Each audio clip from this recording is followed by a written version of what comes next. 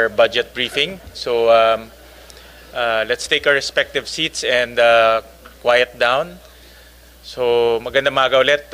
Good morning, Secretary Vida, and to the DOJ family. So thank you for coming over to this budget briefing. So before we continue, let me direct the committee secretary to acknowledge our resource persons.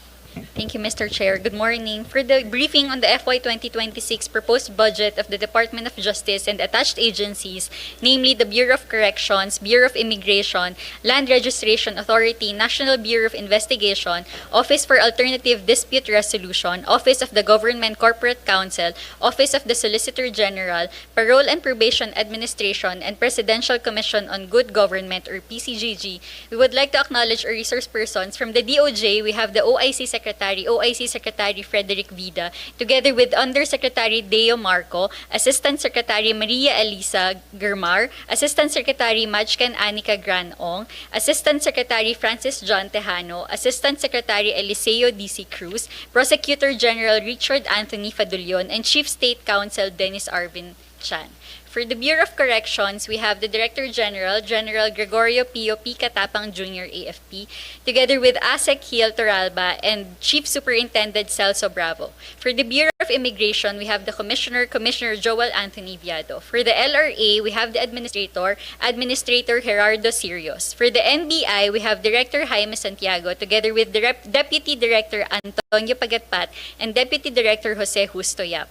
For the Office for Alternative Dispute Resolution, we have the Deputy Executive Director, who is also the acting ED or OIC of the agency, Deputy Executive Director Krista Gem Santos. For the Office of the Government Corporate Counsel or OGCC, we have Government Corporate Counsel Solomon Hermosura, together with Deputy Government Corporate Counsel Aniceto Kalubakib Jr. For the OSG, we have Solicitor General Darlene Marie Berbarabe, together with Assistant Solicitor General George Orta Jr. and Assistant Solicitor General Samantha Kamitan. For the Parole and Probation Administration or PPA, we have Administrator Bienvenido Benitez Jr. For the Presidential Commission on Good Government or PCGG, we have Chairperson Melchor Quirino Sadang and Commissioner Marco M. Bautista. For the Public Attorney's Office, the PAO is represented by Deputy Chief Public Attorney Annalisa M. Soriano. We have also requested the presence of representatives from the Department of Budget and Management and the Commission on Audit. For DBM, we have Director Carlos Castro, Director Mary Rose Aguilar, Ms. Merica Joanna de la Peña, Ms. Joanne Claire Constantino, and Mr. Cloyd Vincent Pagulayan. For COA, we have Ms. Marilyn Laurente, Mr. Zeus Torres, Ms. Helen Acosta, Attorney Yumar Gime, Mr. Jimmy Joe Miranda, Ms. Catherine Lorraine Soliva, Ms. Imelda Beguisa, Ms. Joy Marie Garcia, Attorney Carmela Salazar, and Ms. Eleanor Megao. Thank you, Mr. Chair. Maraming salamat, Comsec. Once again, thank you very much to the DOJ family for coming over to the Senate to present your budget. Before we begin, I am of receipt of a letter from Chief Public Attorney Dr. Presida Acosta of the Public Attorney's Office, and apparently that she cannot be present today to present her budget because of an official travel or official activity outside of the Philippines. As a matter of procedure and tradition, we always require the head of office to present their budget. This has been a practice for many years and for many budget briefings. In fact, a lot of head of offices of different agencies had to cancel their trips in order to present their budget personally. And this is a requirement that is very strictly observed here in the Senate. So with that, we will defer the budget of the Public Attorney's Office today. We will request from them a date that is convenient and a date that will enable Dr. Acosta to come here to the Senate to present her budget personally. So with that in mind, we can excuse the Public Attorney's Office at your option, at your decision. We can excuse them today in this budget briefing, and we will coordinate with the PAO for a date that is mutually convenient for both the Senate and the PAO. No? So with that, let me recognize the presence of Senator Dante Marcoleta. So with that, we can already proceed with the presentation of the budget of the Department of Justice and all of its attached agencies. So we recognize Secretary Vida. Magandang umaga po, Senator Gatchalian at Senator Dante Marcoleta. Magandang umaga po. Sa ngalan po ng Kagawaran ng Katarungan, narito po ang mga iba't ibang opisyales ng ating kagawaran at ng mga attached agencies para ipresenta ang aming budget for year 2026. This is based on the President's budget or the National Expenditure Program and as passed by the HGAB po from the House of Representatives. With me today are my undersecretaries and assistant secretaries. Also present are the key officials from the DOJ proper and heads of attached agencies under the DOJ to provide answers or details on any query that the members of the committee may raise. In this regard, may I proceed and may I ask the chair to please do acknowledge Assistant Secretary Jermar, who will be making the presentation. We recognize ASEC Jermar. Magandang umaga po with the permission of the chair. Soj.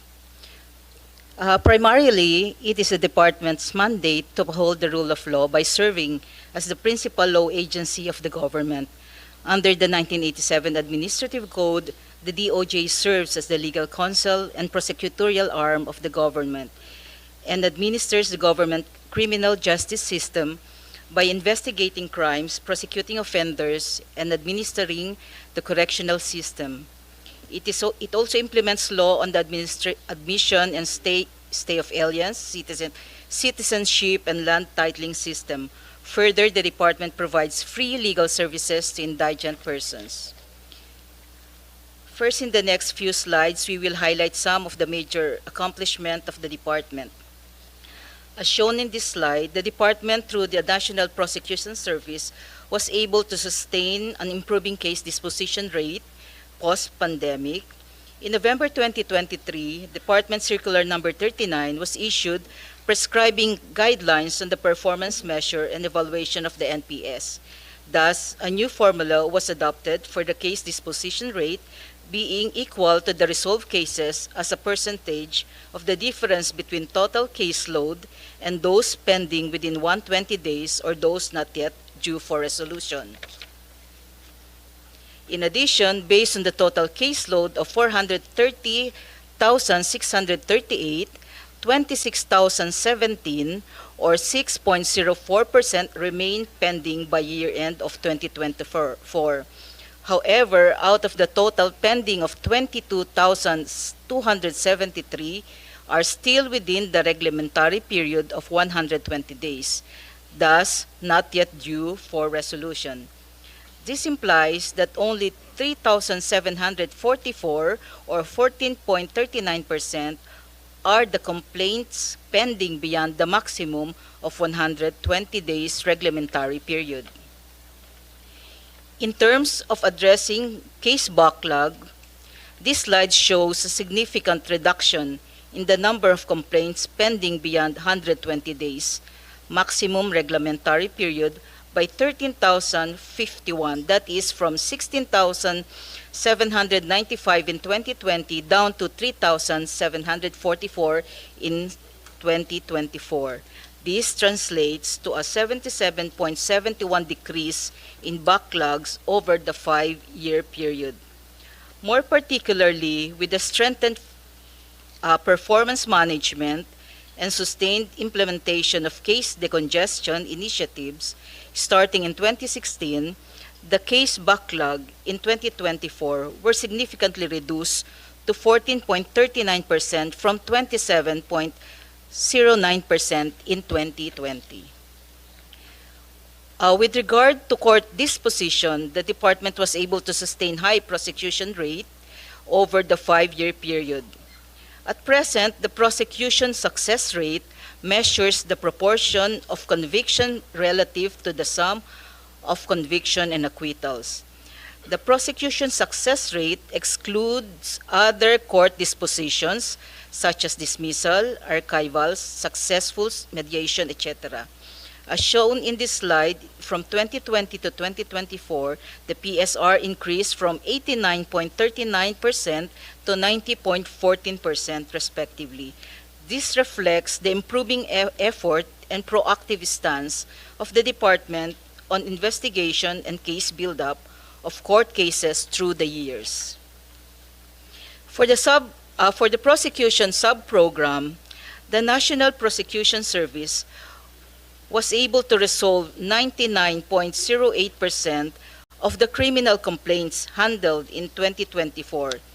Even in the first semester of CY 2025, the NPS consistently performed high in disposing complaints of 96.55%, which is expected to increase further by year-end. Our Witness Protection Sub-Program, on the other hand, processed and acted upon all applications for witness coverage in 2024 and in the first semester of this year. Further, through our Special Enforcement and Protection Unit, we were able to train at least 11,390 law enforcers and service providers who handled complaints involving women and children, trafficking, and cybercrime offenses in 2024. And as of first semester of this year, the total trained is recorded at 2,347 targets participant. More importantly, the sub-program recorded a high prosecution rate on monitored offenses from merely 80.53% in 2024 to 95.38% in the first sem of 2025. For our correction program, the Board of Pardons and Parole was able to act 99.96% of inmate records, applications, and petitions relative to parole and executive clemency in 2024, which is maintained at 99.97% in first semester of 2025.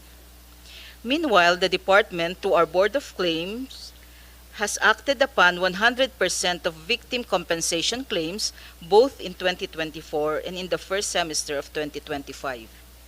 In addition of the various requests for legal services pending within prescribed period, the legal staff of the department has acted upon 94.26% in 2024 and higher at 97.15% in the first sem of 2025. For our law enforcement services, the NBI was able to conduct more than 50,000 investigations and process more than 6.7 million applications for criminal records clearance in the previous year. This year, as of first semester, they were able to attain about half of the last year's accomplishment.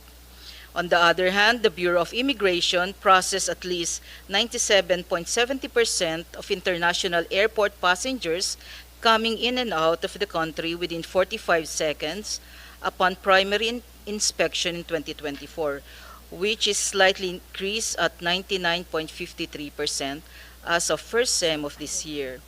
The BI also processed 100% of immigration and registration document within 6 days from receipt both in 2024 and first semester of 2026.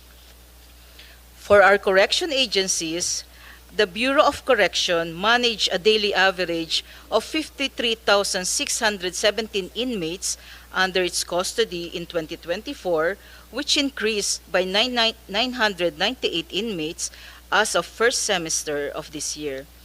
Out of the inmate population, around 97% participated in various reformation rehabilitation program of the Bucor both in 2024 and first sem of 2025. In addition, the Parole and Probation Administration was able to ensure the 98.88% of its supervised offender in 2024 were compliant to their probation and parole condition. Further, 97.31% of the client of PPA in the same year participated in the rehabilitation program.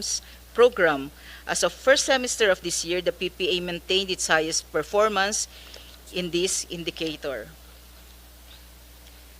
For our legal services agencies, the Public Attorney's Office secured favorable judgment on 83.63% of its cases handled in 2024 and was able to achieve a high alternative dispute resolution rate of 91.41% in the same year. For the first half of this SEM, the PAO continues to record high performance result. The Office of the Solicitor General acted on 99% of the cases it handled in 2024 and resolved all the petitions for naturalization in the same year. And as of first semester of this year, the OSG continuously attained high ratings. Similarly, the Office of the Government Corporate Counsel has achieved 100% accomplishment rate on the pleadings filed within the prescribed period both in 2024 and the first sem of 2025. In the case of the Land Registration Authority, the agency has issued 93.62% titles within the prescribed period from receipt of complete documents in 2024.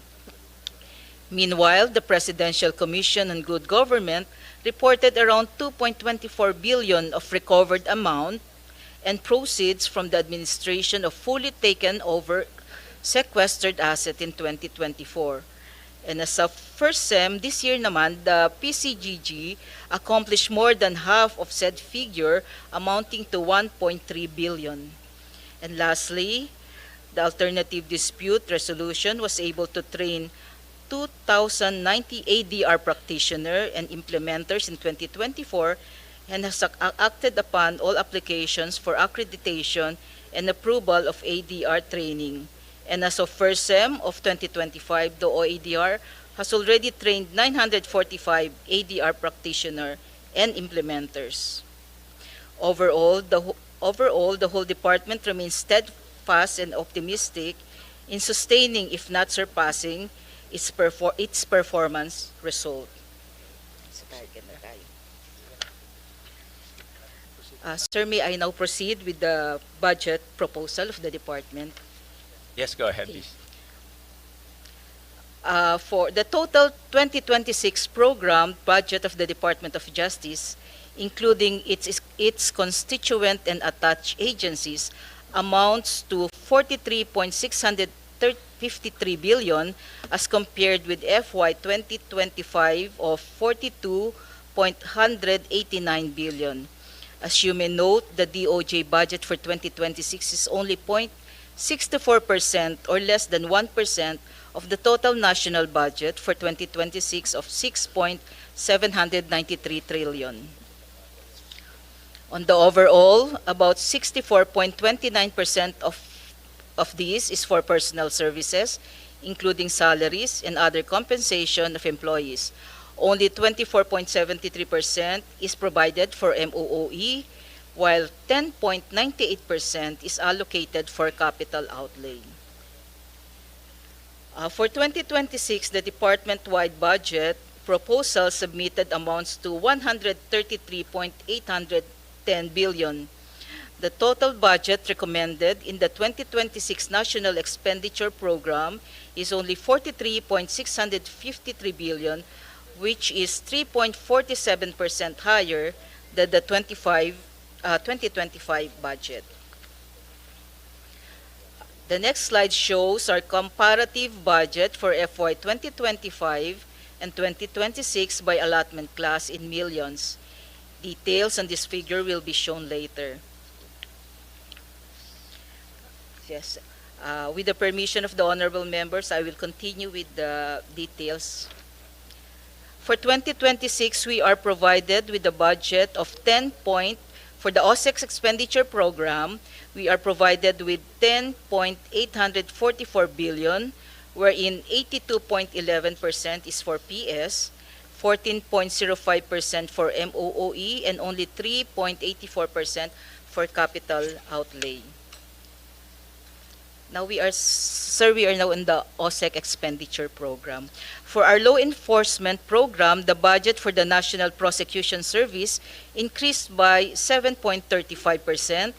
The Witness Protection Program increased by 2.36%, and the Special Enforcement and Protection Program increased by an average of 8.47%. On the overall, our 2026 law enforcement budget will be 7.12% higher than our 2025 appropriation. Our law enforcement program performance indicators relate to the disposition rate of criminal complaints handled by the National Prosecution Service, the percentage of application for witness coverage under the Witness Protection Program, and the rate of investigations completed by our special units. For our correction programs, the Board of Pardons and Parole grants parole to qualified offenders and recommends to the Office of the President the grant of pardon and executive clemency. The Victim Compensation Service provides monetary compensation for victim of violent crimes and unjust imprisonment through the Board of Claims.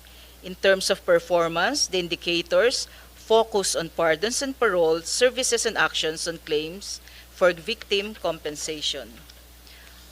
On the legal services of the department, the DOJ legal staff render various legal services in relation to the function of the Secretary as Attorney General, including legal opinions, resolutions of citizenship cases, grant of special immigration visas, legislative position papers, and legal studies, among others.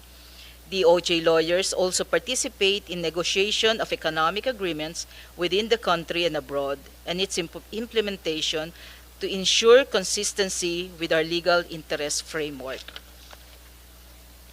For our attached agency, the constituent agency, we start with the Bureau of Correction.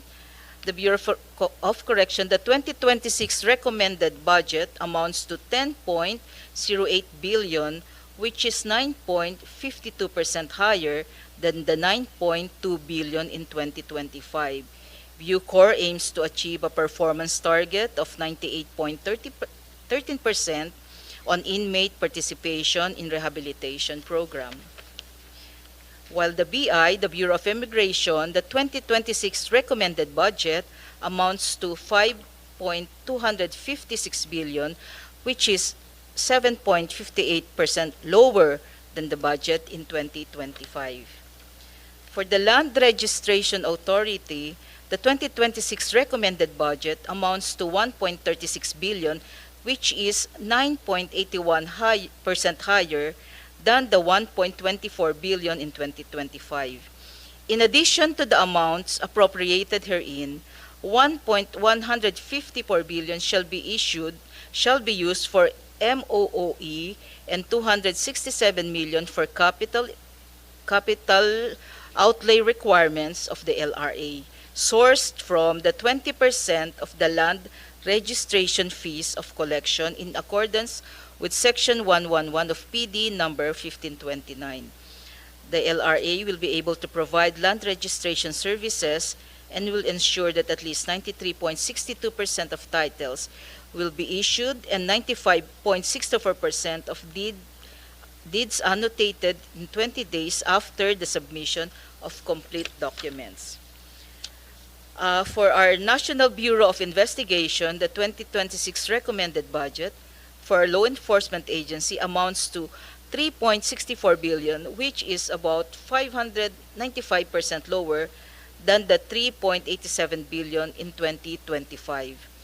For the said 2026 budget, NBI will be able to process more than 6.6 million applications for clearance, of which at least 98% will be processed within 10 minutes from receipt. NBI will be able to act on and conduct investigation in at least 50,000 cases. For the Office of the Government Corporate Counsel, the 2026 recommended budget amounts to 304.02 million, which is 5.52% higher than the 288.12 million in 2025. Given the said 2026 budget, the OGCC will ensure that 100% of all court pleadings will be filed within the prescribed period, it will also ensure that 82% of all contracts will be reviewed and legal opinions will be rendered within the prescribed period. For the Office of the Solicitor General, the 2026 recommended budget amounts to 1.74 billion, which is 5.66% higher than the 1.65 billion in 2025. The OSG aims to act upon at least 99% of all cases referred to it in 2025 within 30 days. For resolution of petition for naturalization, the agency intends to resolve all by the end of the year.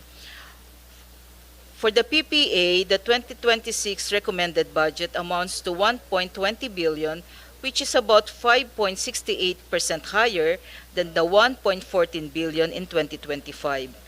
With this 2026 budget, PPA will ensure that 98.88% of clients will be compliant to their terms of their probation and or parole condition, and that is 97.31% will participate in its rehabilitation program.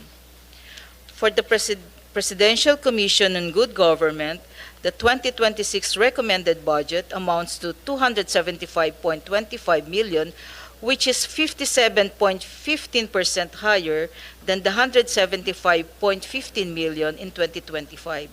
The PCGG targets at least 715 million of assets will be submitted to the Privatization Council for disposition.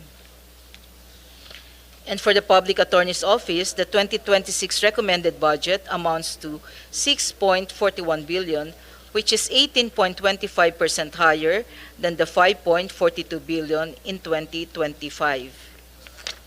Lastly, the Office of the Alternative Dispute Resolution, the 2026 recommended budget amounts to 160.58 million, which is 0.14% higher than the 160.35 million in 2025.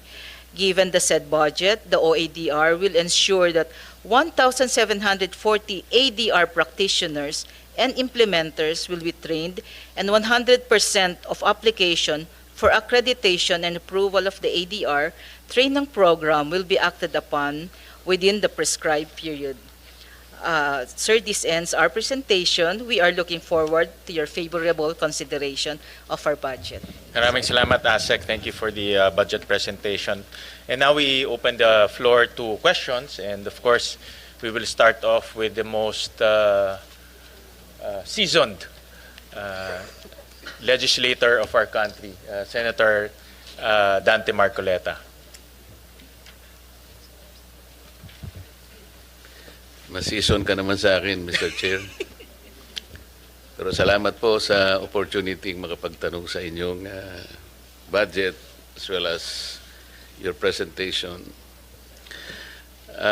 Mahirap pong debatihin yung statistics na pinresent ninyo, like, let's say, the rate of disposition of cases, dispute resolution rate, prosecution success rate, correction programs, etc., especially the outcomes and the benefits that it may have rendered society. My initial concern is how we are able to relate all these programs, these outcomes, these achievements for our ordinary people to appreciate. Like, if an ordinary person is hearing our presentation this morning, baka hindi niya masyadong maintindihan.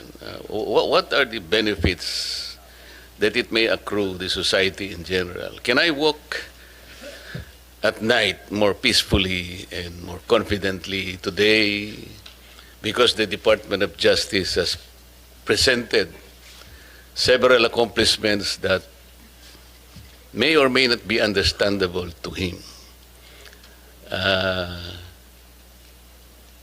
can he smile more openly today?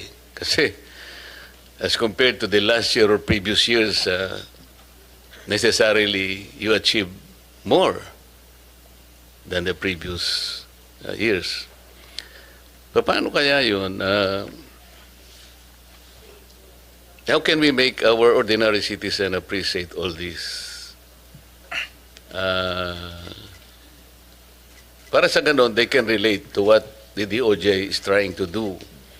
Mahirap naman kasing sabihin na, ito yung nagawa namin. But how can the ordinary Filipino appreciate and even understand sa kanyang pangkaraniwang buhay? Opo, maraming salamat po sa tanong niyo, Senator Dante. Basically, ang Department of Justice po, without talking about the mandates of the particular 10 attached agencies, constituent agencies, meron pong dalawang mandato na malaki ang department, ang kagawaran. Ito po yung isa, yung NPS, yung sa prosecution service, at isa po yung legal services. Dagdag pa po dito yung iba't ibang mandato ng mga batas na itinalaga natin. Kaakibat din po dito yung mga iyakat, yung ibang programs po natin sa OSAEC, OSAEM, at yung Witness Protection Program. Pero sa pangkabuuan ho, kaagibat po namin yung may tinatawag po Senator Dante, yung Your Honor, meron po tayong yung Judicial Justice Zone na ginagawa po, na ang konsepto po, umuupo po ang, dahil bahagi lang ho, ang Department of Justice para maramdaman ho ng mga kababayan natin yung pangkabuang epekto. Naupo po doon, Kung tayo pong Your dalawa Honor. ang nag-uusap nito, I can easily understand you. Opo. And as one, I will appreciate all of these programs that Yes, the DOJ opo. has been struggling to do Yes. and have achieved over the years. Ang sinasabi ko, yung ordinaryong tao, you have prosecuted so much, for example, compared to the rest of the prior years. Marami kang nakorek na mga erring individuals now in the care of the Bureau of Corrections. Ang tinatanong ko po yung, paano maiintindihan ng tao? All of this collectively contributed in pacifying the restlessness of our people in their communities, lalo na yung medyo palagi yung criminality. So is it possible that we can relate, for example, all this collectively in saying that, ang criminality ngayon po is lower because it is directly correlated with what we have done so far? Yung ganun ba, something that we can tell our people back pag-uwi natin. Kasi maaaring nakikinig sila, but naiintindihan ko po na gusto rin nilang intindihin how much has been achieved over the years. It may not be so meaningful to them. Yung mga, they will purely stand as statistics. Pero yung mas importante sa kanila yung, ano pala tayo ngayon? Mas ganito pala tayo ngayon, ganito. So how can we tell them? Paano natin ipipresent sa kanila in a more meaningful way, understandable to ordinary people? Opo, naunawaan ho namin yung barrier na mas maunawaan ng mga ordinaryong Pilipino. Kaya nga po, patuloy po yung pakikipagkaya. Hindi lamang maunawaan, yung ma-feel nila ang difference. Yung maramdaman po. Kasi, let's say, 2025 ngayon, sabi niya, mukhang ang tahimik tayo ngayon, Yung maramdaman lang niya na ganun comparing with what happened in 2024. Opo. Di ba? Huwag nating isama yung mga calamities. Wala naman kayong kinalamanan doon. With or without DOJ, darating ang lindol dito. Ang sinasabi natin, yung environment ng ating mga mamamayan. Can they compare what happened in 2023 and 2025 so far na yun siguro yung mas hinihingi nila Opo. Tingnan mo kanya, dahil sa nakakapaglakbay na tayo ng mas maayos ngayon, nakatipid tayo ng ganito, hindi na ako naglalakad, yung tricycle, ganito, yung ganyan. Something that people will easily appreciate. With your permission, Undersecretary Jesse Andres will respond. Magandang umaga po, Mr. Chairman, Senator Gatchalian, Senator Marcoleta. Sa ordinaryo pong mamamayan, ang sa tingin po naming mahalagang pagbabago o reforma na nararamdaman nila ay patungkol po sa karapatang pantao at po sa tinatawag nating court congestion at saka jail congestion. Ang isa pong napaka-significant na reforma natin, yung binago po natin, yung antas po ng ebidensya bago po maisakdal sa kasong kriminal ang isang mamamayan. Dati-rati po, ang pamantayan po ng pag-file ng kaso sa mga korte ay tinatawag natin probable cause. Medyo mababa pong antas ng ebidensya yon. At ang ating pong maliit na mga mamamayan na hindi po tama ang representasyon ay maaari pong makasuhan at makulong kahit po hindi sapat ang ebidensya. Ayon po sa ating bagong pamantayan na inaprobahan din po ng ating Korte Suprema, ang threshold po of evidence is what we call prima facie evidence with reasonable certainty of conviction.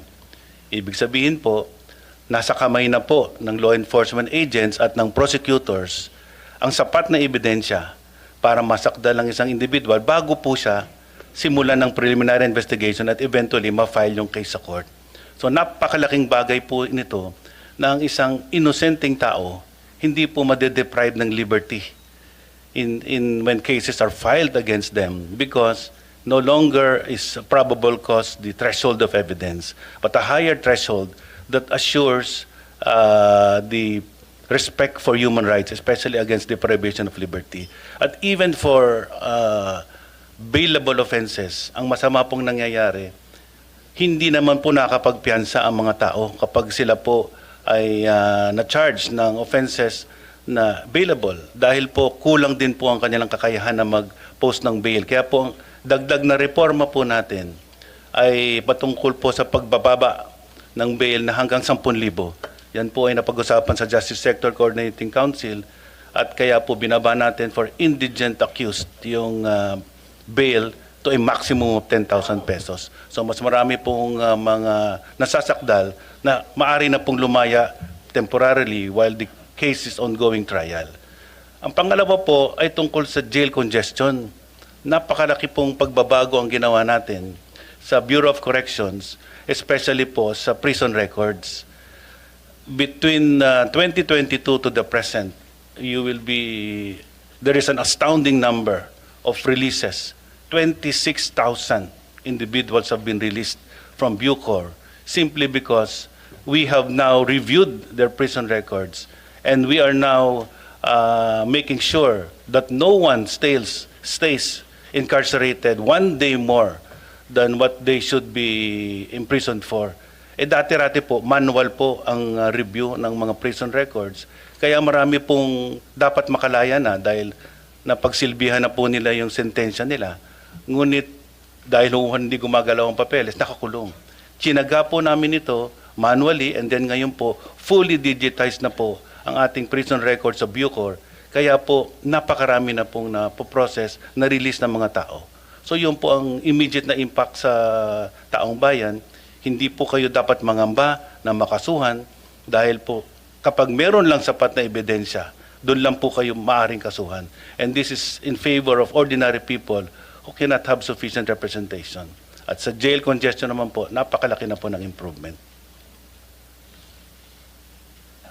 Mr. Chair, sana po magamit nating batayan yung sinasabi ninyo sapagkat hindi naman lahat po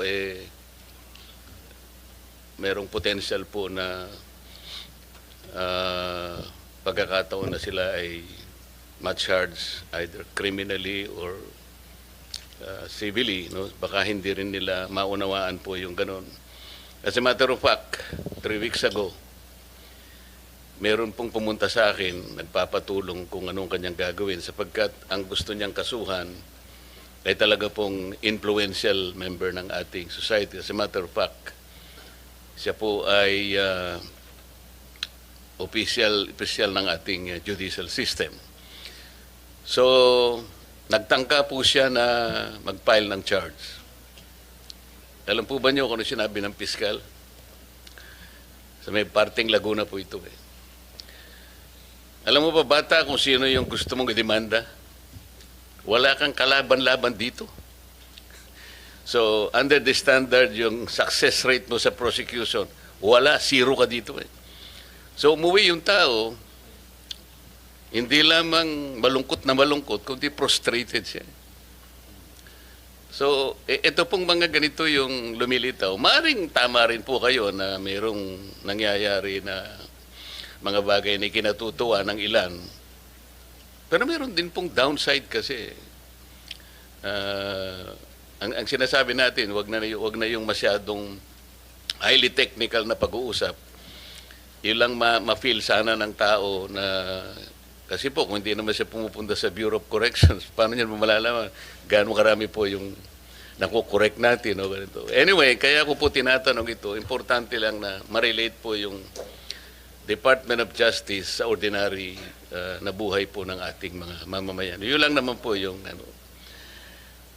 Kasi po, kagaya po nung sinabi ni ASEC Jermar kanina, ang DOJ ay talaga namang siya yung ating principal law agency sang-ayon sa ating Administrative Code of 1987. Di ba ma'am, sinabi mo kanina?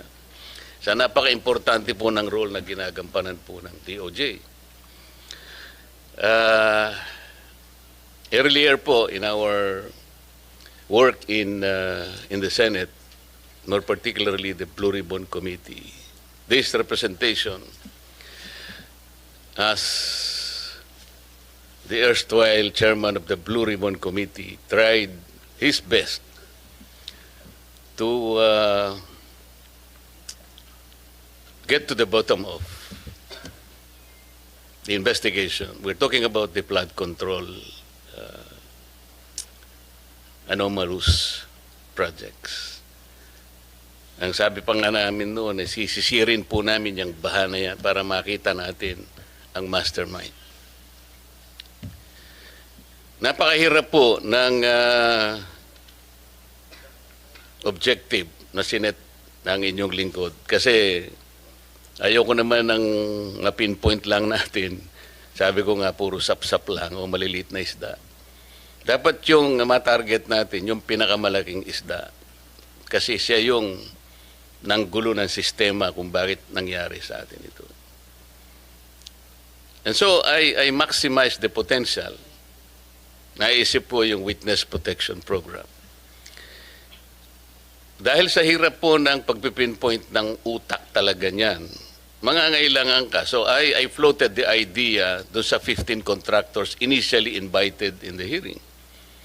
Ang sabi ko sa kanila, well, ano po ito, napakahirap po ng inyong kinasasadlakan ngayon sa investigasyon ito. Unang-una, yung offense po na ating pinag-uusapan is a major offense. Plunder nga po ang mangyayari rito.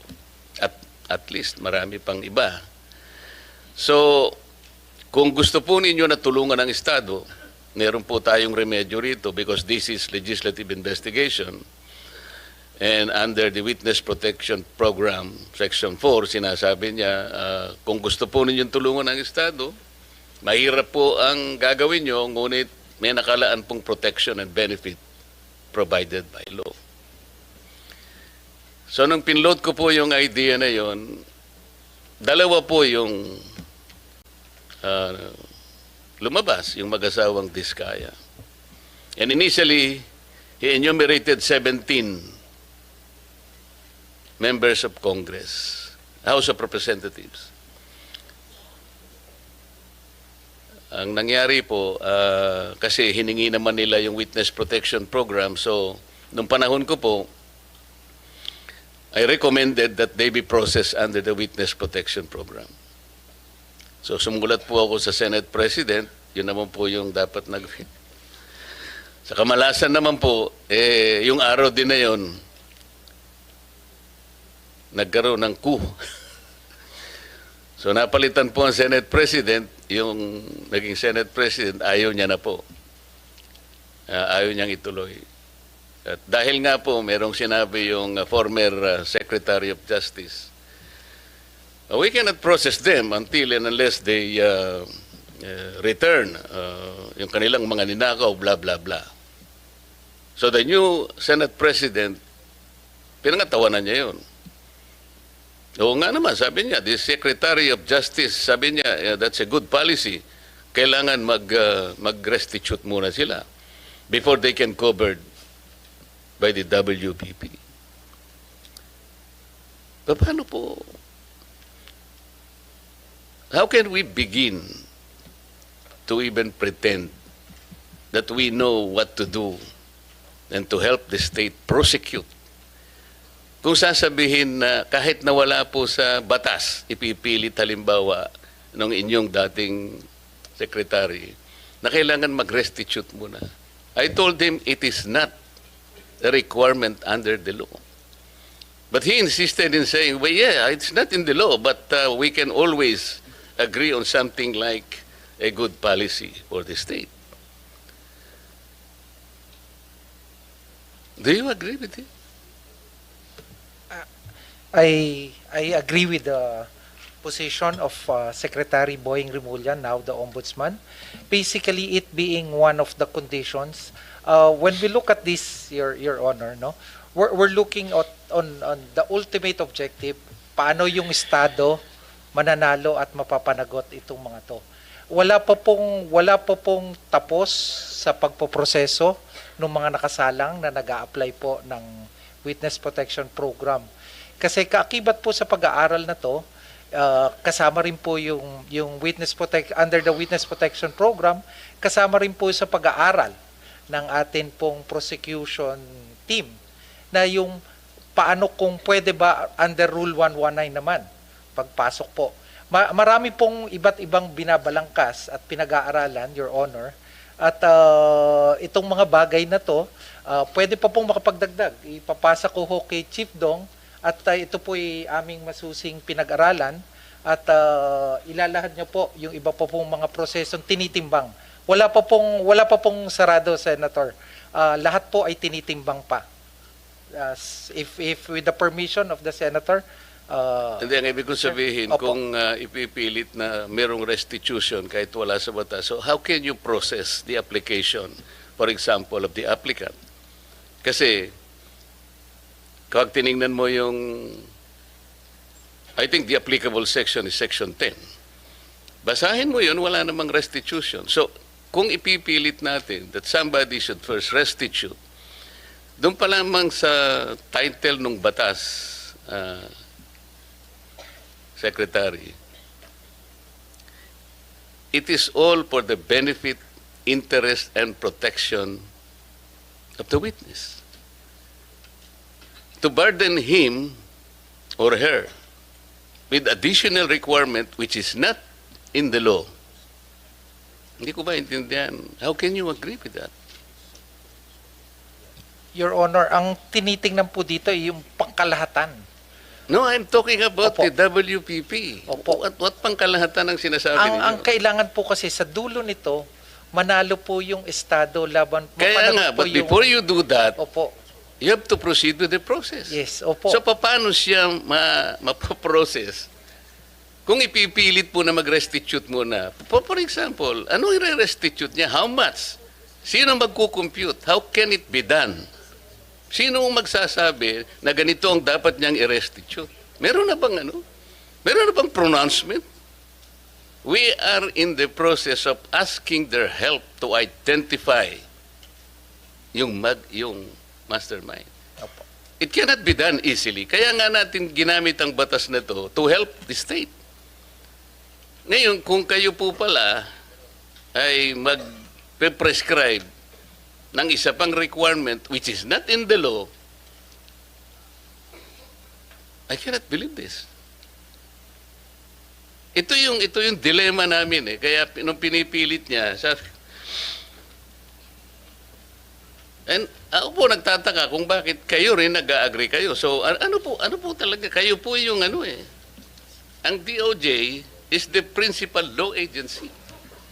If the principal law agency of this government will not even understand the basic requirements of the law, para lamang magkaroon ng nag-a-apply pa lang yung tao po eh. Imagine, hindi man natin masasabi kung ultimately magko-qualify siya eh. or even if he qualifies as a state witness, kung hindi niya naman nagagampanan ang tungkulin niya under the program, pwede mo rin siyang alisin eh.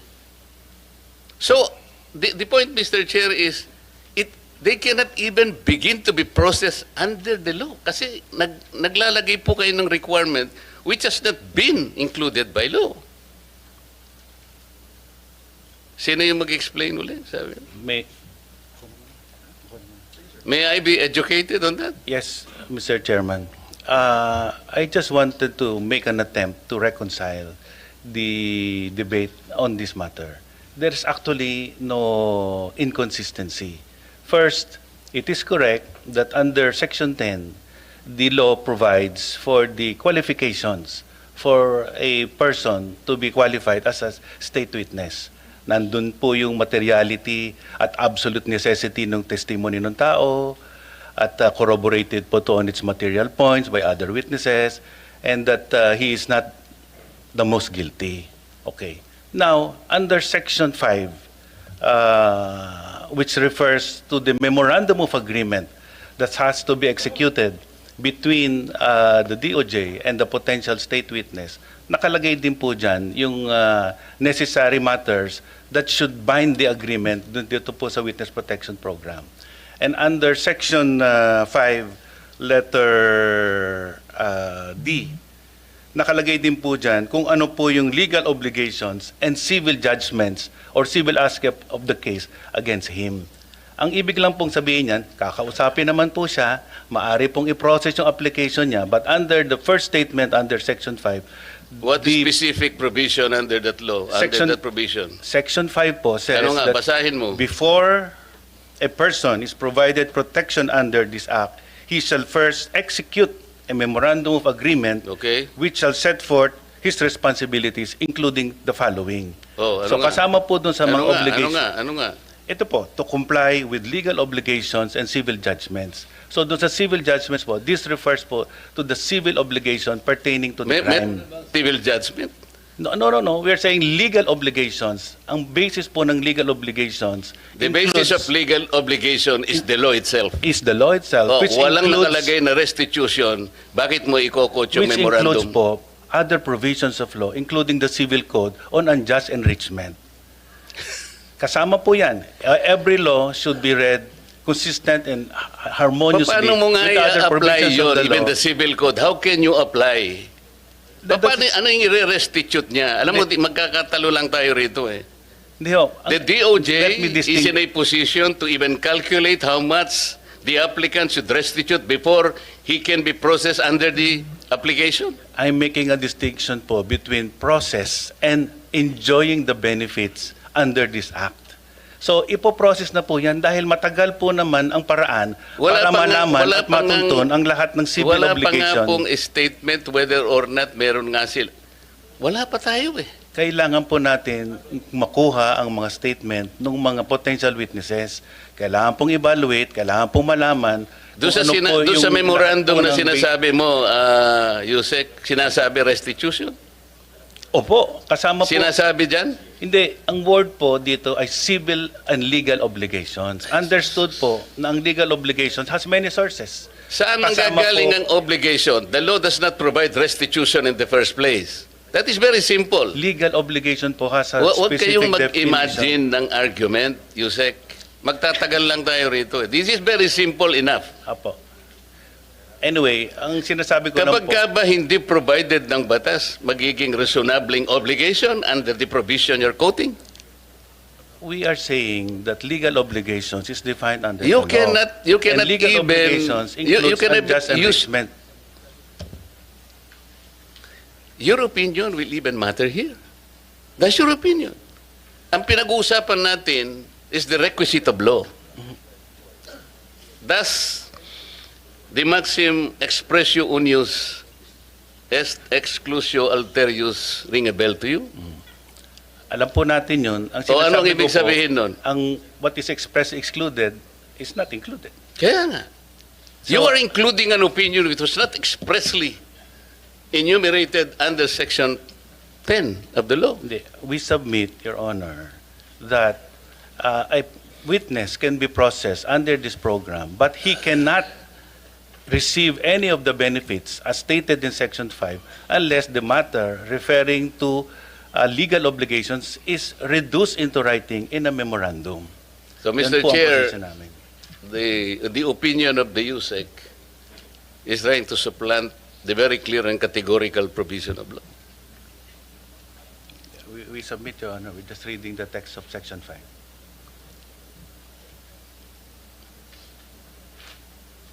Your Honor, may I also add, we are trying to get to the bottom of the investigation. You are adding an opinion and you are supplanting the basic provision of law. You cannot do that. And sabi pa nga natin, the spring cannot rise higher than its source. Tama? Opo. Paano? Pati opinion mo, gagamitin natin. Sana wag ganun para hindi na tayo magtagal. Paano nyo mapoprocess ngayon ito, SEC, Vida? Kung ipipilit nyo halimbawa, tingnan nyo hanggang ngayon, what is the status of the application, for example, of the Discayas? I am not defending them. Kaya ko lang po pinipilit ito because kagaya ng sinabi ko, gusto nating ma-identify yung mastermind. Opo. Kung ayaw ninyong i-identify yung mastermind, that's a different matter altogether. So, kahit na wag nyo na siyang i-process, okay lang. Pero kung gusto nyo malilit na isda lang, kaya ayaw niyang i-process, nasa sa inyo yon.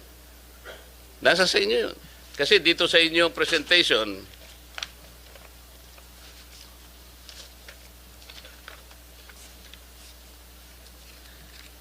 yung Office ng Secretary, yung law enforcement program ninyo, yung percentage of successful prosecution, meaning conviction vis-a-vis acquittal, is 90.14%.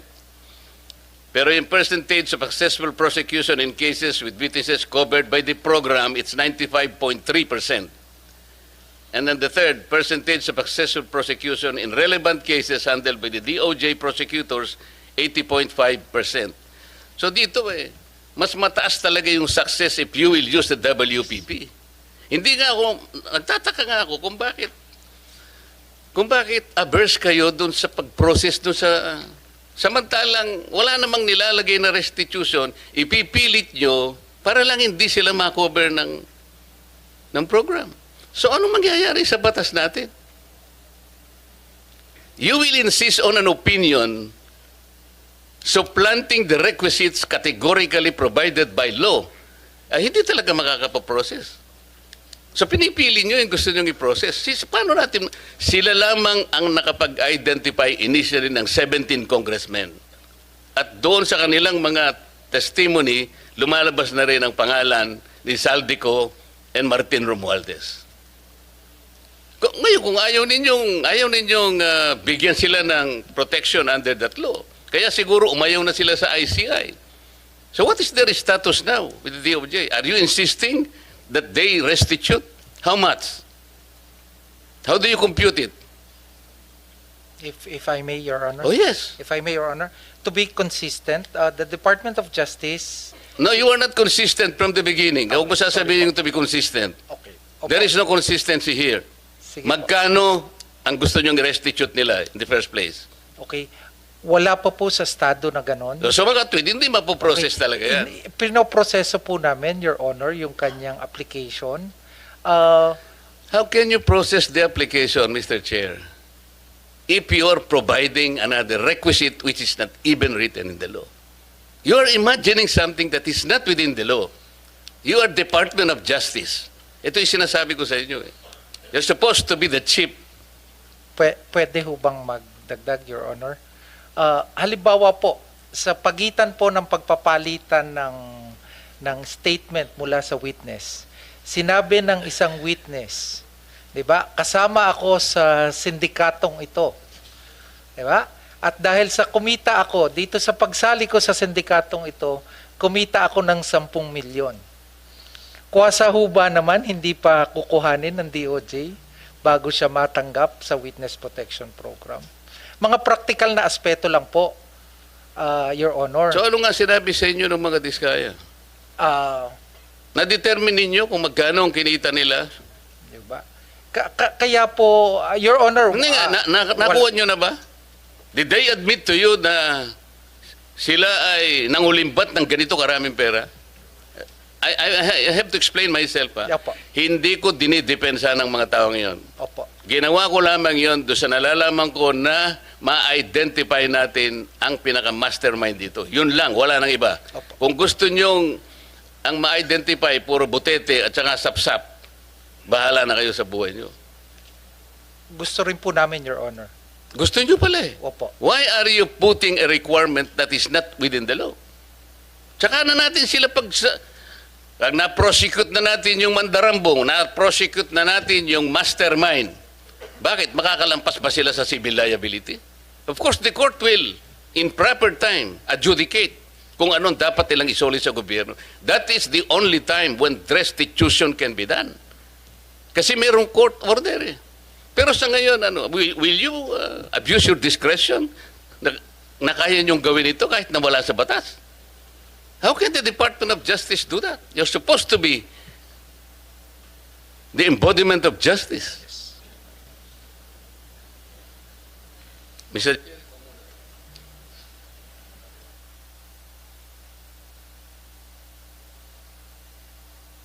Thank you,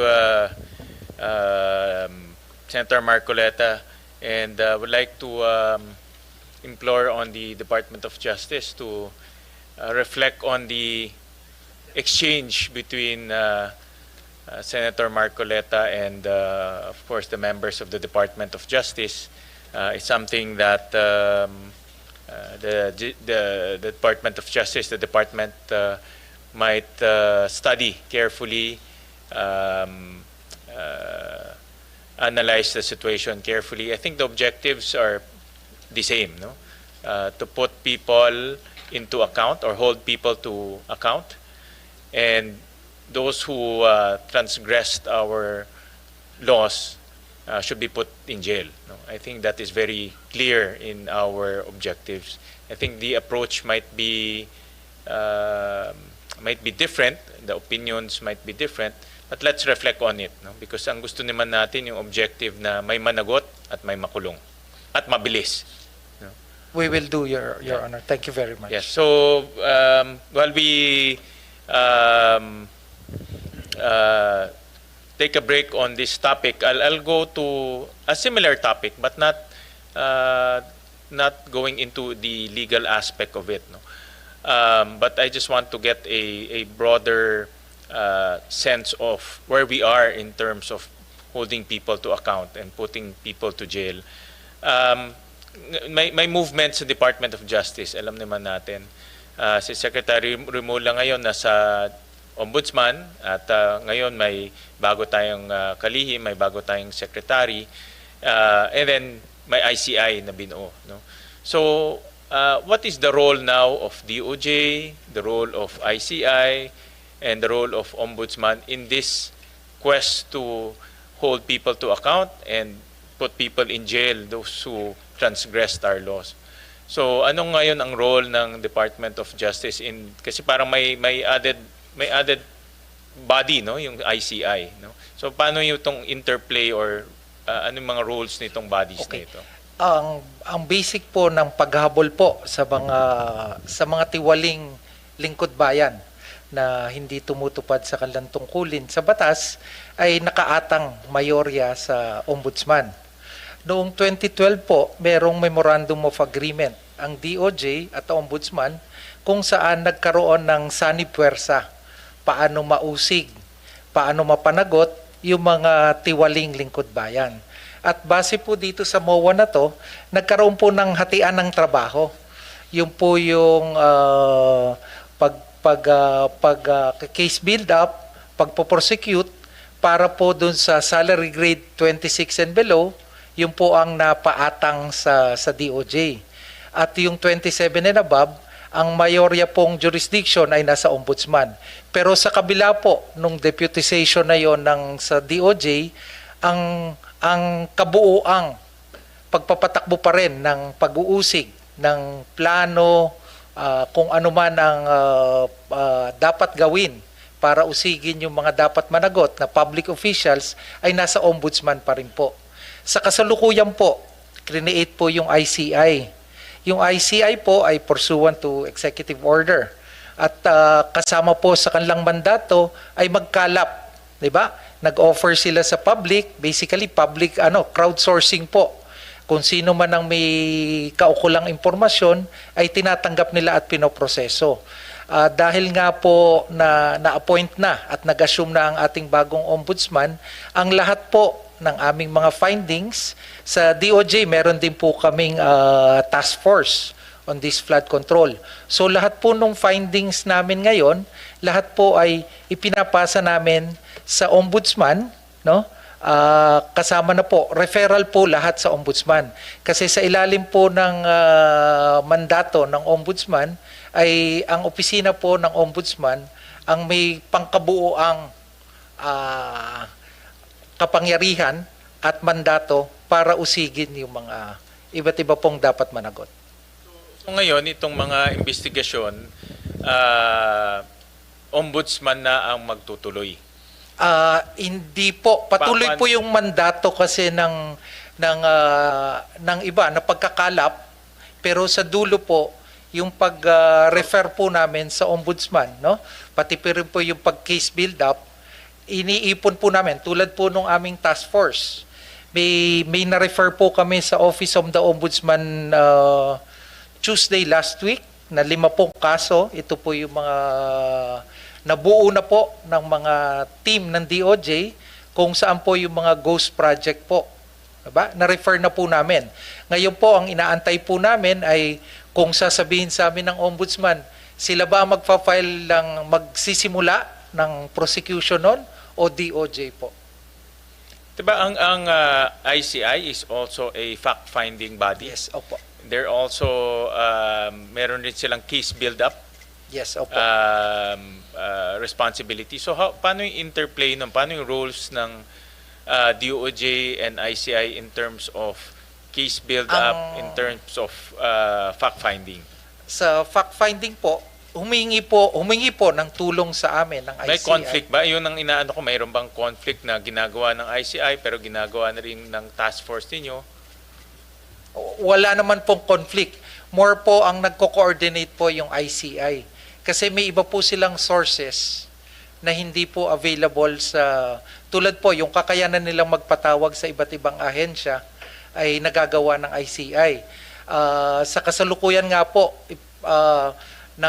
nanghihiram ang ICI ng ilang piskal na para tulungan sila. Dahil ang may kakayanan po na magbalangkas ng mga ebidensya na naiipon at impormasyon ay ang mga na atin pong mga kasalukuyang mga taga-usig. So ito po yung magkabilang tulungan po na amin pong binibigay para sa ICI. Sir? Yeah, just go ahead, Senator. Akala ko ba ang ICI is an independent body? Pagka independent, gagawin niya sa sarili niya, di ba? Tama. Opo, ang ano po is yung Teka pagtulong. muna, Opo. sumagot ka lang. Opo, Senator. Independent, di ba? Opo.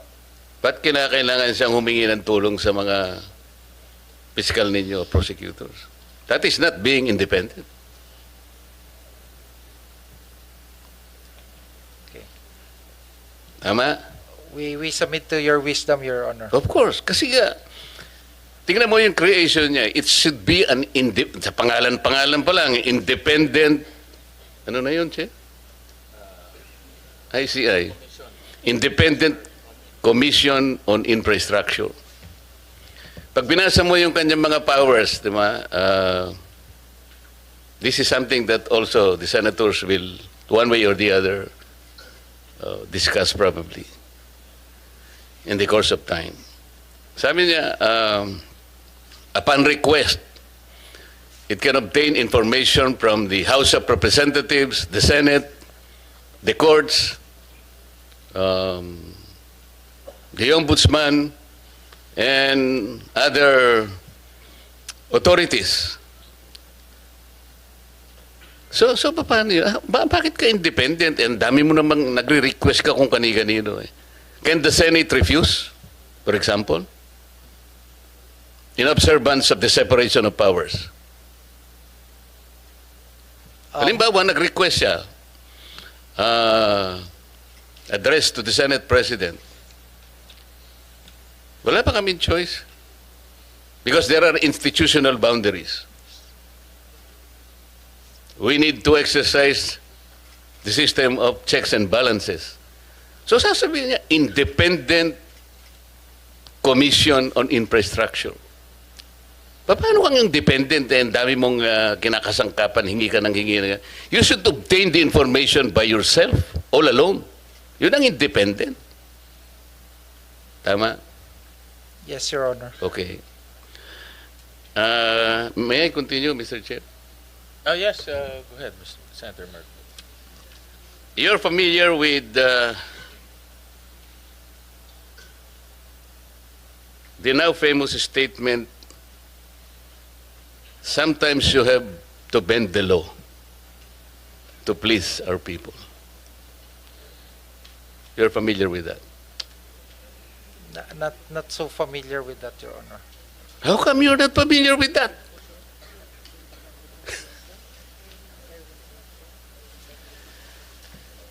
May I refresh your memory? Yes, thank you, Your Honor. We were talking about, this issue of restitution and blah, blah, blah. Hanggang dumating yung isang point where one of us made a suggestion. Sometimes we have to bend the law in order to please the people. And he asked the former Secretary of Justice for affirmation. Am I correct, Mr. Secretary? And the Secretary said, yes, sir. You agree with the affirmation of the Secretary of Justice? I do not agree. Thank you. I do not agree. Because basically, in implementing the law, there are positions you can take. But bending the law is not one of them, Your Honor. Buti na lang ganyan ang sinagot mo. Kasi sa ibang mga interview, sinasabi niya, bending the law is okay, basta wag lang breaking the law. How can you accept that kind of statement? You cannot bend the law. No one is above the law, sabi pa nga natin. And the overarching principle in the promulgation of our Constitution is upholding the rule of law. No one should bend the law. Not even in imagination. Mahirap po yun eh. Kasi kung sinabi mong you agree, ang dami po kasi nagte-text sa akin, Yusek Andres. Ganyan palang ginagawa sa mga taxes na binabayad namin. Mga buwis namin eh. Hirap na hirap kami, mga halos dugo, pawis. Minsan may kahalo pang sipon. Makapagbayad lang kami ng tamang buwis sa ating pamahalaan bilang mga patriotic na citizens. Pwede mo ba, sir? Sabi nila sa akin. Ilaban mo naman kami, yung 2026, wag na muna kami magbayad ng tax. Because somebody said, sometimes we can bend the law to please the people. I may be able to please them, Secretary. Kasi yun ang text nila. Can I say yes to them? Can I? You Thank you. Ito pong Secretary, yung pagkaka-transport ng dating Pangulo ng Republika sa The Hague. Ang pagkakaalam ko po kasi, maraming pronouncement ang ating Pangulo. Yung iba na-memorize ko pa nga po eh. We will not assist the ICC in any way, in any form. From now on, I ask my secretaries to do the same. I mean, something like that. Pero nangyari, kabaligtaran, Secretary, di ba? The former Secretary of Justice explained that, well, those pronouncements are not cast in stone. Ito na naman eh. Ito yung parang ephemeral lang nangyayari. Parang the government officials' decision, sabi niya, sometimes can be changed at times. What do you think are the factors that necessitated a change of mind? Like from not assisting the IEC in any manner, in any way, in any form, he was just transported there. Now languishing in the detention center on the other side of the planet. What do you think are the factors used by the DOJ? First, Your Honor, if I'm not familiar to the particular circumstances that the secretary, the particular facts that which made the secretary made the actions before. Who is familiar? Who is familiar from And among second, you? Your Honor, if I also may state, the matter is pending now with the matter before the Supreme Court.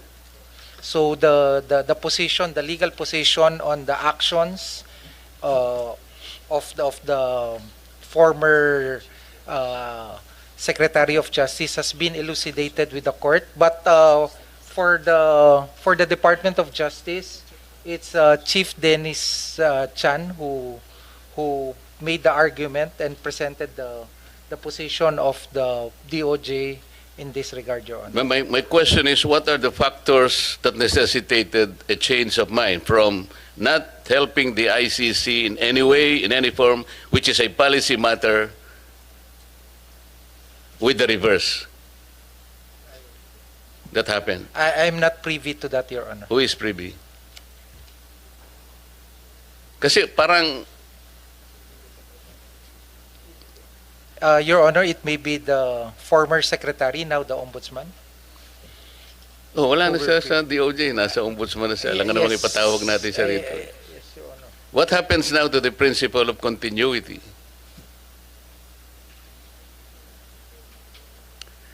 Well, people might say and suspect that, even policy matters can be changed by mere whims or caprices, which are not probably based on sound legal basis. You are familiar with Republic Act 9851.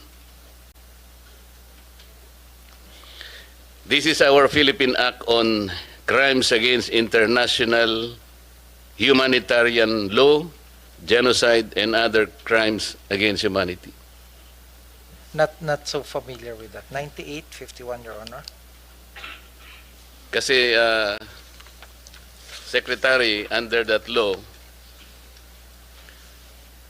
ang jurisdiction po ng mga tao na nagkasala under this law, under Section 17 of that law, the state shall exercise jurisdiction over persons, whether military or civilian, suspected or accused of a crime defined and penalized under the Act, regardless of where the crime is committed, provided any of the following conditions is met. The accused is a Filipino citizen. The accused, regardless of citizenship or residence, is present in the Philippines, or the accused has committed the said crime against a Filipino citizen. So if these are the assumptions in the law, ang Pilipinas ay may jurisdiction. And under Section 18, the Philippine courts, prosecution, and investigators, the regional trial courts of the Philippines, shall have original and exclusive jurisdiction over the crimes punishable under this Act. Ngayon po, if we consider the applicability of this law, bakit po na-transport yung dating Pangulo natin at hindi natin nilitis sa sarili po nating jurisdiction? If with permission of the Honorable, may I refer to the Chief Dennis Chan?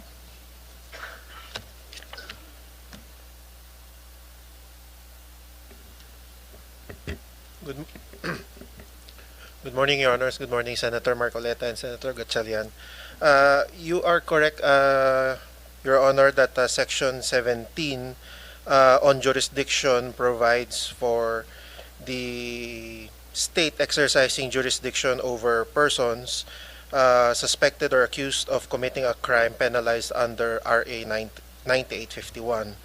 The second paragraph of Section 17, Your Honors, does mention that in the interest of justice, the relevant Philippine authorities may dispense with the investigation or prosecution of a crime if another court or international tribunal is already conducting the investigation or undertaking the prosecution of such crime.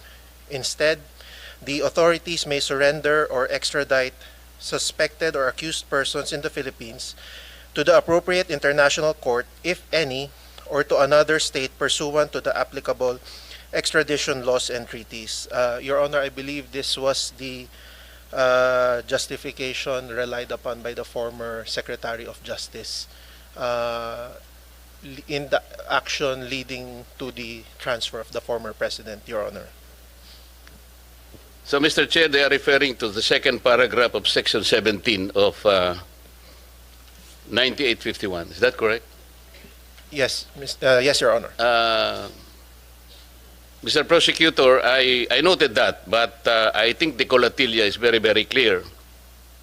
Pursuant to the applicable extradition laws and treaties. This is absent. So how can you invoke this? Wala na tayong treaty. We have just withdrawn from the Rome Statute. So this cannot be applied. Is that correct? Your Honor, the way we interpreted that second sentence of instead the authorities may surrender or extradite, we see there two different actions to be taken by the state. It's either to surrender or to extradite, and then if it is to extradite, then it must be pursuant to an applicable extradition law or treaty. So the action taken, Your Honor, was surrender and not extradition. Pero ang sinasabi niya, pareho sila eh. Yung dalawang conditions na yun will be cut under this pursuant to the applicable extradition laws and treaties. Wala tayong extradition law, wala na tayong treaty because we just withdrawn from the Rome Statute. Hindi mo pwedeng gamitin ito. Kaya dapat yung mag-a-apply is 9851. This is our own law. Okay lang naman dito eh. Can we not prosecute the former president kung talagang meron siyang kasalanan? Our National Prosecution Service, the judiciary, I think, is or are operating, and they're willing, they're competent enough to prosecute, adjudicate, and proceed with the trial. Hindi ba? Your Honor, with all apologies, I am not able to answer the question as to whether we can prosecute. I am just merely stating that the action of the former Secretary of Justice in for the transfer of the former President to the ICC was premised on Section 17, RA 9851, under the second paragraph. Yes, but what I'm saying is you cannot use this one because of the absence of an extradition law and treaty. That is the point here.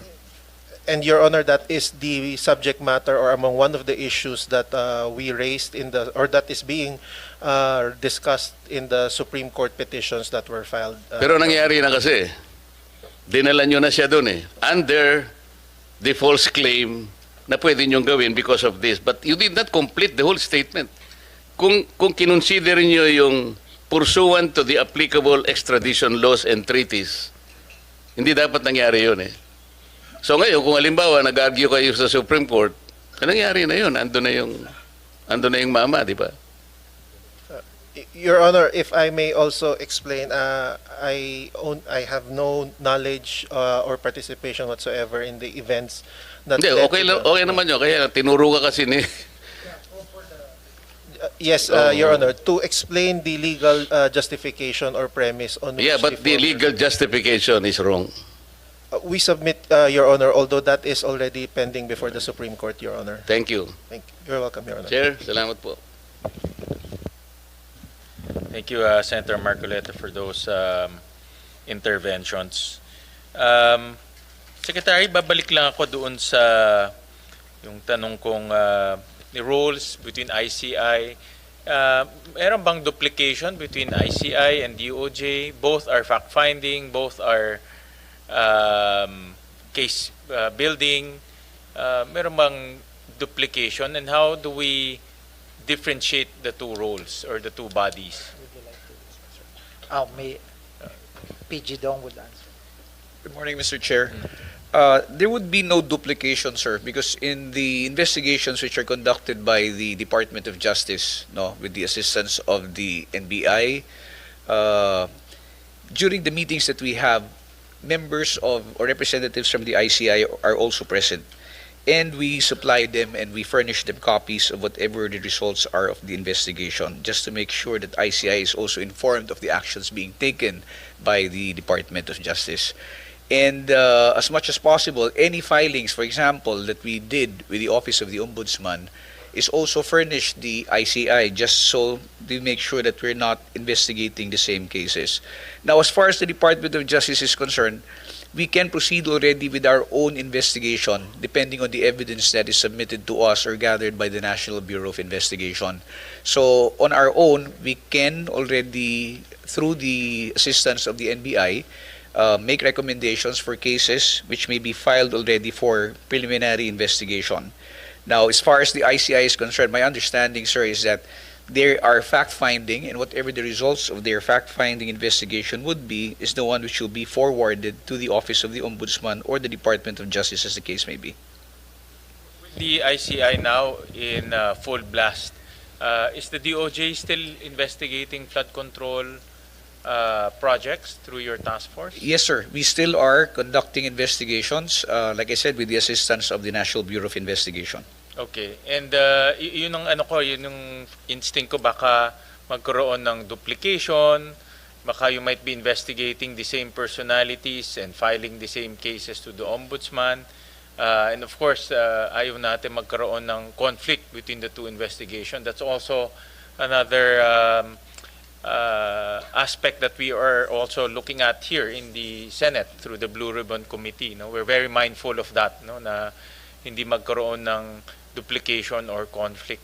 But in your case, since may dalawang body na, there's a danger na magkaroon ng conflict through duplication or looking at the same personalities but different lenses. Like I said, like I mentioned earlier, Mr. Chair, the department also, with the task forces that are tasked to conduct investigations into the flood control projects, work with representatives from the ICI. So they are present also in the meetings that we would have with the National Bureau of Investigation. So they are informed real time as to the investigations that we are doing. And in addition to that, whatever the results are of our investigation is furnished the ICI, just so that there will be no duplication in the investigations that will be conducted. The primary jurisdiction on investigating a particular, let's say, personality or particular, kasi ang dami, we're talking about if the information yesterday is accurate, there are about 421 ghost projects all over the country investigated by the Department of Public Works through different agencies. Merong AFP, merong iba-ibang grupo na ginamit sila. So, in each of those 421 is a case itself. Tama? No? Sure. Diba? So, how do you delineate the line kung ito iniimbestigahan na ng ICI, dapat hindi na namin imbestigahan to, o itong personality kausap na nila? How do you now delineate or divide the line between the two? Mr. Chair, even the Department of Public Works and Highways, which is the agency which has a lot of investigations to be conducted on, we also coordinate with them, and in fact, we even secure documents from them, try to get and gather evidence that will be used in the cases that we build up.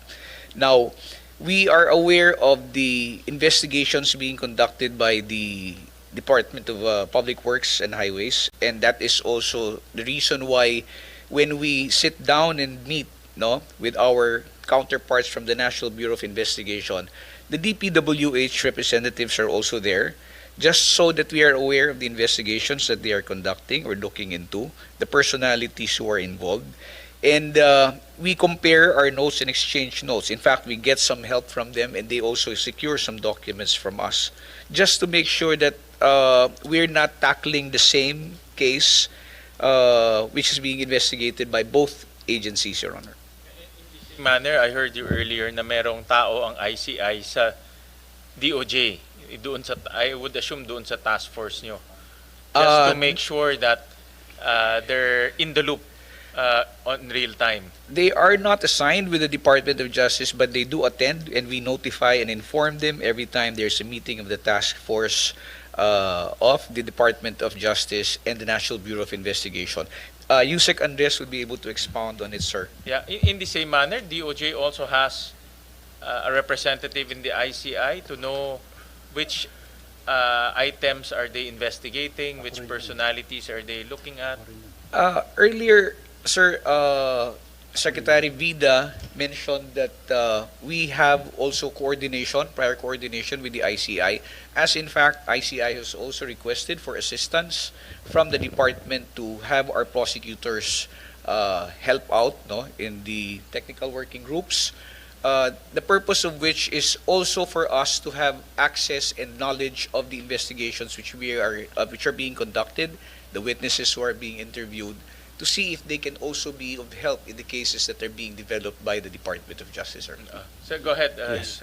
Mr. Chairman, just to put some context on the matter, even prior to the constitution of the ICI, because this is our main mandate under the DOJ, and we tasked the National Bureau of Investigation to do the initial investigations, we already directed all our regional directors of the NBI to conduct investigation on their respective areas.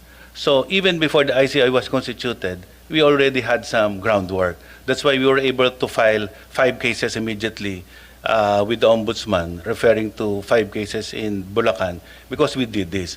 Now, when the ICI commenced its investigation, and we gathered that they have already determined, with the help of the AFP and the police officers, the PNP, that there are 421 ghost projects, and they have identified the exact places and the contracts covering this. We likewise disseminated the 421 to the projects, to the regional offices of NBI to do follow-up work with the DPWH.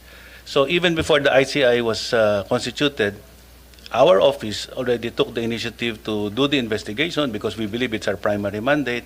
And even the meetings with the DPWH were already conducted to understand the work process and document approval flow, so that this will be the basis of the malversation cases, anti-graft cases. And we have practically completed it. And if I may actually explain the challenge that we are having presently, it's actually access to the whistleblowers. Because they are in detention because of the contempt charges, we are not given ready access, and we have to coordinate.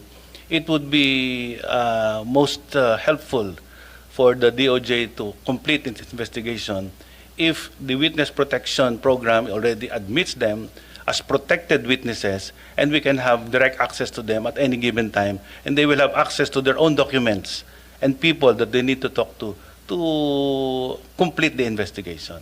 So we are hoping that when we process the documents of the possible whistleblowers who can be admitted formally, because they are just now provisionally accepted, the custody would be allowed to the WPP, and that would enhance the case build-up process. So to date, ilan ang na-file na cases pertaining to the flood control? Ilan ang na-file? With the Ombudsman, I think there are 5. There are 5. Okay. And these are all Ghost projects. the ones Ghost in Bulacan. All 5 are the ones That's correct. pertaining to That's correct, Bulacan. Okay. And then are you still investigating the others that came out? Yes. Yung 421 and yung 421 goes lang yun. Iba pa yung substandard. Yes. Na may mga We substandard. have a steady stream of completed investigations that we are now filing before the Ombudsman for the conduct of preliminary investigation. And the Ombudsman may choose to refer the preliminary investigation to the DOJ as consistent with the memorandum of agreement mentioned by OIC-BIDA. Are you also investigating, yung sinabi nga kanina ni Senator Marcoleta, yung mga politicians involved? Is that part of your Yes, Your Honor, investigation? we are following through on the leads given by the whistleblowers, the congressmen involved, and even some senators involved. And we are pursuing the case, but we are very circumspect about this. We already filed through the assistance of the AMLC freeze orders for those we believe should already be prosecuted in court. And we have secured 6 freeze orders already.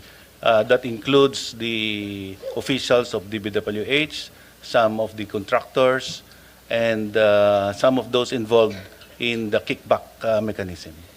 Because that's an observation of mine is yung ICI, marami silang pinapatawag ng mga politicians, pinapatawag ng mga elected officials. I think yung kanilang angulo is more on the source of the funds. No? I think that is their angle. Based on my observation, this is purely based on my observation. Is that the difference between where DOJ is pursuing and between the ICI is pursuing in terms of angles? I believe the latitude of ICI is wider. But for us, we do it systematically. We go to the process first. We understand the deviations of the process committed by the DPWH officials, and then this will lead to testimonies of possible proponents who intervened, why projects are allocated budget and ghost projects were implemented. And then only from there, we will conduct financial investigations. This is something that we have to do systematically, because once these individuals, the TPWH contracts are investigated, the names will now be subjected to financial investigation. And when there is a financial trail establishing links to the possible proponents, then we move ahead to the next steps. And you said earlier that tuloy-tuloy yung investigation nyo Yes, Your ngayon. Honor. So I just want to understand, I'm sure a lot of the public wants to understand, saan ba yung line between the ICI and DOJ? No, that's the point I'm trying to make, because the ICI, like you said, has a wider latitude. In fact, based on the media reports, they also interview politicians, they also get information from elected officials. So it seems to me that their scope is wider to include the source of the fund, no? Allegedly. No? So that's I'm trying to understand, Yeah, where's the delineation in this case, because we also want to make sure that there's efficiency, no? In terms of pursuing these cases. Yeah, No? as earlier explained, the ICI representative sits in at times to observe what we are doing. And we just try to avoid duplication so that we make more efficient use of resources. And also conflict. Obviously, I think yes, the yes, conflict yes, Your will Honor. not be fruitful for government. The conflict will be, in fact, beneficial to those who committed the crimes, kasi conflict creates confusion as well. Yes, Your Honor. Yeah. All right. So let's leave it at that. No, I just want to make sure that there's that the coordination and the delineation is very clear between these two bodies, which are very important in these times. No? Senator Marcoleta. Thank you, Chair. Prosecutor, sabi mo kanina meron kayong na-identify na 421 ghost flood control projects. It's not us who identified it, Mr. Chair. It's the Department of Public Works and Highways. It was- 421. Sila po ang nag-identify, hindi po ang Department of Justice. And, Or with the help of the ICI po. No, what I'm saying is, were you able to confirm that number na 421 talaga? No, of sir, course, they can always identify how much or how many. Pero na-confirm po ba ninyo? Hindi pa po namin confirm kasi what we're doing is we're having that information validated, but the numbers can even increase, sir. Kasi po, kung hindi ako nagkakamali, there are about 10,000 flood control projects. So, kung 421 ang sinasabi nila, could be less, could be more. That is correct, sir. Ang importante, tama naman po yung medyo naguguluhan kami kasi paano yung delineation nga naman, yung isa nagpapaka-independent, pero they rely most on your prosecutors also and some of your agents. At baka nga naman pag walang proper delineation, at saka kung nagkaroon ng conflict, sino po yung, kunyari, yung findings po ninyo, mangyayari yun eh. There could be conflict in outcome. Or, sino magpiprevail? Kayo po yung ICI? Hindi, so it would be the Office of the Ombudsman, sir. Sir, may I make a clarification po dun sa tanong po ninyo? Hindi kasi bago nyo ibigay sa ombudsman, di ba kayong dalawa, sabi nyo, nagkakaroon kayo ng coordination eh. So, Yes, sir. how can it be coordination kung independent dapat sila? Yun ang punto eh. They should be independent no matter what. Kayo sana ay maaring tumutulong kayo in another capacity but in a manner that they can still maintain their independence. Hindi ganun ang nakikita namin eh. Baka nga ang mangyayari, conflict pa nga and then duplication or even conflict. Yun po yung sinasabi ni Chairman. And pwede ba kayong mag-file kaagad na diretso sa korte bypassing the Ombudsman? It would appear that we could, sir, because there is a memorandum of agreement which allows us to handle, investigate cases involving individuals, salary grade below 27. It's a memorandum of agreement between the DOJ and the Ombudsman? Yes, that is correct, sir. Okay. Kailan po nangyari yun? Anong date yun? 2012 po. 2012? Yes, sir. Okay. Yusek Andres, ano ba yung sabi nyo kanina, yung ibang nagawa nyo na naka-freeze kayo ng assets ng mga politicians. Sino-sino na pong mga politicians ang na-freeze ang assets? I can give you the names, Your Honor, privately. But the majority of those subject of the freeze orders are Bakit not. privately? Can you not divulge them? I do not have right now Okay. copies of that. And if I may clarify, I think the freeze orders have not touched politicians. I mean government officials like DPWH officials So sa- are already part of the freeze orders. Sa social media kasi nakikita namin may mga politicians na Wala pa po. na-freeze. Wala pa po. Wala talaga. Government officials, meaning DPWH officials, yes. O, But teka muna. elected officials, Yun I ang do not- sinasabi kong mga sapsap at saka butete lang. We have to be systematic Ang palagi about ko it. sinasabi, we should get to the bottom of this. Yung mastermind, yung pinakamalaking isda, yun ang dapat nating We are makuha. being systematic and circumspect about this, Your Honor, but we are leading to that. You're very optimistic, ha? Absolutely, Your Honor. Pero tama nga, kailangan sabihin mo kay OIC Secretary na alisin na yung restitution na yun. Tama nga na. Nakita mo, naghihirap siya sapagkat ayaw ninyong ilagay sa witness protection. Magagamit niya pala eh. It will expedite his job eh. Yes. And last na lang, sir.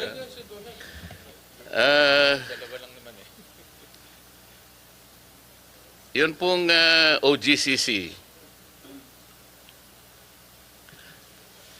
Sir, meron po kasing ang dami po nagtatanong sa akin about the joint ventures entered by certain private enterprises with the water districts. Siguro po yung mapunta sa akin, may 8 na po siguro and counting, you know. In Paniki, Tarlac, meron po akong personal knowledge dyan because I'm a resident of Paniki, Tarlac. So in one of their task force meeting, nag-attend po ako not as a member of the House of Representatives then, but as a resident of a barangay in Paniki, Tarlac. Napagkayarian po na nag-request po yata yung task force na bigyan yung task force ng copy ng joint venture agreement. Hindi po nagbigay yung private enterprise. Ang tanging ginawa po nila at nakita ko sa report ay sinulatan ng Water District, Paniki Water District, ang opisina ninyo at saka yung opisina ng LUA. But they avoided. I don't know if that was deliberate. Can they refuse? Meaning to say the Water District or even the private enterprise refuse the request for a copy of joint venture agreement? I think the joint venture agreement has a confidentiality clause, Your Honor.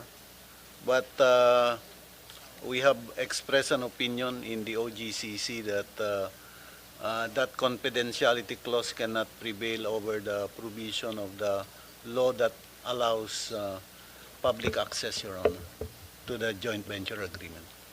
That position paper, sir, was made. It's an opinion that we provided. Was it made public and for the joint venture parties to know na meron pala kayong ginawang? No, it's a opinion that we provided a water district, Your Honor. The water districts were provided. Yes, Your Honor. Sir, pwedeng makakuha ng kopya ng opinion na yun at one time or another kung meron po kayo. Kung maski na kung may kopya kayo o pwedeng... We'll send a copy. Salamat po. Mr. Chair, salamat.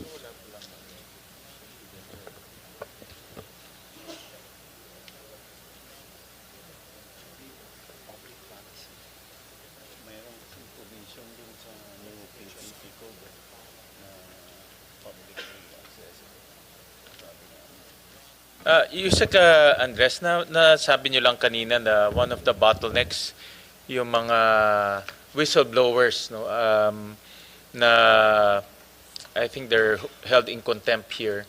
Well, ang Senate naman has been very cooperative, no. In fact, mabilis. Yes, Your Honor. Any request from any agencies to pursue justice, fact-finding, ang Senate is ready to cooperate, no. So I hope that this is not... Yes, I wanted to acknowledge the support of the Senate in allowing us access to the witnesses whenever we request. But again, they have limited opportunity because they are only allowed to go to NBI or to the DOJ for the fact-finding. But they are claiming that we need to go to this place to get documents, we need to go to our homes to get these documents, we need to talk to some people to strengthen our position, but we cannot do that.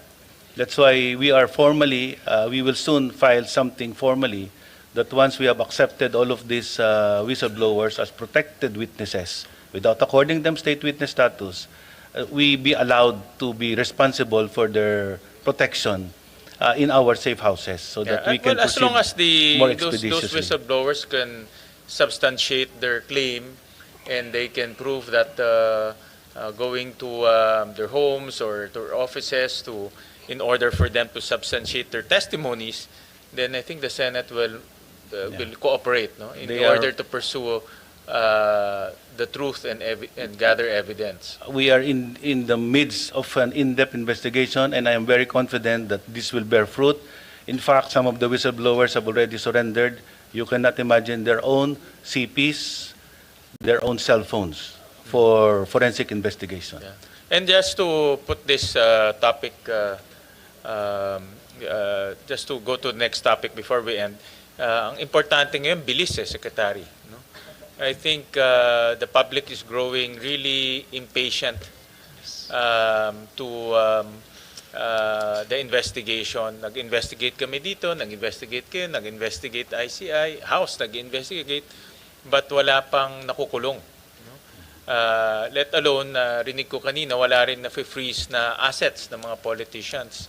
So, the public is growing impatient. No? So we need to really do something meaningful and drastic.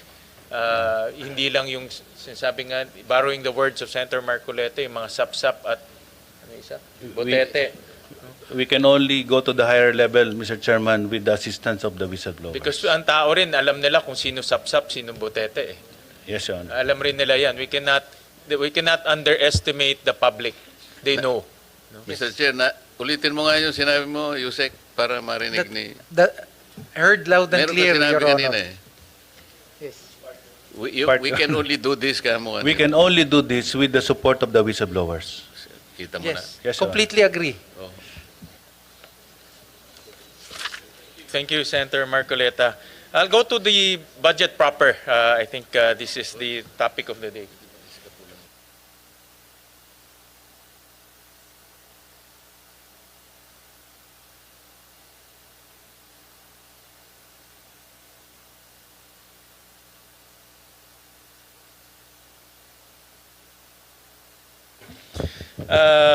I saw earlier in the presentation the ASEC Germar that there are about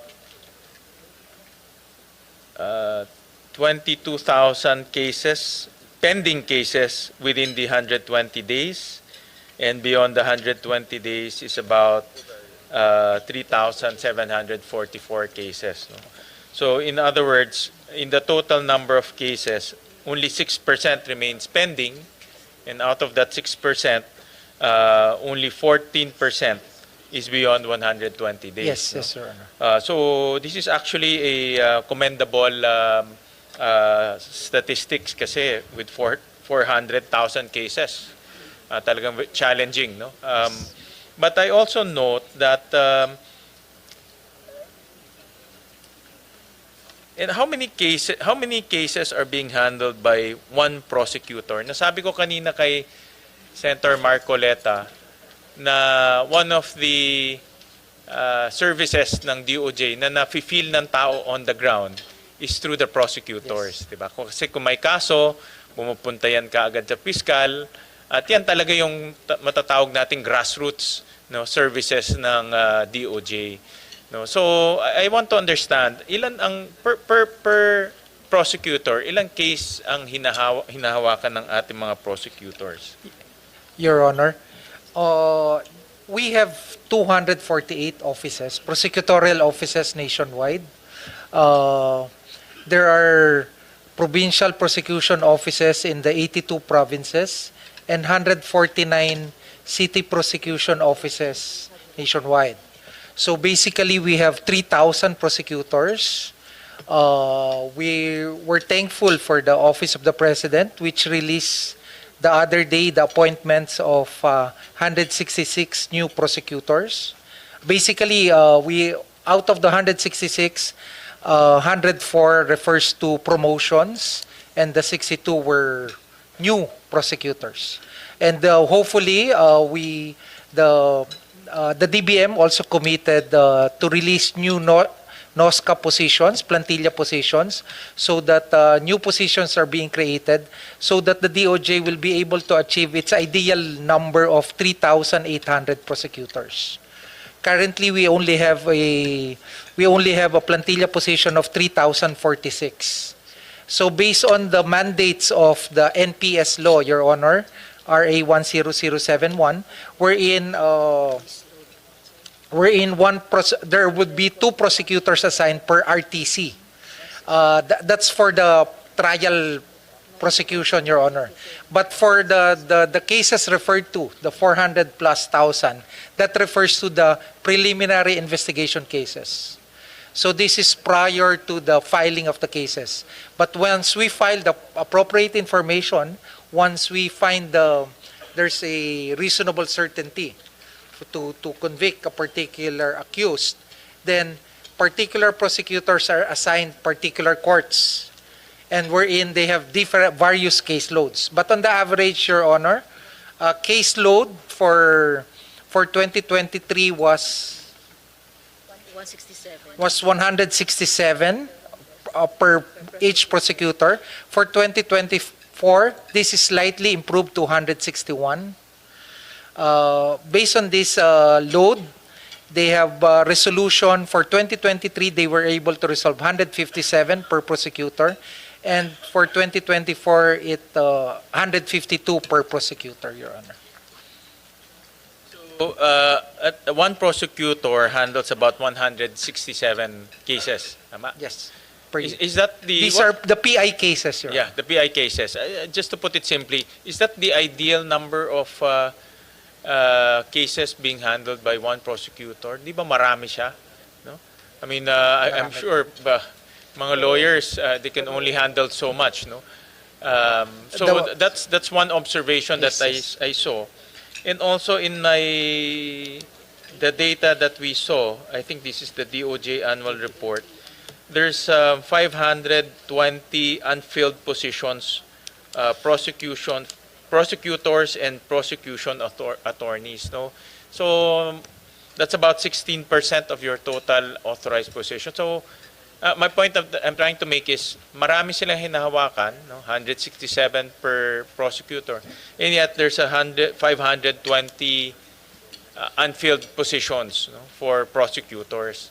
And I heard you earlier that in fact the number is bigger, no? 800, I think, is the unfilled. Is that 3,800 plus would be the ideal number. okay? Okay, what we have now is 3,046. 46. But in the authorized versus unfilled, Yes. there's about 520. 500, yes. Yes, please to understand this is multifactorial, Your Honor. One of which is our prosecutors, other than the prosecution attorneys, our prosecutor 1, 2, 3, 4, and 5 are all presidential appointees.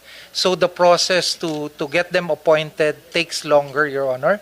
Does it take to appoint from vacancy to appointment, typically? Typically now it's down. The last one we had was March 2025. It was released the other day, so 6 months, Your Honor. This has improved a lot, Your Honor. Way back in 2023, we had a period waiting time of 2 years. So we have reduced it for the 3 series of appointments, 3 batches, Your Honor. It has really dwindled to 6 to 8 months, Your Honor. Okay, and so meron tayong 520, and now that the lead time to appoint has dwindled down to 6 months, when do we see a at least naman 80 to 90% ma-fill natin itong unfilled positions? When do you see that happening? Can we see that this coming? With this pattern, Your Honor, after the first quarter next year, kasi per information, the DBM will release to us 400 new plantilla positions. We will be able to process it, and hopefully by year end or immediately after the opening of the next year, we are able already to forward it to the Office of the President. Hopefully by the first quarter next year, it will be felt already in our field offices with the additional 400 prosecutorial positions created. Okay, so hopefully by first quarter of next year, we'll have 400 new prosecutors, Yes, no, sir. out of the 520 available. Yes, yes. No, and tuloy-tuloy na siya. Tuloy-tuloy Like I na. said, no, itong prosecutors are ito yung grassroots operation ng Yes. DOJ, no? So nafi-feel Yes, opo. talaga ito ng tao. Nafi-feel nila kung matagal, nafi-feel rin nila kung mabilis. Yes. No, kanagaya sinabi ni Congressman Marcoleta, it has to be felt by even our ordinary constituents. And yes, Your Honor, and to highlight, Your Honor, there are other duties of our prosecutors in the field. They also sit in special bodies in local, before the LGUs. They help out the particular LGUs in their particular areas of jurisdiction. So it's not just prosecutorial work, but also helping out, of course, sitting in the electoral board, sitting in the local development councils, peace and order. These are also with the these are work of our prosecutors in the field, Your Honors. What's the ideal number of prosecutors for the country in order to achieve a reasonable number of cases per prosecutor? Ngayon, meron tayong 3,190. Yeah, we follow the Republic Act 10071, which would provide for purposes of the ratio of 2 prosecutors per regional trial court and 1 prosecutor per municipal trial court. So with that policy laid down in the law, we subscribe. So long as all these positions are created and we are able to recruit the appropriate lawyers who would become prosecutors, Your Honors, we submit that that would be a number that we can work with. But what is that 3,800. number? 3,800. 3,800. So yun in target natin Yes. under RA 10071. 10071. Ang maganda po, Your Honor, dun sa batas na yon, once new courts are created, it triggers also creation of new prosecutorial positions. Yun po yung maganda dun sa batas na yan. We just submit to the DBM our particular request. Once a particular court is organized, it will already trigger the DOJ's request for creation of prosecutorial positions. Thank you for that. I'll jump to another item in your budget, and this is on confidential expenses. I noticed that it went down from 1.5 billion to 364 million. And again, is there one agency that I think, personally, in my analysis, should have confidential expenses? It should be the enforcers, to include the DOJ, because obviously, narinig natin kanina, you gather evidence, you gather facts. This is in line with your mandate of coming out with solid case to file against erring individuals. So, but in your budget, it went down by almost 76%. Yes. Any particular reason for that, Secretary? Again, ang context natin dito, ang dami nangyayaring mga corruption, Yes. dami nangyayaring Yes. So anong dahilan kung bakit binabaan nyo? And I of course, confidential expenses, as we have to keep it reasonable, Yes. as much as possible. But there are agencies talagang indispensable yan, like PNP, NBI, DOJ. So I just want to understand bakit siya bumaba, and will this affect what you are doing now and in the next few months? Yes, the reality, Your Honors, of course, more resources would be better for us. But we submit to the wisdom of the Department of Budget. We made our proposals to them, and basically this is what's available for us. And given our mandate, we will make do what basically would be the final decision of Your Honors. What was the original request? But the jump, Your Honor, if you look at the historical, there's a jump for 2025 because there's this is a congressional initiative, a particular 1.1B, which is I believe already the purpose of those confidential activities have already passed. So we're restored back to our original levels.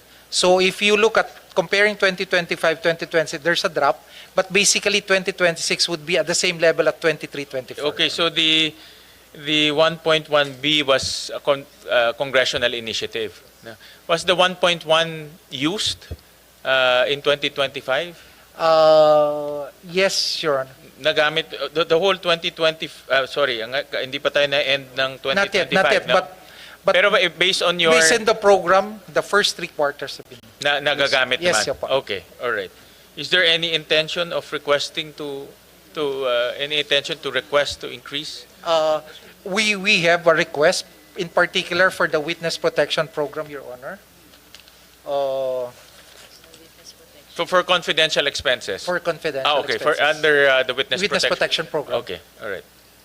Not under the Office of the Secretary, but under the witness protection. Protection. In view of what's happening right yes, now? Your Honor. Oo nga, kanina na-raise ni Senator Marcoleta. So, sige, we'll wait for the official request. Yes, we will, in line Your with Honor. that. Thank you.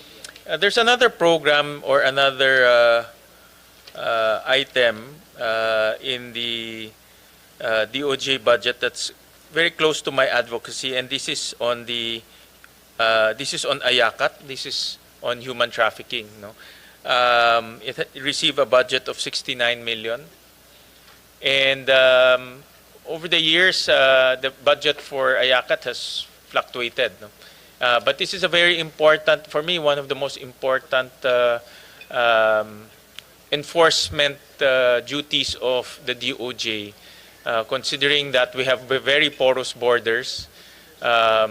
Marami pa rin tayong mga human trafficking cases, especially in the South. So itong request ninyo na 69, will this be enough in order to curb human trafficking in our country? And itutuloy ko na, no? You also have another, may budget rin kayo on the National Coordination Center Against Online Child Sexual Abuse and or Exploitation of Children and Anti-Child Sexual Abuse and Exploitation Materials of 28 million. No?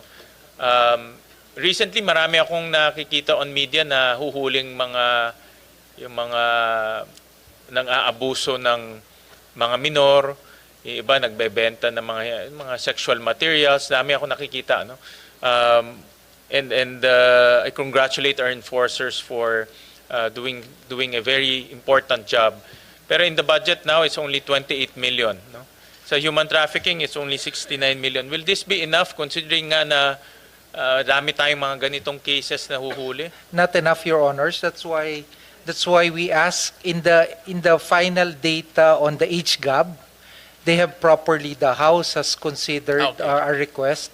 And if the Senate would confirm what was added in the HGAB, in addition to the original NEP figures, we will be able to pursue the mandate. Yeah, I haven't seen the HGAB on a detailed manner, but how much do you think you will need for human trafficking and also for ASYC? Sa IACAT, sir, 49 ang kinonsider. And I will support you. Ito, importante Yes. talaga ito. No? And, Yes, for our IACAT, under the HGAB, they considered additional 49.9 million. And for the OSA, Sa 40.20. 42.5. And for the OSAM, Your Honor, it's 42.5 million. And going back to a figure which we would like to have additional also is from the for the WPP, for our witness protection, we're asking for a total of additional 192 million, Your Honor. okay. And what's the LDL budget for human trafficking and OSAIC? Is this the additional amount? Is the one that you Yeah. that you Basically, that we're also checking on our ability to absorb. yes, yun yung isang Yeah, next ko. that's Baka why. This maglagay naman budget- tayo pero mahirapan Yes, naman Your Honor. gastusin, no? We can utilize this so that we pursue our mandates according to our absorptive capacity. Okay. If there's any additional requests, just let us know. Again, this is an advocacy very close to my heart, Yes, Your Honor. considering that we always fight for our children, our youth. Itong human trafficking tsaka OSAIC, ang kanilang target mga kabataan ngayon eh. No? So nakakapanlumo pag makikita natin yung mga ginagawa sa mga kabataan natin. So I want to make sure that we have ample support to our enforcers, to the task force and to the coordinating center. No? So let us know if you will require additional resources. Yes, we will submit the appropriate request, Your Honor.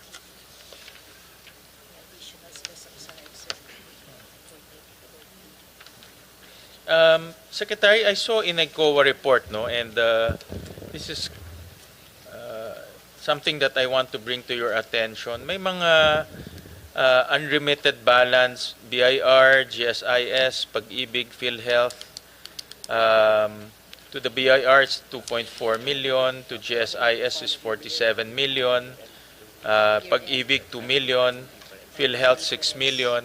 Of course, these are all employee benefits. Yes, no? yes. Due to first of all, sila nagbayad Yes, nito. yes. And it will be difficult for them to receive their benefits if we don't remit Yes. on time. So I saw this in a COA report. Yes, Your Honor. This basically refers those withheld within the month. then to be remitted in the following month. This would probably, these figures, we're reconciling it, this would probably be referred to those end of the year. Those withheld for the month of December, but to be remitted by January. But the Land Bank is now offering a system now. We're working with them, wherein there will be automatic crediting. The funds withheld by the department would be particularly credited because due dates would basically be 5th day of the month after. So January 5 or January 10. For all these remittances, for these particular withheld amounts, it would not be reflected for the close of the year. But this part, definitely we can reconcile that with these particular instances, Your Honor. But with the system that we're working with the Land Bank now, they told us that there will be real-time crediting so that there will be no gap. No?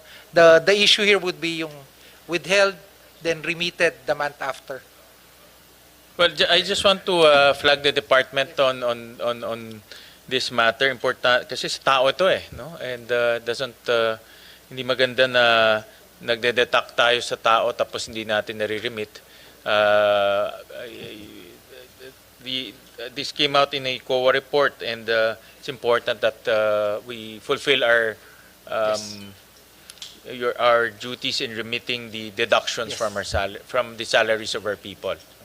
Yeah. Yes, we will. Thank you, Your Honor. I'll jump to Bureau of Corrections.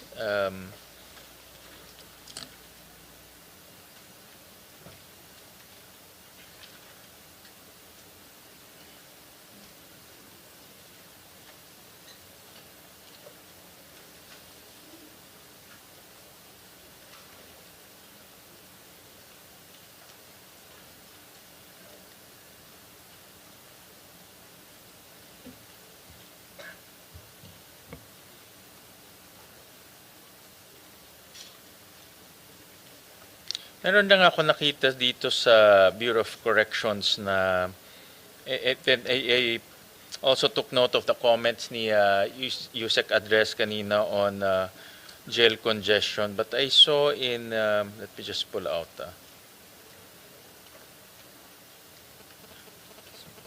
dito ba yung congestion rate natin for Carla, can you flash that? Although it has improved, nasaan si Bureau of Corrections? Sir, General, nag-improve siya. I'll flash ko lang sa screen. No?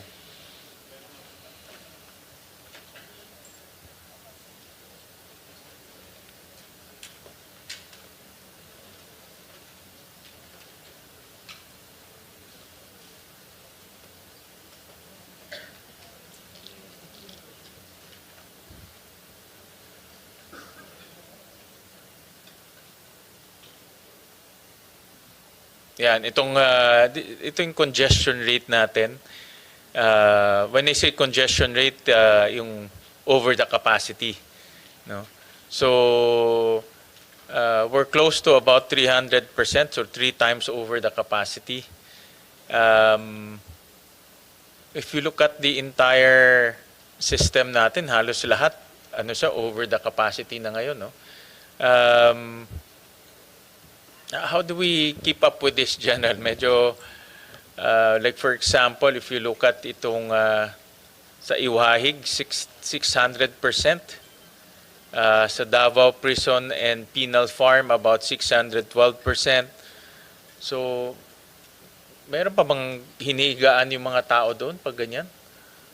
With the permission of our OIC. These figures are per our assessment of the construction of facilities, Mr. Chair. But what we're doing now, just to bring this down, is to repair all our existing facilities and extending our dormitories. So we will continue to decrease this data, but Bumaba naman siya from 2023, 332%. 2024 is 248%. In 2025, 248. So bumaba naman siya. Kaso lang, para sa akin, parang hindi na makatao yung levels nito. No? Kasi at 600, how do you... yes, Mr. Chair, because 50 years po napabayaan yung Bucor eh. Ang huling kulungan na pinagawa, 1973. Tatay pa ni BBM yung huling napagawa na kulungan. That is in Leyte. Ito yung Leyte Regional Prison. Opo. After that, wala na pong pinagawang kulungan. Ngayon na lang tayo nagpapagawa. That's why ang congestion rate natin umabot na hanggang 500 po eh. Nung bago ako dumating. Pero ngayon nahati nyo into half Napapababa na po natin. Oo. Kaya ang ginagawa natin, because hindi nga makapagbigay ng malaking capital outlay, nire-repair po namin lahat yung mga barracks. And then yung mga lalaya na po, ginawa na po namin ng mga kubo. Hindi na po sila kinukulong sa... If you can visit Sablayan one of these days, you'll see the mga preso po, kanya-kanya lang po silang kubo at hindi na po sila kinukulong dahil yung nga pong ginawa na natin sila mga farmers. They are preparing for their release. So, Kasama na po meron na po kami ngayon na kasama na po niya yung pamilya niya doon sa kubo.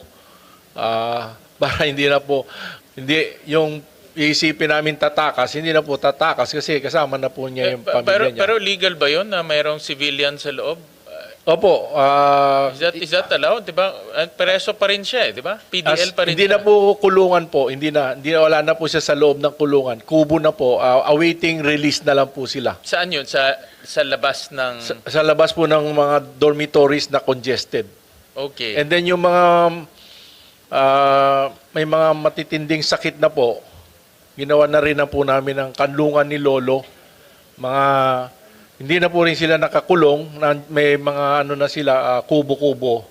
Kasi hindi naman talaga po tatakas. Just awaiting for the release also. And may mga batas po Bakit kami. hindi pa sila ma-release? Bakit may awaiting pa? Kasi po hindi pa po sila sentence served. Pero may mga sakit na po sila. Hindi, yung mga ibang awaiting for release. Diba? Kung release ka na lang. So, Opo. Yung iba po kasi murder.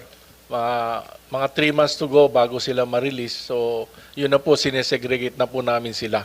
Para lumuwag po yung mga dormitories na kung saan may congestion. and that's legal? That's allowed by law na masasegregate sila kahit na they're still considered PDLs? Opo, baka I'm not sure, I'm not kasi familiar with the practically po rules and nakakulong laws. pa rin sila kasi yung compound po natin gwardyado pa rin. They are supposed to be back to their mga kubo during the time na kailangan ng inspection. So ang ginagawa nyo, General, is nagre-rehabilitate na lang kayo sa loob. Opo. Kaya napababa nyo ito. Opo. Without building new buildings. Nagbi-build po tayo, kaya lang po dumating na sa punto na sinabi ng gobyerno na hindi namin kayang ipagawa lahat yung kailangan nyo sabay-sabay. Kaya you have to innovate and find ways kung paano naman hindi masyadong mahirapan yung mga PDLs na tawag po namin sa kanila na minimum na po sila, malapit na pong lumaya. Okay. And if that strategy, pwede palang ganun na strategy, we just repair. Opo, pwede Marami po. pa ba dapat tayong marami pa bang pwedeng i-repair? Marami pa po magagawang Kasi sana kung kaya pa natin mapababa to at least naman decreasing congestion rate. Opo, by 2028 po yung congestion na yan baka mapababa pa natin hanggang 150 to 200. For 2026 na kasama na yung pang-repair nyo dito? Opo. Kasama na sa budget ninyo? Kasama po yung repair na budget. Nationwide yun, no? Nationwide? Opo, lahat ng kasi po ang balak natin Mr. Chair, is sara na po yung New Bilibid Prison. we will repurpose the new Bilibid prison. Kung ano man ang kikitain yan, we will use it for the relocation and replication of facilities in Muntinlupa at ikakalat na po yan dahil magiging regional na po ang ating prison and penal farms. Okay, is that pero wala yan sa budget nyo, no? Yung repurposing? Wala po kasi hindi naman po kami humingi ng budget. Okay. Opo.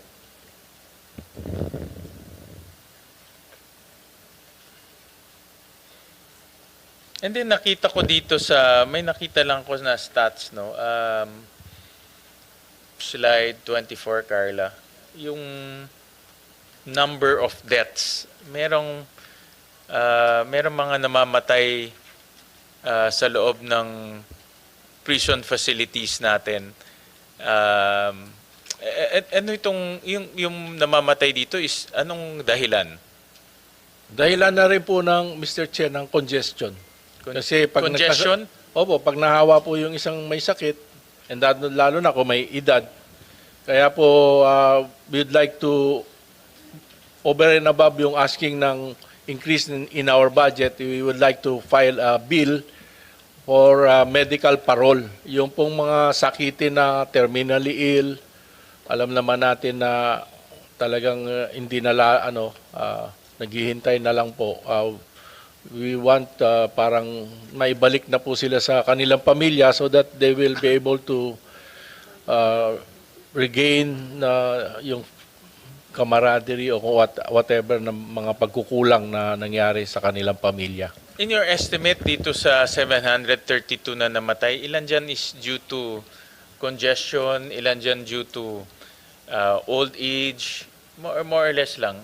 Ano yung kanilang ano yung cause of death ho nila? In your personal estimate? Yung iba po TB, tuberculosis, yung iba naman po heart attack. Naghawa-hawa na. Opo. So mayroon ba 50% ba nitong 732 is because of congestion? Opo. Kasi talagang kung yung health po ang problema, kaya naglilipat kami ng mga preso na outside o inmates or PDLs outside Metro Manila. Kasi po talagang ito na po yung number 2 or 3 tayo as a supermax. Tayo yung pinaka-congested na kulungan sa buong mundo. Pwede kasi kung 300%, almost 300% tayo. Grabe. So hindi na siya marereforma, mamamatay na lang siya. 'Di ba? Kasi halos lahat congested eh. Kaya nga po, yun ang, that's how to address it. List the property in Muntinlupa and with the funds that can be generated, relocate and replicate facilities outside Muntinlupa. Kasi po talagang congested rin yung Muntinlupa eh, Your Honor. Any Secretary, any discussion on this? Alam ko in the past Yes. meron ng Yes, we mga have the moves Region to- Prisons Facility project. This was discontinued basically under the past administration. And ang tinitingnan po, Your Honor, is this, the ideal really would be to put up regional prisons facility, also so that we can cater to the reformation aspect of incarcerating our PDLs. And also for purposes na makakabisita po yung mga pamilya nila para magkaroon pa rin sila ng pag-asa sa buhay. And we also, if the General would confirm this, no, the ideal number would be around 2,000 to 2,500 per facility. With the mega facility we have now, managing it is so, diba, challenging. So having regional facilities would be the ideal situation. And together with our pursuit of, as earlier stated by Yusek Andres, on applying the GCTA and our digitization of the records, parallel with this, putting up regional facilities, and with our digitization of their records, yung mga karpeta po nila na visible na po, madali na po naming maproseso, maayos po natin. Ito po yung pangmatagalang solusyon. And we intend to submit within the framework of the PPP or a new law on this, Your Honor. Alam ko there's a lot of talk of selling the property in Muntinlupa. But what Or- we or, heard, no sale po.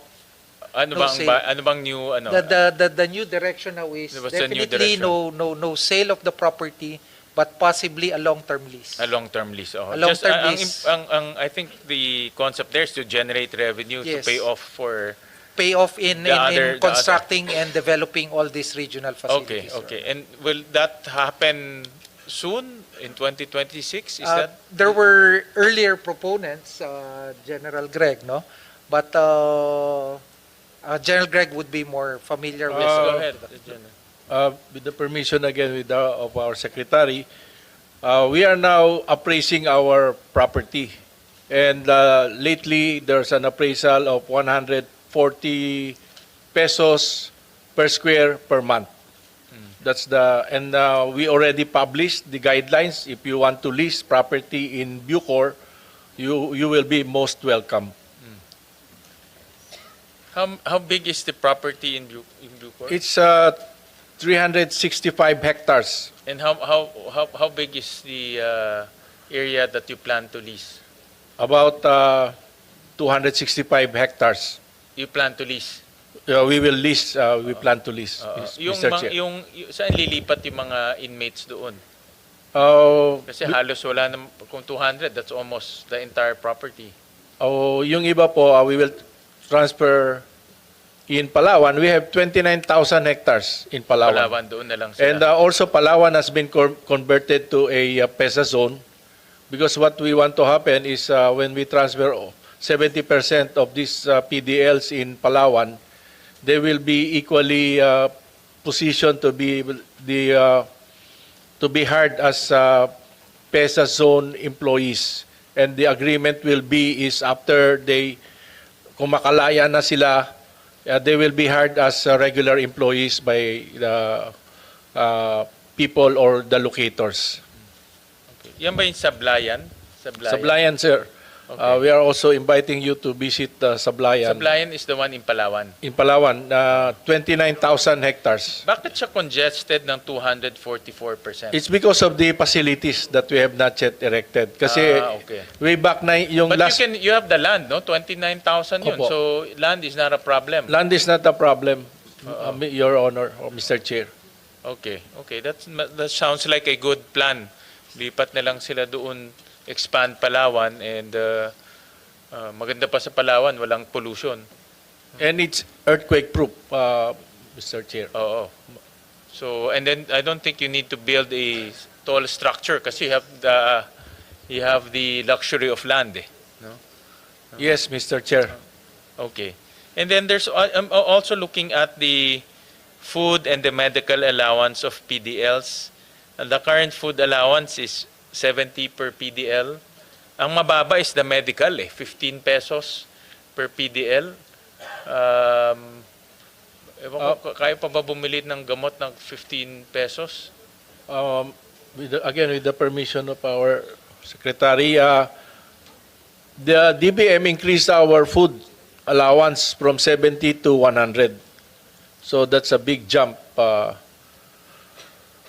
However, they did not increase the medicine allowance of 15 pesos. We were asking for also an increase of 15 pesos for 30 pesos for their medical allowance. No, kasi kanina narinig ko if a lot of the deaths are caused by congestion. So I would assume congestion is also creating may mga sakit rin because of congestion. May mga diseases because of congestion. And 15 pesos, is that enough to treat our PDLs humanely? That's not enough. That's why we are nag-innovate na naman po kami, Mr. Chair. Tawag namin yung Hardin ng Lunas, herbal medicine. Nagtatanim po sila kung ano-ano mga gamot na kailangan para makabawas. Tama nga yung sinabi nila, innovation is the mother of all necessities. no? Kasi walang pera kaya innovate na lang na innovate, no? Pero nakakatulong rin 'yun. At least meron na kayong herbal treatment facility. Okay.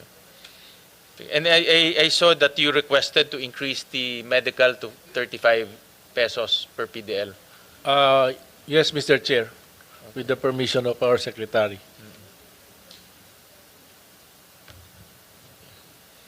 All right.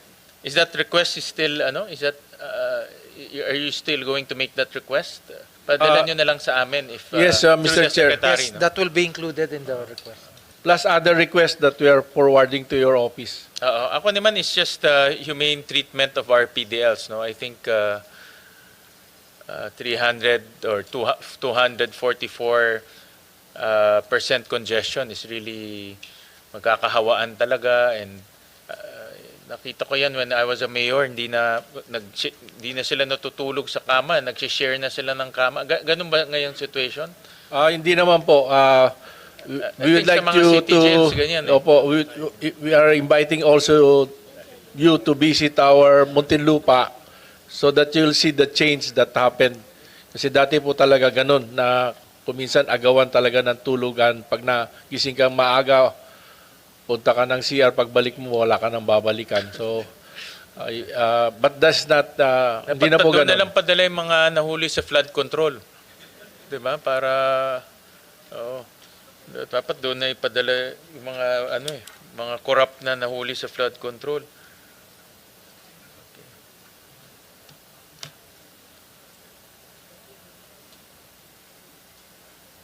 And then General, nakita ko lang in your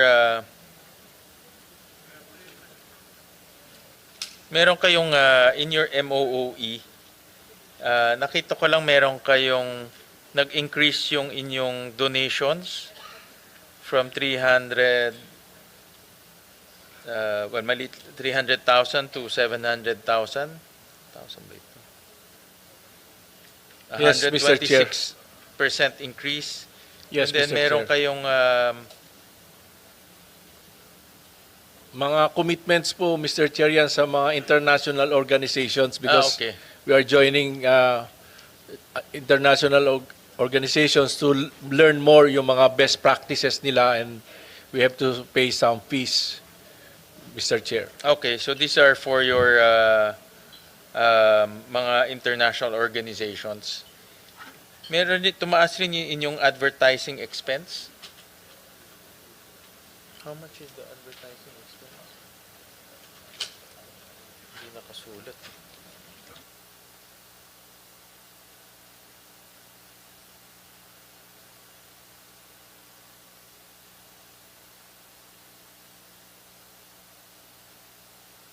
$600,000 to 943, a 54% increase. Yes, Mr. Chair. The reason behind this is we are now as publication po ng mga properties na we want to lease.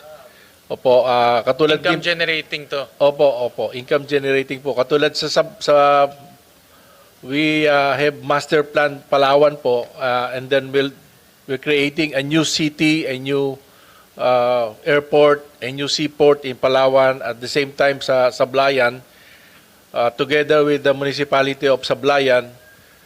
We just discovered that Sablayan is the biggest municipality of the country. It has 218,000 hectares that have to be developed. In the future, the move of Bucor will not be only a caretaker of PDLs.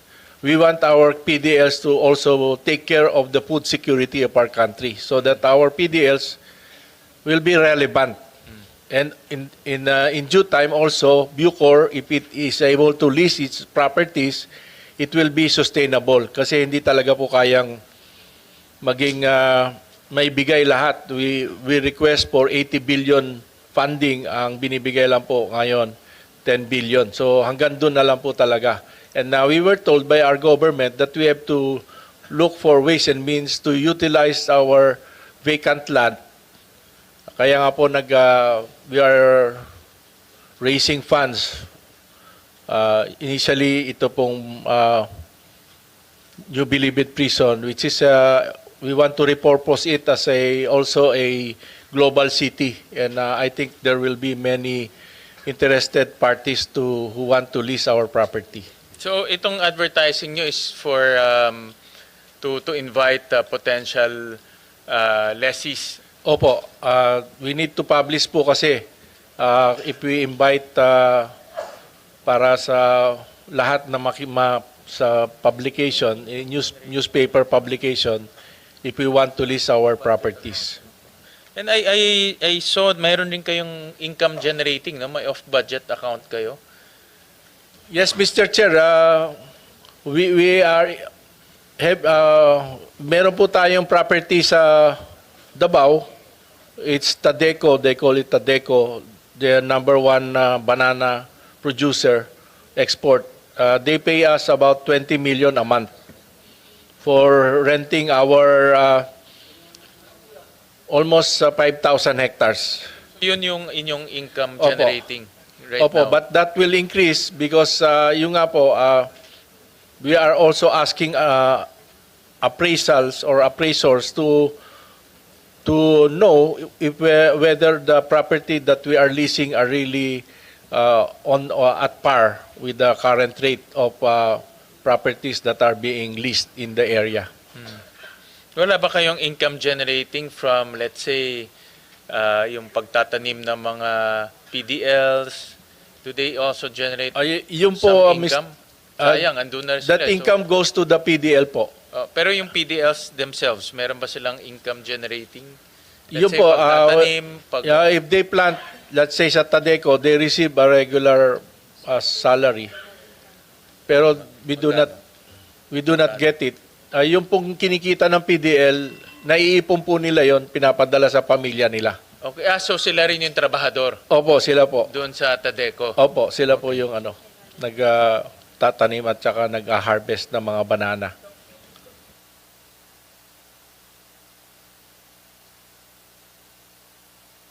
Nakita ko malaki. It's about 400 million. Tama ba? It's about The expenditure is about 442 million.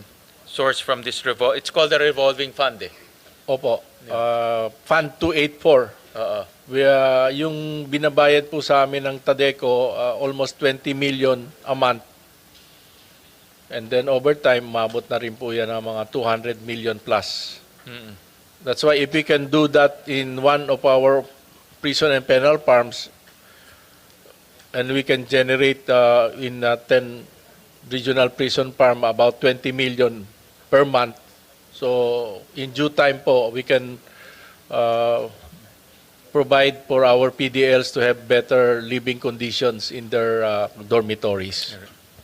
Sana ma-replicate natin yung income generating ng PDLs in other facilities kasi andun na sila eh. No? If they can help generate their own funds through selling of crops, through agriculture, through livelihood, mas maganda. At least meron tayong revolving fund. Yes, Mr. Chair, that's the purpose or the intent of why we are opening up our properties for lease. Yeah.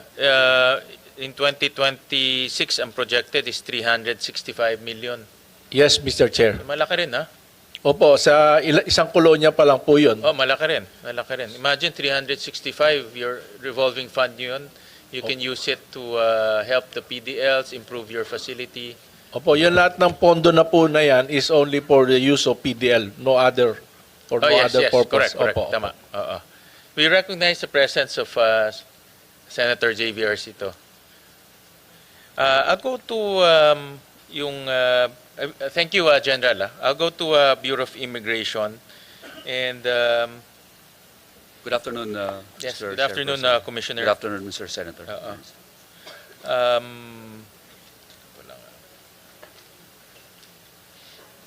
Nakita ko in one of your projects, one of the biggest items is the expansion of e-gates.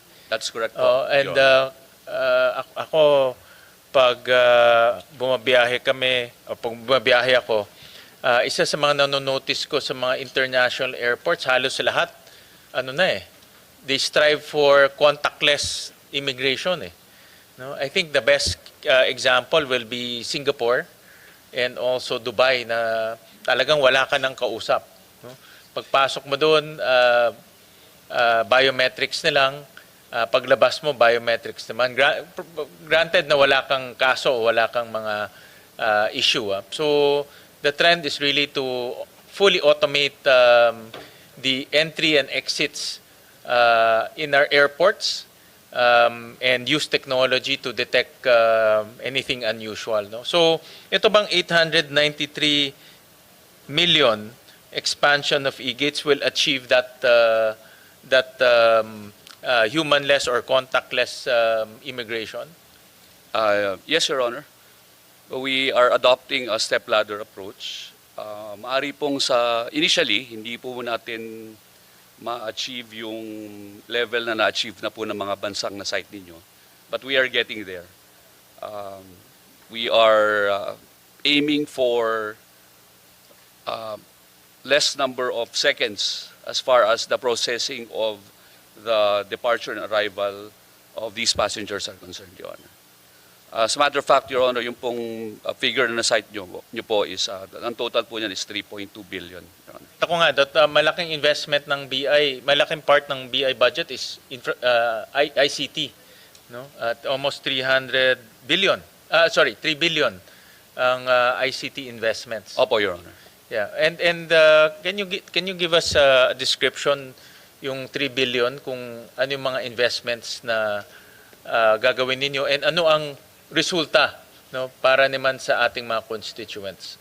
Opo, Your Honor. First po, yung hardware po, which would cover all the international airports dito po sa bansa natin, except for T1 and T3. Ang Terminals 1 and 3 po, nagkaroon po ng hardware dyan to the initiative of the private sector, to the NNIC. And then, kasama po dyan yung integration po ng ating systems, pag-upgrade po ng software.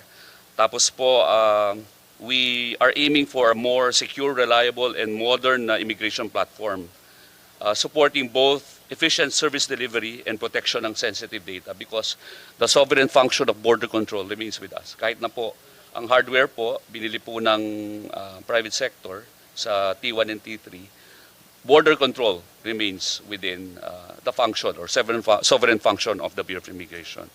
We would like to ensure that the core systems are stable, continuously updated, and safeguarded.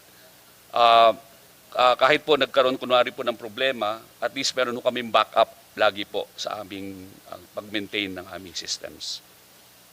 We are in recognition of cyber threats, which we foresee to intensify globally.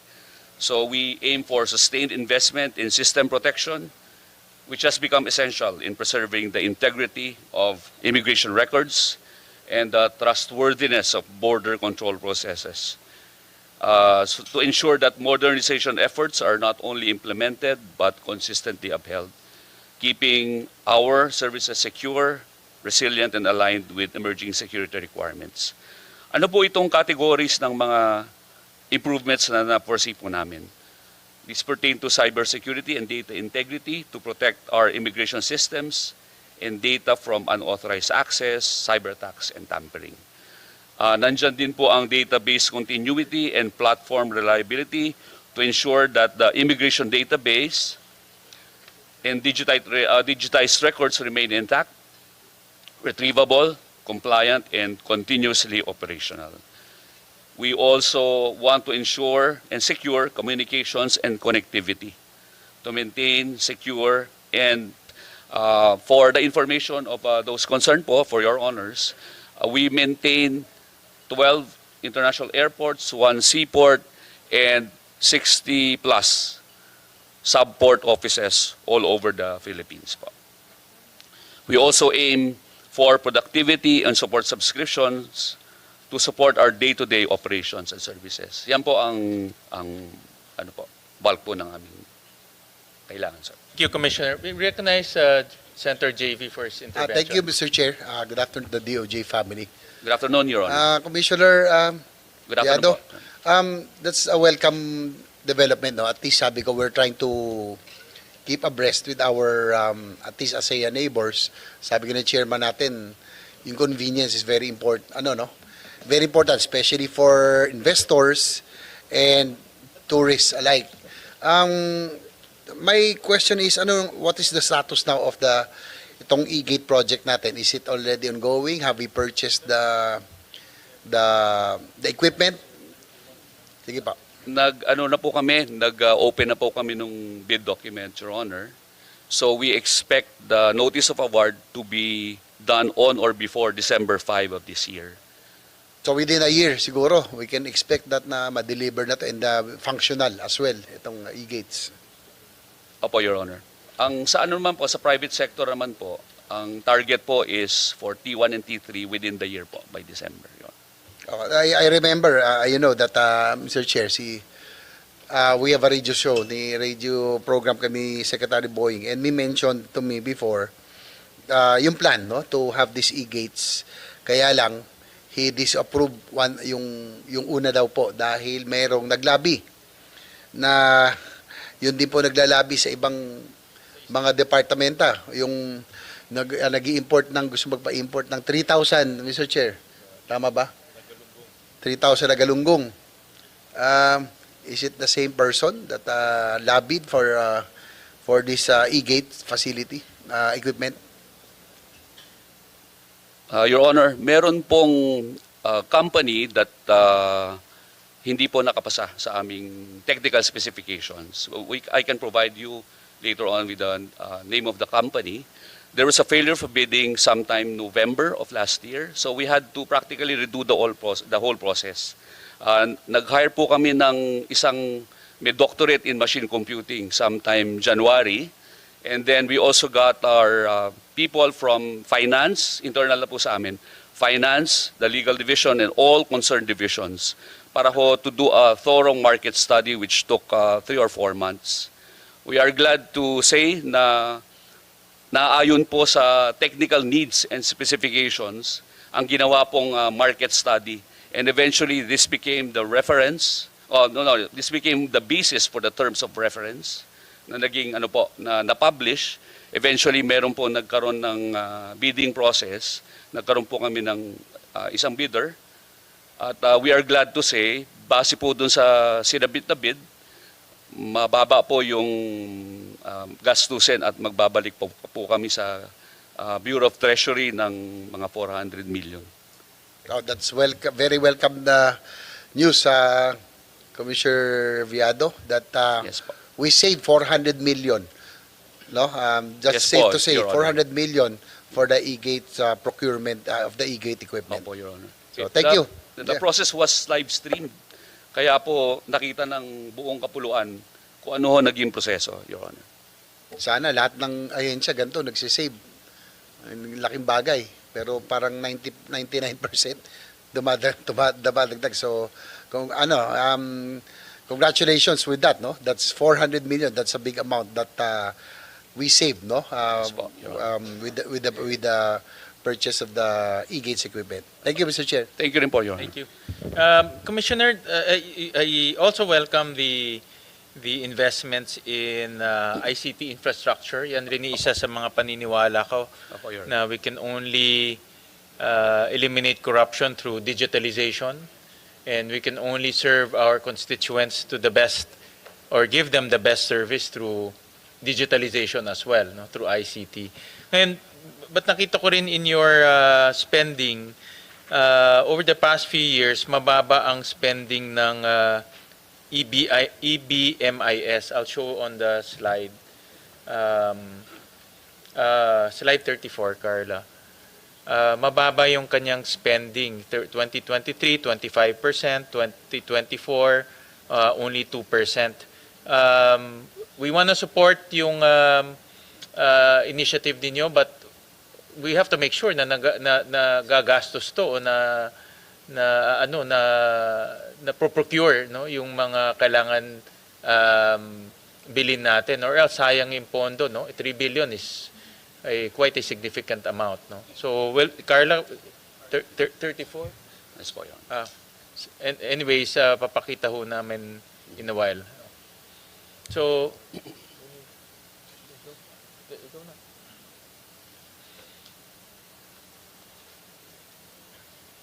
sige, Commissioner, wala lang yung operator namin, but nakita lang namin mababa yung utilization rate ng EBMIS. No? Yes po, Your Honor. May instances po kasi, Your Honor, na nagkaroon po ng failure of bidding.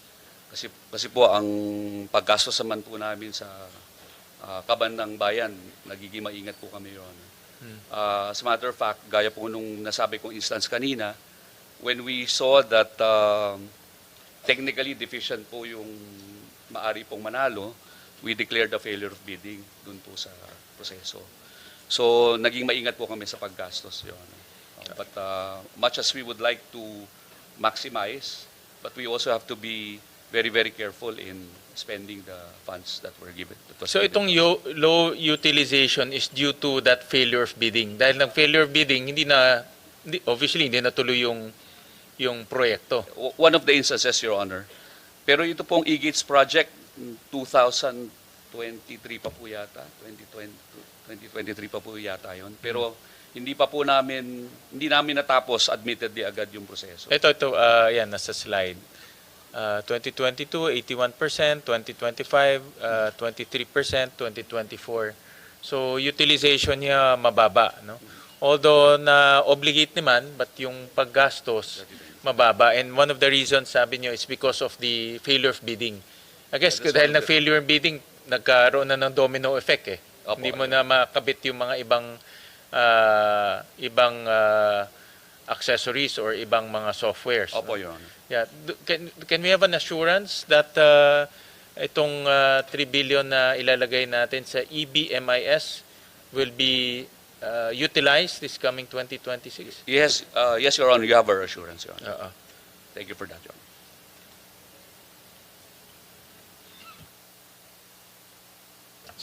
Mr. Chair, with your indulgence, anyway, andyan na rin lang on deck ang ating BID Commissioner.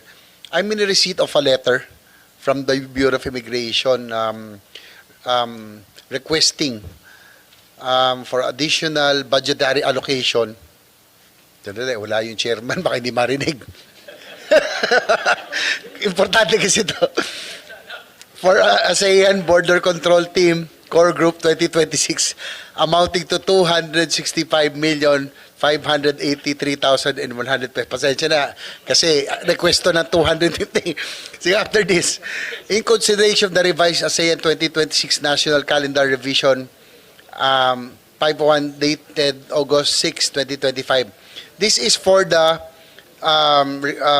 additional budget for the immigration, for BID, in the conduct of the ASEAN, which we will be hosting next year. So siguro briefly lang po, what are the, ano po yung mga kasama po rito sa task force, additional personnel, derogatory, may advanced derogatory check on arriving delegates. So sige, Yes, po, Your Honor. siguro Commissioner, can you brief the chair while he is here? Thank you very much, Your Honor. We acknowledge the need, Your Honor. And Tsaka yung ano raw, yung participants, yung mga details. Yes po. On behalf of the Bureau, I would like to read this statement. The Bureau of Immigration, through its ASEAN Border Control Team Core Group, is kindly requesting for the provision of budget amounting to 265,583,100 to facilitate the successful and safe immigration security coverage of 645 ASEAN meetings in 2026. As a brief backgrounder po, initially hindi po tayo talaga mag-host ito, but because of the internal strife involving another Southeast Asian country, tayo po ang nag-take over ng hosting duties for this particular conference. The BI forms part of the Committee on Security, Peace and Order, Emergency Preparedness and Response, or the CSPOEPR, and the Committee on Transport and Communications. The BI shall be comprised of Task Unit International Ports of Entry and Exit, Task Unit Intelligence Operations, and Task Unit Subports and Seaports. The funding is critical for the effective accomplishment of the Bureau's mandates. particularly in safeguarding national security and enhancing border control during the ASEAN hosting, considering the unstable and complex security environment locally and globally.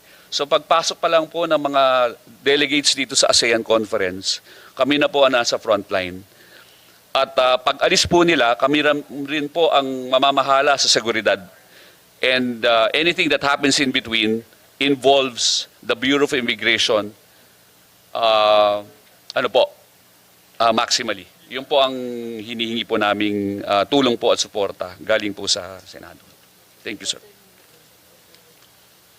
So again, Commissioner, did I hear it right? We'll have about 600 45, Your Honor. 645 meetings Yes, Your Honor. for the ASEAN. Apo. So we took over, kailan ho natin to, no? Kailan tayo nag-assume? As I remember, kailan na tayo nag-ASEAN host, no? So when did we assume this? I think it was within this year, Your Honor. First meeting po na which will involve us will be for the planning stage, November of 2025. Meron na po tayong magiging meeting, Your Honor. Yeah, because naalala ko kailan lang tayo nag-host nito, Mr. Chair, no? Opo, Your Honor. And some ASEAN nations yung dapat mag-host. May gulo din. Sabi ko, bakit natin inassume? Parang tayo rin may gulo. Hindi pa naman. No? But kidding aside, sige po, probably aside from BID, PNP, lahat yan hihingi, no, for the ASEAN budget, no. So for DOJ, as far as DOJ, BID lang po ang may kailangan, no, for this 265 million. So Yes, Your Honor. Thank you very much po, Your Honor. We recognize the presence of Senator Lauren Legarda. Commissioner, ilan delegates ang ini-expect yung dumating dito sa Philippines? Anong number ang tinitignan ninyo? For ASEAN lang to, and this is a very important event for our country, no? Because it's not only ASEAN, normally pumupunta rin dito yung mga friends of ASEAN, United States, Canada, Japan, Korea.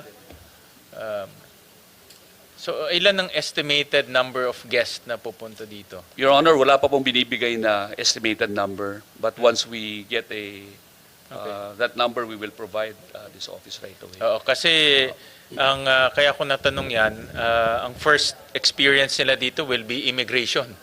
Diba? Opo, Your Honor. Pagdating naman nila dito, paglabas ng eroplano, ang unang makikita nila is the immigration officer. Opo, Your Honor. So sana nga itong EBMIS natin, by that time ba operational na yung mga electronic gates natin at that time? End of 2026, no, mga November. Yes, Your Honor. Based doon sa program po ng installation ng e-gates and pag-operate ng e-gates sa Terminals 1 and 3, po yan, by December or end of So December. hindi aabot?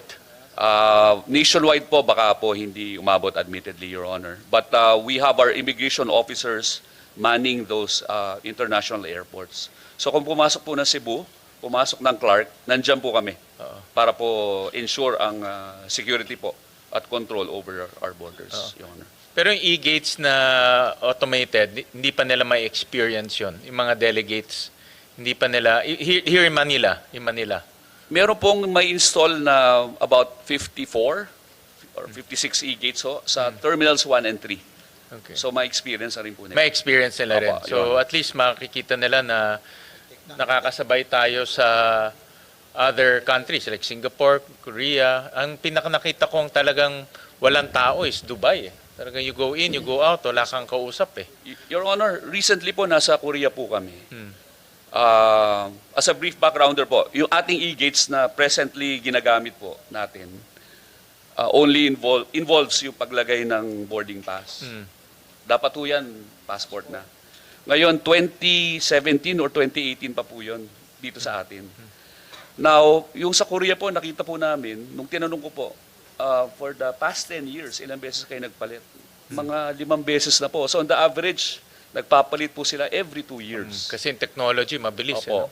And ang napansin ko po, Korea and Taiwan, yung kanilang mga ginagamit tsaka software, internally produced po eh.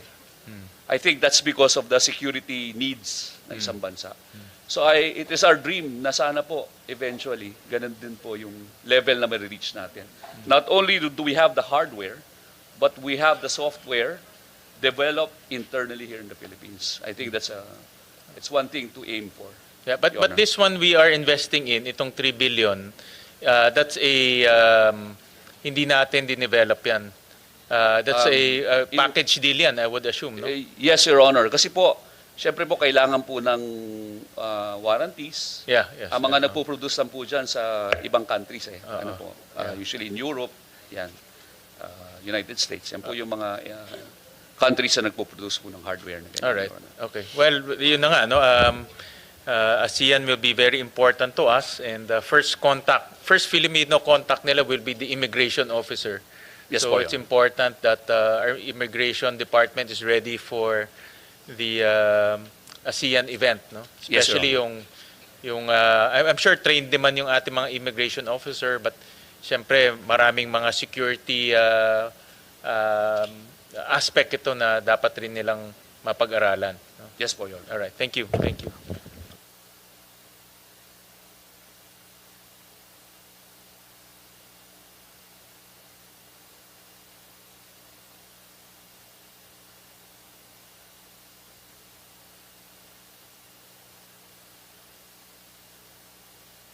I just have time. I just like to welcome the DOJ family. I used to chair this before the pandemic, yes, and their new names and faces for everyone. As you know, or maybe you don't know, way back in my second term, I authored a very important piece of legislation and then amended it to expand it and to make it stronger, and that's the Expanded Anti-Trafficking in Persons Act. The IACAT, which is under the DOJ, I know that it is headed by the two heads of departments, DOJ and DSWD. Since we have an OIC secretary, first time I meet you, sir, I'd like to know who is in charge. But the way it's structured is, kayo DOJ, pantay, co-chair with DSWD, right? They're not over you. And you have an executive director. I'm not certain if this is the same ED from way back pre-pandemic, maybe not. Yes, baka bago. Napakahalaga sa akin ng batas na ito. May kasaysayan, may journey yan. Nung ako'y bata-bata pang mamamahayag, bago pa siguro mapanganak ang marami sa inyo, ang ina-advokasya ko, ang karapatan ng mga kabataan at kababaihan dahil gumawa ako ng dokumentaryo base sa isang inotor ng isang Pilipina in the 80s or 90s. They are so sweet, sir. I wonder if that book is still in existence. It details the trafficking of Filipinas. And so, nung ako'y batang mamamahayag, pardon me for this story, this journey, nung ako'y batang mamamahayag in my 20s or 30s, naggumawa akong dokumentaryo tungkol sa pangangalakal ng Pilipinang babae at bata.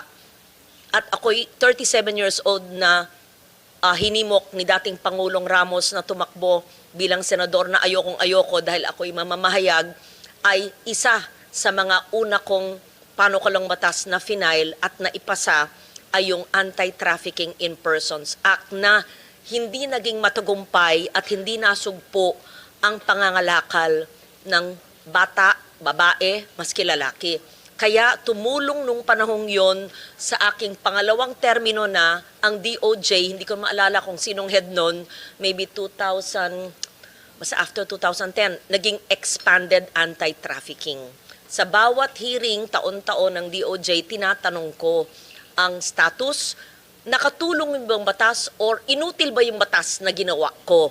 Nasugpo pa natin ang pangangalakal ng bata at babae o walang nakukulong o walang nafa-file na kaso o laghanap dahil ang problema sinasabi sa akin ng DOJ, yung mga bansa kung saan sila dinadala ay hindi pareho ang ating batas or kulang ang ating pagmamasid. Having said that, pasensya na po, shortcut ko lang.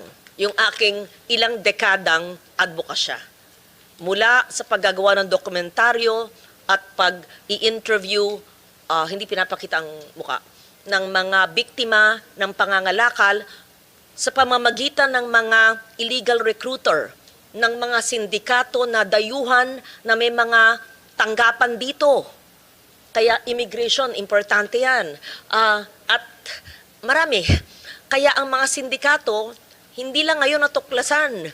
1970s, 80s, nandyan na sila. And I'll go to that later in another question for the DOJ, for the immigration as well. So, may I know, OIC Secretary Frederick, talaga bang double D ang Frederick mo or wrong spelling kami? Double D, okay. Sige.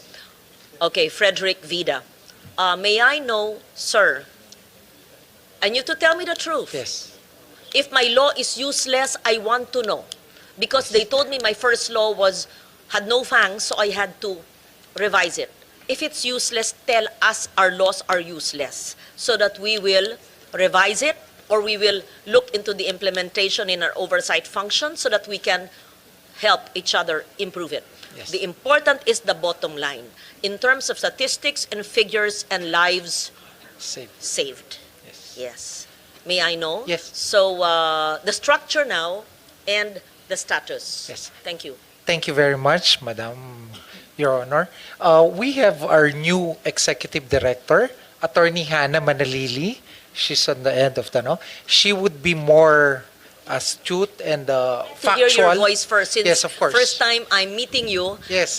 Even if you're new. Yes, thank you. Kung ano lang po ang alam ninyo tungkol, because are you Yeah. new in the department No. or you've been there for a long time? I've been with the department for almost 3 years. Okay, so Your you're Honor. familiar with Yes, the law. Yes. And I'd like to hear from your ED, but I would like to hear from the Secretary. Thank you. Basically, many initiatives have been done by the Department of Justice, being the co-chair of the Interagency Council. We maintained basically this Tier 1 ranking. So we maintained it for the past 10 years. So basically, Pag Tier 1, ipaliwanag mo para, kasi hindi naman lahat nakakaintindi Tier 1. Ibig sabihin, maigting ang ating batas or ating pag-implement or pareho? pareho po. Yung ating pong batas at ang ating masugid na inisyatibo para maproteksyonan yung mga dapat proteksyonan. Mas mataas pa ba na tier? Ito na po ang Ito na. pinakamataas. Okay, masasabi natin, kung hindi ko ginawa yung batas, nagyayabang nga, pero kailangan sabihin yung totoo. Kung di natin ginawa yung batas noong 2010 at inamendahan noong 2012 or 13, ay hindi siguro tayo Tier 1 ang ranking. Sigurado po yan. Bakit parang ang dami pa rin nabibiktima? Sige, anyway, you continue what you're saying. Thank you. Ang balakit na malaki po dito is yung enormity of especially po yung social media po ngayon. These are new challenges, no? That we continue. Ang problema po yung tulad po ng paglabag sa batas, laging kailangan mas creative sila. So we need also to be creative and to be adaptive so that we will be able to challenge yung mga bagong modus. Para maiakma natin sa batas. May I... Hindi, gusto pa marinig ang tinig mo. Okay. Kung, hindi. Opo. No, okay lang kayo, Yeah, bago opo. at bata yung Sige po. sekretaryo. Okay lang po. Opo. So, sa pagkakaalam mo sa batas ay nakatulong pero may bagong Ang mga challenge creative po ngayon, challenges. yung deepfake po, hindi na po natin alam kung yung talagang lumalabas na materyales ay hindi ho tunay na individual. Yan po ang mga nagiging opo. Aking kasi batas noong 2010, syempre hindi pa ganito ang digital platform. Ay hindi ka ako sigurado kung sinama ang pagtatraffic, pangangalakal sa online. Pinapacheck ko ngayon. Baka dapat ay hindi pa. Kasi sinulat ko yon 1998, naipasa ko, look at how long it is, 98 ko ginawa or 99. Nung bago akong senador, unang termino, naipasa ko, nung pangalawa kong termino, nairibas ako sa ending ng pangalawa ko or baka sa simula ng aking pangatlong termino. I mean, ganong kahaba. Kaya that's so close to my heart. And I still hear about abused and trafficked persons. At saka hindi ko ginawang anti-trafficking in women and children, I believe it's in person. So pati ang mga lalaki kasi, pati LGBT, pati mga lalaki na bibiktima dito, hindi lang babae at bata. So you'll pass it on to your ED already? Okay, thank you, Secretary. Bago lang si ED or nag-usap na ba tayo, ED? Bago lang po as Executive Director, Your Honor. Okay. With the permission of the OIC Secretary, magandang hapon po, Mr. Chair and Honorable Senator Lauren Legarda. First of all, we affirm that the law is very useful, and in fact, it is one of our strongest suit, our legislation. Isa po ito sa mga nire-recognize sa ASEAN at globally na malaking bagay sa pagsugpo ng human trafficking ng Pilipinas, at karamihan po sa ating mga karatig bansa, ating mga ASEAN neighbors ay tumitingin po sa kung paano ginagawa ng Pilipinas ang pagsugpo ng human trafficking, at nangunguna po doon ay yung ating batas. At kino-confirm ko po then, Your Honor, na kasama po sa amended 2022 law na qualified trafficking when it's trafficking in persons committed with the use of information and communications technology. So malaking bagay po na nakita na ng ating mga legislator ang wisdom sa pagpataw ng mas mabigat na parusa kapag po ginagamit ang online platforms sa pag-commit ng crime of trafficking. I-clarify ko lang, no? Kasi syempre noong 2010, wala pa yung online. And then I revised it to amended, expanded. Noong 2022 ba, na-revisa namin? Yes, Your Honor. Baka ibang batas yun na magko-complement. It's the Expanded Anti-Trafficking in Persons Act of 2022 po. Yun ang pinakahuli pong amendment. So, ulit natin. Okay.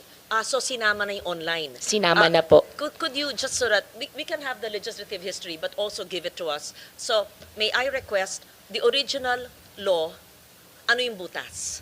Tapos, alam ko yun actually, walang fangs masyado. In-expand ko 2013 yata. Yes, Sino Your ang nasa DOJ noong mga panahon yun? Anyway, tapos, mahaba ang panahon, 2022, wala ako dito noong 2022, na-expand natin further. Yes po. Ang pangangalakal pagbebenta sa online, sakop na. Yes po, Your Honor. Pero pag aabuso, pag hinuhubaran ng mga bata, hindi yan. O sinakop ko ba yon? O sinakop ba namin yon? Or kung hindi siya na padala sa ibang bansa at online lang ang pagbebenta, nasama ba yan?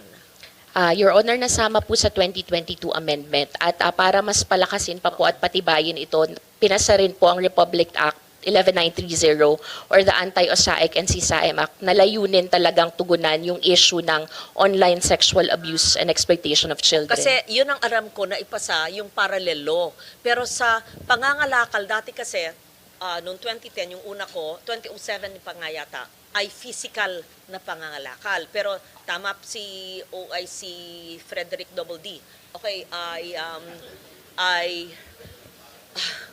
ba't ba ako na ano sa spelling? Ay iba na, creative ways, maaring mga lakal na hindi physical na dinadala. So I want to read that provision in 2022 to ensure na, pero sure kayo nag-i-implement. Sakop Yes, Your Honor. yung pangangalakal maski hindi dinadala yung bata kung saan. Yes po. Sigurado po. Bata, babae, lalaki, LGBT, whatever. Yes po. Covered. Kino-consider pa nga po na napakataas na antas ng human trafficking at mapapatawan po ng life imprisonment kapag ang biktima po ay minor de edad at ito ay ginawa sa pamamagitang information and communications technology. Hindi sa OSAIC ito, sa expanded anti-trafficking. Yes, Your Honor. So, para lang sigurado tayo, merong mahirap na magulang na bola at hindi naintindihan, na hindi naman daw kasi mahahawakan yung anak, ay binenta, may bayad sa pagkuha ng letratong hindi maganda, sabihin mo ng ganon. At napakita yung letrato sa isang customer o dayuhan at nagbayad sa, yung middleman. Masasakop po yun o hindi? Sakop po. Okay. So I feel good na nasakop nung expanded. Then maybe you can give us ano pang butas ng batas o baka naman sa implementasyon ang naging problema. So can you give us some figures or the challenges na sinasabi ninyo na dapat panggamutin at ilan ba ang mga bata o biktima na na-save natin dahil maigting na implementasyon ng ating batas? Thank you. With the permission, I will continue with the response to the question. So, unang-una po, gaya ng nasabi kanina, meron po tayong matibay na mga batas or legislative framework na hindi lamang nagpapataw ng parusa doon sa actual na gumamit po ng material or ng nag-consummate ng crime of trafficking. Pinapatawan din po natin ng parusa yung mga nagfa-facilitate or yung kumikita sa pamamagitan ng pag-traffic. So, napakalaking bagay po nito gaya nung sa issue nung trafficking sa Pogo Hubs dahil nafa-filean po natin ang kaso hindi lamang yung nag-employ o yung talagang management nung Pogo Hub but gayon na rin po yung mga lessor ng property at yung mga kinikilalang nag-facilitate or nagpakilala or nag-recruit. So isa po yun sa mga layers na sinisiguro natin na lahat ng mga sangkot doon sa krimen ng trafficking ay mapapatawan ng parusa. Doon naman po, yes, Your Honor. Salamat at binanggit niyo ang Pogo dahil dalawa sa pinakamaigting na advocate laban sa Pogo ay nandito ngayon, yung chair at saka si Sen JV. Maari po niyong ikumpirma sa amin, tama ba o mali, na ang network ng criminal syndicates ng Pogo ay trafficking syndicates din at hindi lang gambling. Hindi lang illegal gambling, pero ito'y mas malalim pang sindikato na ginagamit ang sindikato ng online gambling pero sa pangangalakal ng mga tao, whether face-to-face or live na dinadala or ginagawang slaves or ginagawang subject for online exploitation. Just to validate what we learned in hearings of the previous years. Yes, Your Honor. We confirm actually hindi lamang po trafficking na crime ang involved sa mga sindikatong ito. Base sa aming investigasyon at yung mga report na natatanggap sa pamamagitan ng ating mga victim survivors, meron din pong ibang krimen na ginagawa ng mga sindikato gaya ng money laundering, torture, murder, kidnapping, and illegal detention. So, sanga-sanga na po yung krimen na ginagawa ng mga sindikato sa likod ng krimen na ito at nagiging isa yung trafficking sa mga ginagamit nila para makakuha ng mas maraming tao at mas mapilit sila at malagay sa sitwasyon na sila mismo yung gagawa ng krimen para dito sa mga nagtatagong sindikato na ito. Ilan na po ang inyong nasagip na mga persons, regardless kung bata, babae, or what, sa pangangalakal? Your Honor, sa 2024 data po namin, lumalabas na more than 2,000 victims of trafficking have been rescued. And this year, as of September 2025, nakakabahala po yung numero ng mga na-repatriate na biktima ng trafficking sa ibang bansa.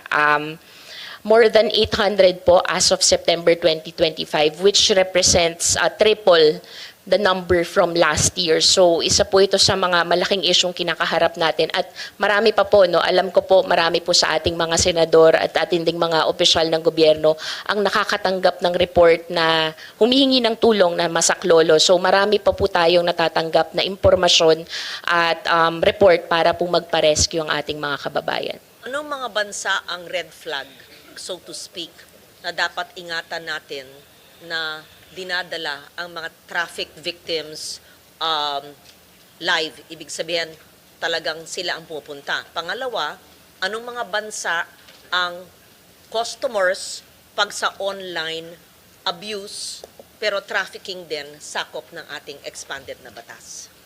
Your Honor, regarding po doon sa trafficking ng ating mga kababayang Pilipino, particularly yung mga forced and exploited for criminality or scamming, meron pong 3 bansa sa Asia na nangunguna. So ito po ay fina-flag namin sa Bureau of Immigration na maigting pong pinapatupad ng ating border control and management para po mapigilan, no, dito pa lamang po sa ating bansa sana na hindi na sila makalabas dahil nga po sa ating recognition na pag nakalabas na po sila ng bansa, mas may limitado po ang ating enforcement and jurisdiction. So, closely po, we're coordinating with the Bureau of Immigration to constantly monitor this information at gayon na rin po yung mga red flags ng mga maaaring maging biktima ng human trafficking.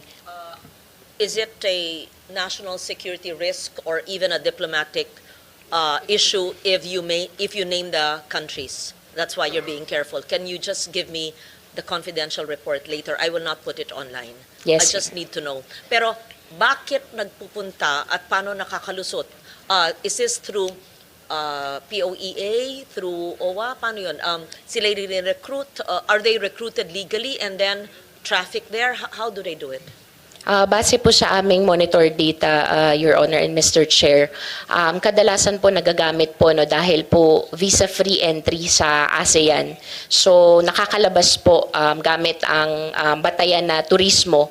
Yun po ang nagiging basehan. At isa na rin po sa nabanggit ni Mr. Chair kanina, yung issue po ng mga labasan sa dakong southern part ng Pilipinas. So isa rin po ito sa nagiging point of entry or point of exit rather, palabas ng bansa na hindi limitado po ang ating regulation, bagamat tinatauhan po ng Bureau of Immigration lahat po ng main ports at gayon din po ang iyakat, meron po tayong task forces.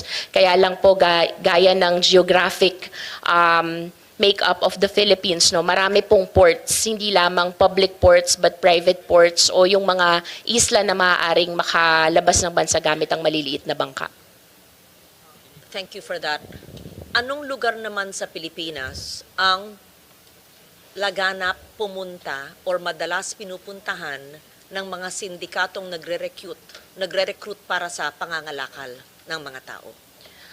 Your Honor, yan pong issue na yan, medyo nahihirapan na po kaming i-determine dahil online na po talaga ang kanilang ginagawang recruitment. So, ang base na lamang po sa aming impormasyon, karamihan pa rin po ng nagiging biktima ay nakabase sa National Capital Region at sa mga karatig bayan. Pero kung saan po naglalagay ang mga sindikato, mahirap na pong matukoy dahil nasa online na po talaga ang recruitment.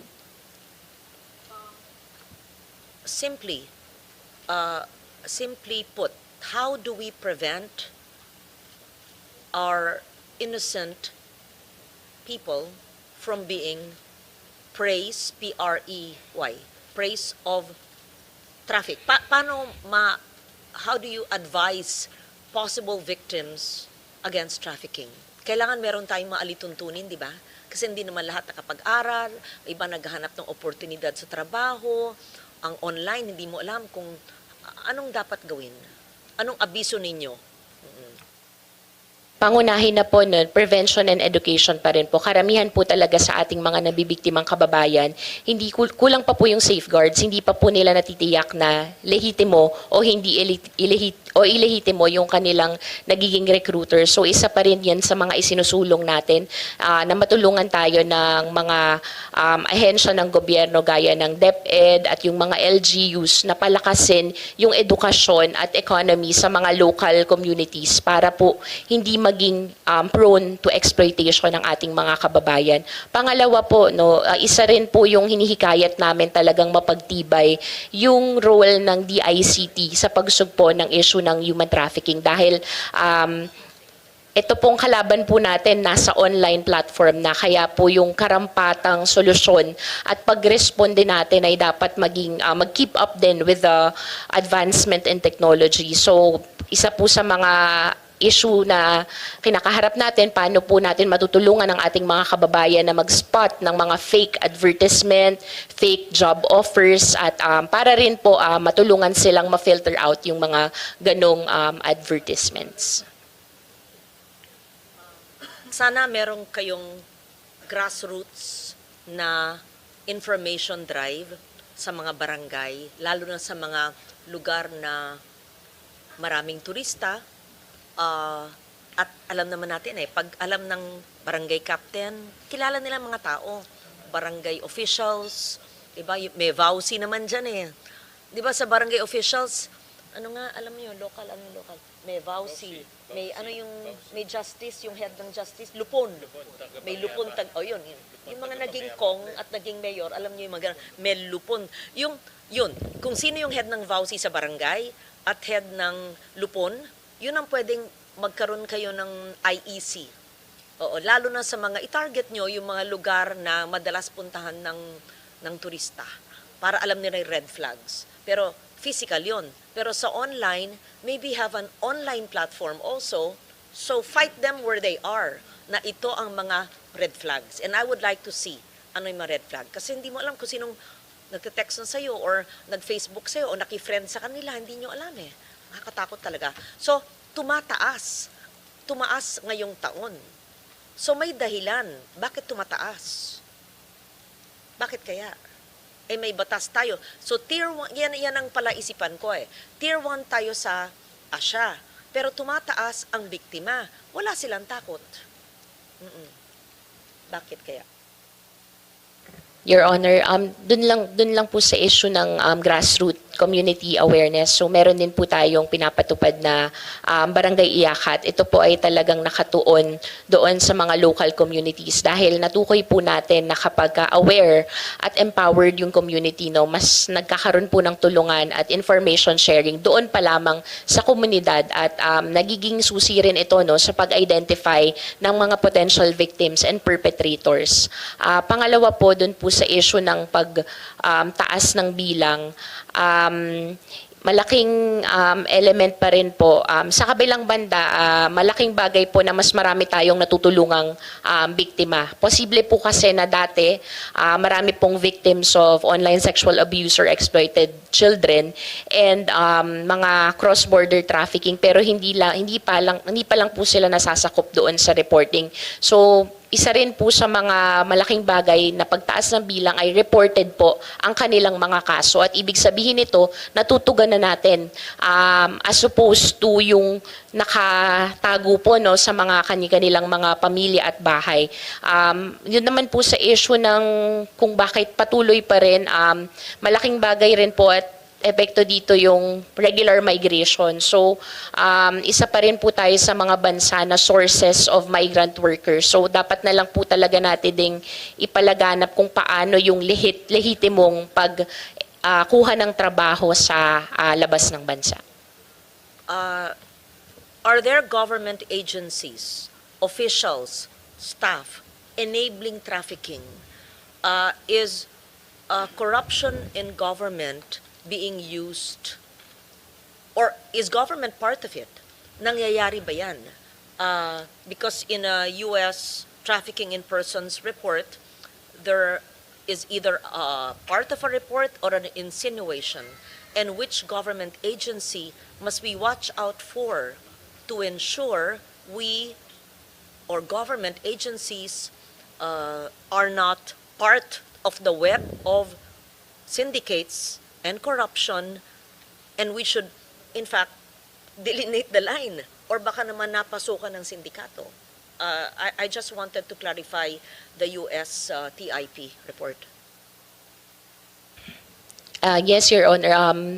We confirm na may findings ang US TIP report as to the connection of corruption with facilitating human trafficking. And following the recommendation of the US TIP report, isa po ito sa mga tinutukoy natin na tinututukan kung meron pong mga opisyal ng gobyerno or employees who are facilitating human trafficking.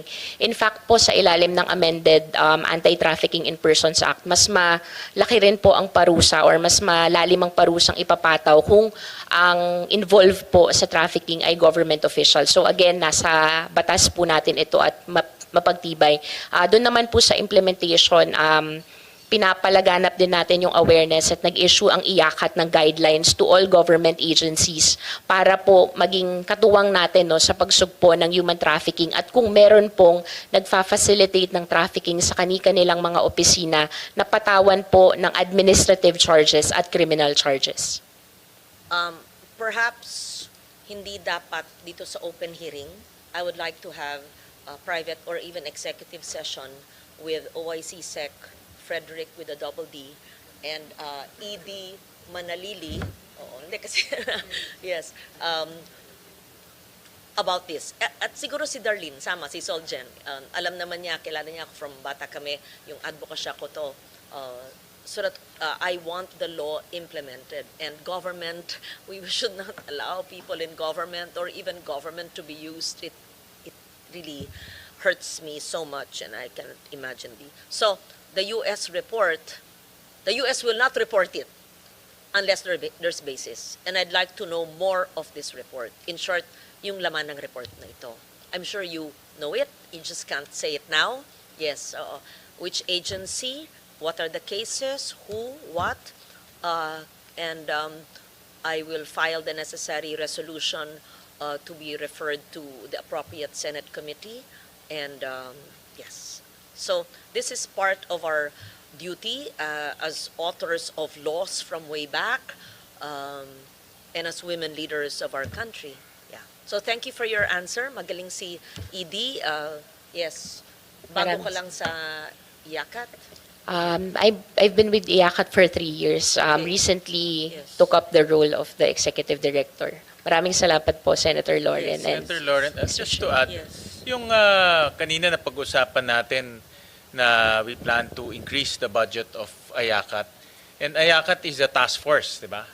Tama ba? Mr. Chair. Interagency task force, is that the right description? Mr. Chair, it's a council composed of 28 government and non-government organizations. So, chairperson po ang Department of Justice at kami rin po ang namumuno doon sa task forces. Okay. But hindi kayo yung enforcers. Hindi kayo yung nanguhuli, di ba? Not primarily, Senator, So but we are augmenting and coordinating. You coordinate with all the different agencies. So, how will the increase in budget help decrease incidences of human trafficking? Mr. Chair, with the permission of OIC Kasi maganda Secretary. yung kanina sabi ni Secretary, yung absorptive capacity. That's a very important kasi this is an interagency council, not the enforcement. No, so but we want to help, no? Kami Senator Lawrence, Senator JV because advocacy namin to. But how will the increase in budget decrease incidences of human trafficking? First of all po, maraming salamat sa all-out support talaga sa advokasya at misyon ng anti-trafficking. Second, yung dun po sa pagtaas ng budget, marami po kasing mga ahensya, even NBI and BI, ang nakadepende po sa augmentation ng IACAT funding pagdating sa mga operasyon. So, gaya na lamang po nung kung meron po tayong intelligence report na natanggap na may lalabas ng bansa gamit ang mga illegal migration routes, tayo po ang nagpapadala ng pondo rin sa mga informants and sa ating agents na pupunta po doon mismo para mag-intercept. I understand that we are heavily dependent on our law enforcement units, the NBI and the PNP. But wala po kasing nakalaan na specific budget para sa trafficking sa ilalim ng kani-kanilang mga ahensya. Kaya pagdating po sa pag-augment ng kanilang mga pangangailangan, doon po pumapasok ang IACAT under the leadership of the Department of Justice. How about yung naalala ko tuloy, Senator Lawrence, sa ibang bansa, like sa, I think in Western countries, pag nag-CR ka, doon sa likod ng pinto, merong advertising doon. Sa airport, actually, sa airport. Diba? Kung if you are a victim of human trafficking, call this number. Linalagay nila sa banyo kasi yung mga human trafficked victims, pag nagbabanyo, doon lang sila nakaka-report. But ito yung mga countries na yung countries na meron human trafficking incidences. Tayo kasi yung victim no? So how do tayong source or tayo yung na-victimize? And I believe education is very important. No? Who among the agencies is tasked in the council to do information drive? Dahil ako, my first-hand experience ako, tina-target nila mga senior high school secretary kasi yan yung mga adolescents yan at hindi nila alam kung ano yung nangyayari sa labas ng Pilipinas. So yung tina-target nila. When I was a mayor, naalala ko yung tina-target nila. But that can be countered with information campaign. So who among the agencies? Is it IACAT? Is it sinong agency? Sa ilalim pa rin po ng IACAT, Mr. Chair, pero ang lead po in terms of information and awareness campaign ay yung Commission on Filipinos Overseas. So nakasaad din po ito sa ilalim ng batas, and we also support the CFO in their information drive and campaign. At maliban po dito, no, meron din po tayong inisyatibo na pakikipag-partner sa mga local government units through the Barangay IACAT led by the Department of Justice. IACAT do, let's say, a online campaign against human trafficking, let's say lang kung may, ito lang kung merong kasi nakita ko kung, let's say, nagvi-victimize sila, tapos gusto nila, merong nag-advertise o trabaho sa Cambodia, tapos ito yung trabaho, pero alam naman natin baka ito yung mga scam centers, di ba, or mga human trafficking centers. Can IACAT, first of all, number one, detect those and report those advertising that are victimizing Filipinos? And then number two, pwede nyo ba i-counter yan by coming up with your own online campaign to stop yung mga ganitong mga fake online campaigns? Pwede po magsagawa yung IACAT ng counter online awareness campaign. At pangalawa po, meron din po tayong medyo maliit pa lang po na unit ngayon, yung Cyber Tip Operations Monitoring Division, na isa po sa mga tungkulin nila ay mag-surveillance online. So hindi lamang po sa issue ng online sexual abuse or exploitation of children, pero maging itong mga issue na rin po ng fake job advertisements and even yung illegal adoption and baby selling na laganap rin po online. So sa ngayon po, nasa ilalim po ng NCC o SAIC-CSAM ang ating Cyber Tip Operations Unit, and hopefully po, no, with the support of your excellencies, mapalaki pa po at mapagtibay natin yung unit na ito, dahil isusulong po talaga nito yung ating pagresponde sa pamamagitan ng digital platforms din. Augmentations that we want, amendment na gagawin natin para mapalaki yung online presence ng IACAT and yung national coordinating, yung OSAM? Yes. Yun ang gusto natin palakihin yung presence. No? So, yung mga i-amend natin to improve your budget, sana malagay natin doon, Secretary, kasi yun, dyan talaga naghahanap ng biktima online. No? Dito ho sa paglatag ho ng iba't ibang programa, tatlo po ang key education, deterrence, and prevention. So, sa iba't ibang aspeto po, malaking bagay po talaga yung programa sa IEC, no? Sa Information and Education Campaign. Hindi lang ho sa plataforma ng online, no? Pati na rin ho sa grassroots. Kasi meron nga po kaming may mga program po. Ito po, inisyatibo, pero nakita po namin maganda sa Catanduanes po. Yung aming pong provincial prosecutor doon, in enhancing protection of children, nag-open lang siya ng forum. Okay? After po nung forum niya, and I like to mention our provincial prosecutor Santua, it was her own initiative. Marami hong lumapit kasi hindi pa nila alam, biktima na sila. Opo, may mga pamamara, we will discuss it with you. Oho. Kaya nga how we enhance, how we move from this yung learnings, we can definitely po. Ang tatlo pong bahagi kasi talaga para rin ng korupsyon education, prevention, and deterrence. This is one of the highest or biggest national security issues. Kasi it really runs into the fabric of our society. It's children, minors, it's women, and men as well, LGBT. So, and the criminal syndicates don't appear like traffickers. They use other means. Perhaps pogo, perhaps business, iba-iba.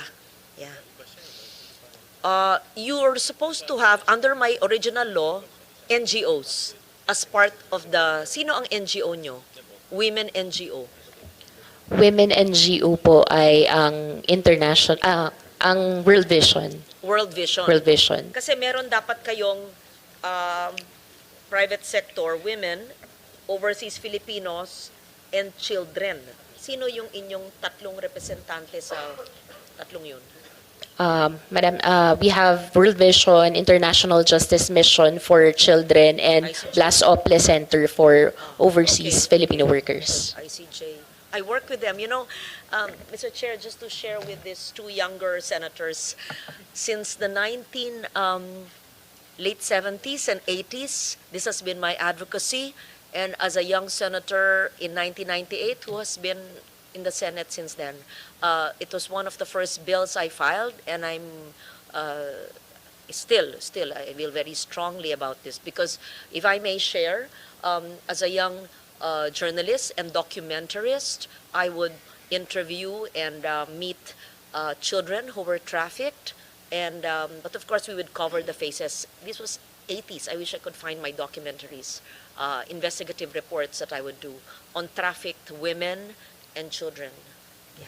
So I'll try to find, I don't know if, siyempre mga traffic. Then, if I may share, I even raided trafficking dens. Ganun ako katapang nun, JB. Oo.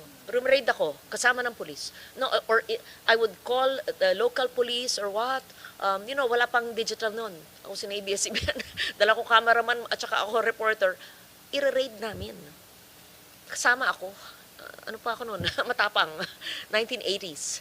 I remember that. And maybe I should research my scripts at the time. They were all hard copy. I had a list of all traffickers. And if I may share, and when I ran for the Senate in 98 up to 204, they tried to block me and block propaganda. I don't know how. There was no online yet. And then, I was a young senator. We raided a den somewhere in the south. Yeah, I won't say where. It was in an exclusive village. Basta ganun. And they tried to black prop me on Facebook. May Facebook na nun. I just wanted to tell you the history of this because it's been my advocacy since I was in my teen or early, in my journalism days, when I started journalism in the early 80s. So, and I know that it's one of the top 3 national security issues of our country. Because when there's trafficking, there's drugs, there's criminality, there's all of this. Yeah. So we can have an executive session on that, and please let us know the support needed. I just want to put on record the U.S. Trafficking in Persons report. I'll read it verbatim, and I quote, hindi po galing sa akin ito. Some officials in law enforcement, immigration agencies, and other government entities are allegedly complicit in trafficking or allow traffickers to operate with impunity, unquote. I did not say this. It disturbs me.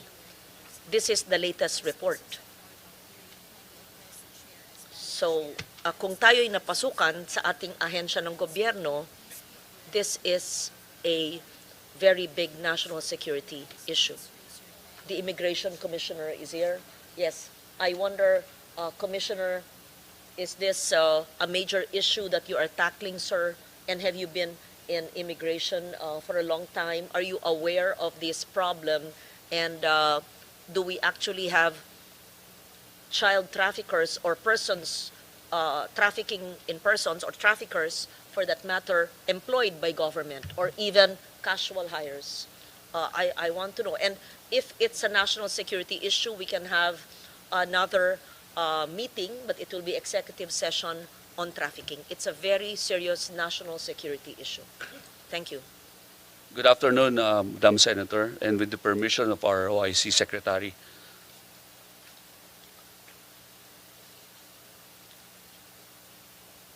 We reaffirm our commitment to the anti-trafficking efforts of our government, Your Honor.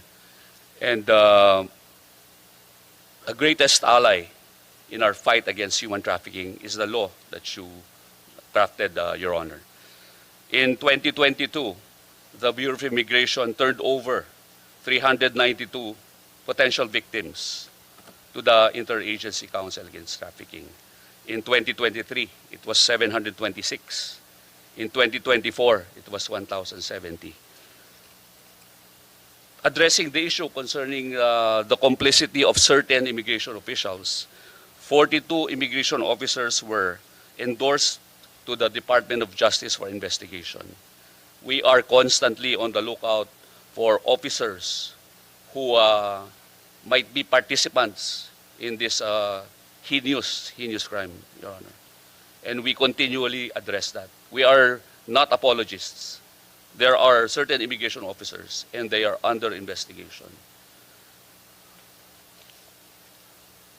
Thank you for that, Commissioner. Welcome, Your Honor. Yes, you seem knowledgeable about this law and the issues surrounding it. And I will stop there because it has to be discussed in an executive session. It's a national security, major national security issue. Because where there's trafficking, there's drugs. And where there's drugs, there's everything else. Yeah. So I'll stop there. Mr. Chair, I have another question. Do I have time before I go to my next? Go ahead, Senator Yes. Lauren. Another advocacy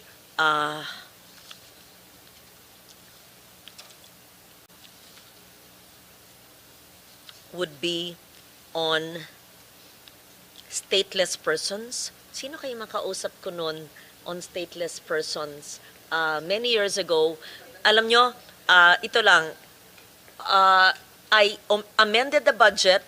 Tuwan-tuwa yung agency or bureau under DOJ dahil napansin daw sila at dati maliit ang budget, naglagay ako ng budget na empower sila. Sino ba sila nun?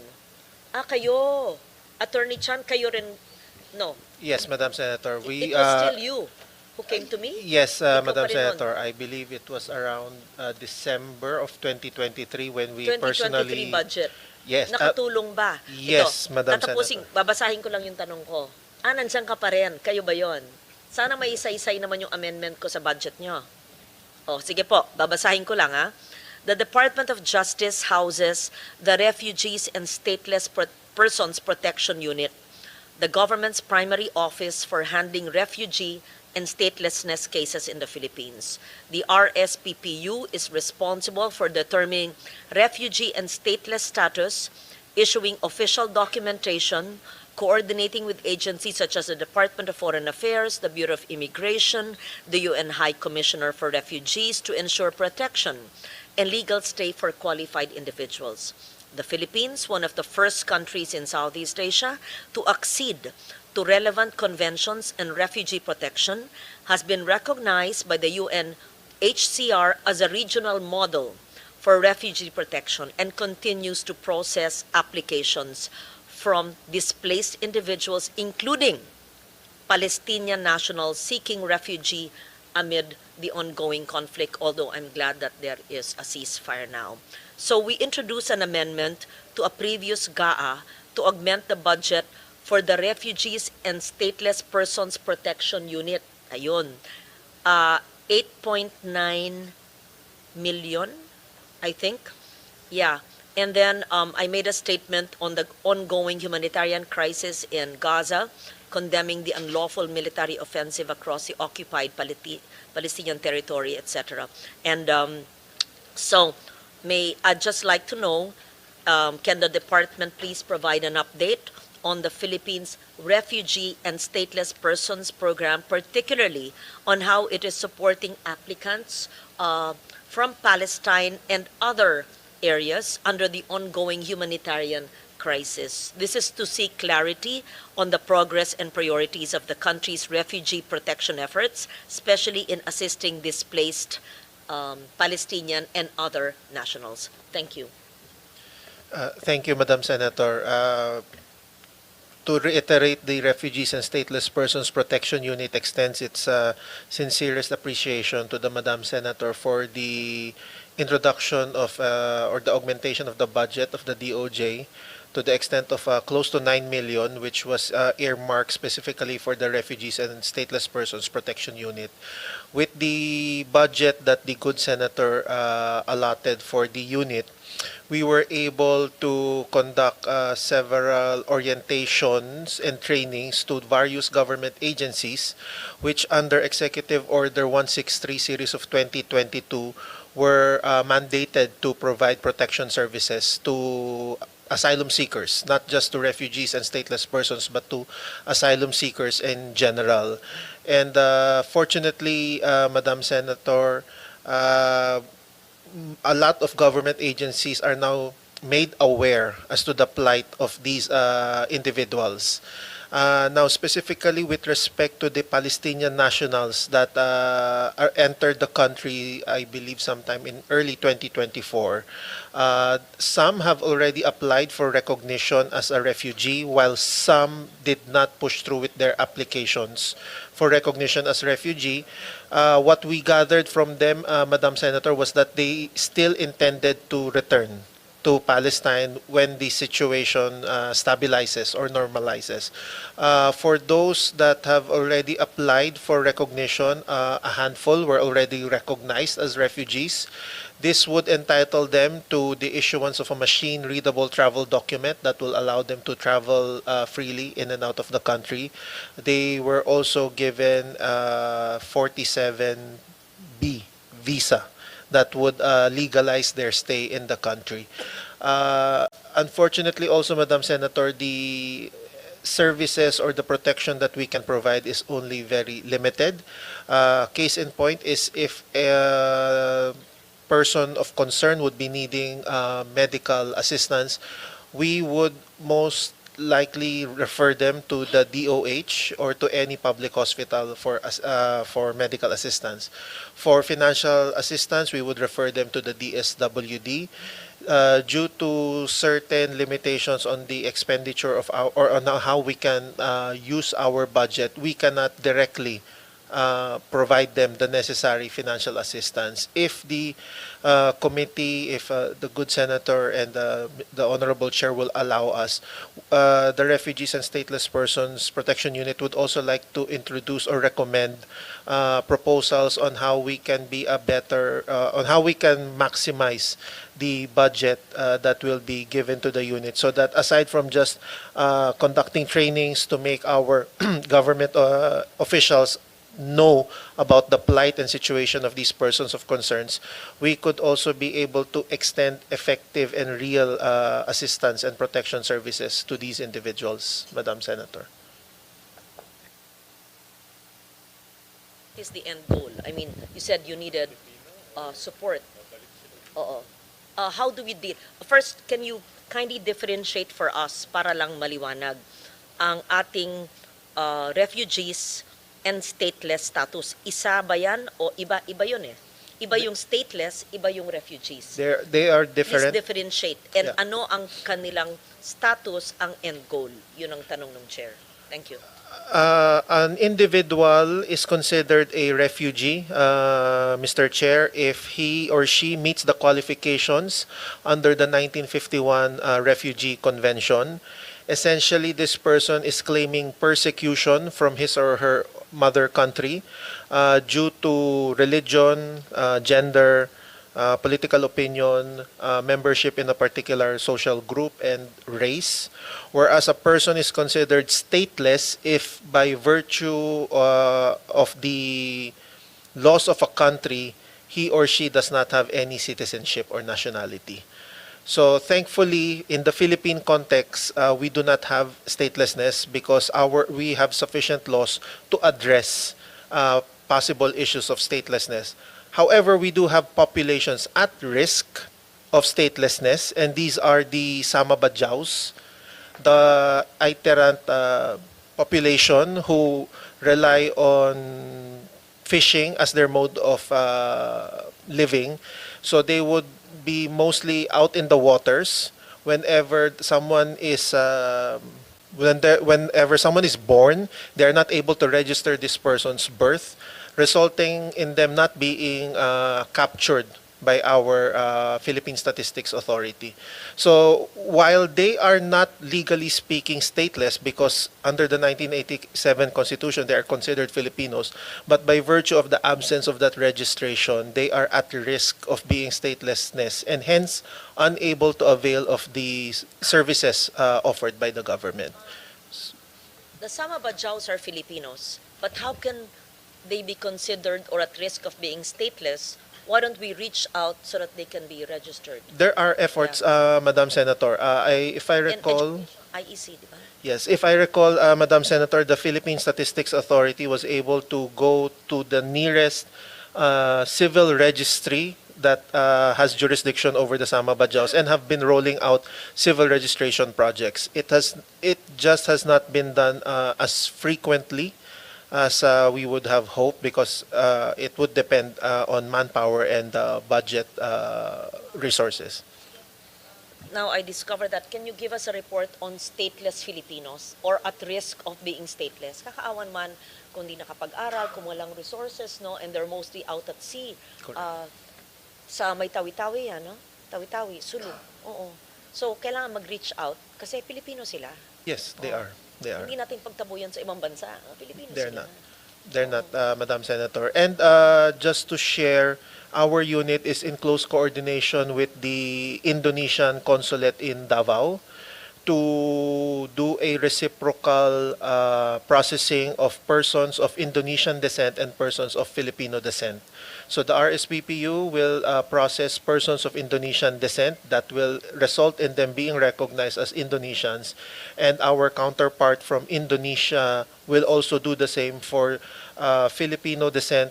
There is a province in Indonesia or an area in Indonesia, Madam Senator, I just forget the area where it is, but there is a handful or a number of persons of Filipino descent that have not yet secured their registration, their Filipino registration documents. Last question and then I have to go to my next hearing. Thank you, Mr. Chair, for your patience. Ilan ang stateless persons na sa jurisdiction natin? Right now, Madam Senator, we don't have any state. Well, the Sama, but the numbers, Your Honor, I will base this, Your Honor, on the 2022 figures coming from the UNHCR report, and that is around 12 to 15,000. Wow.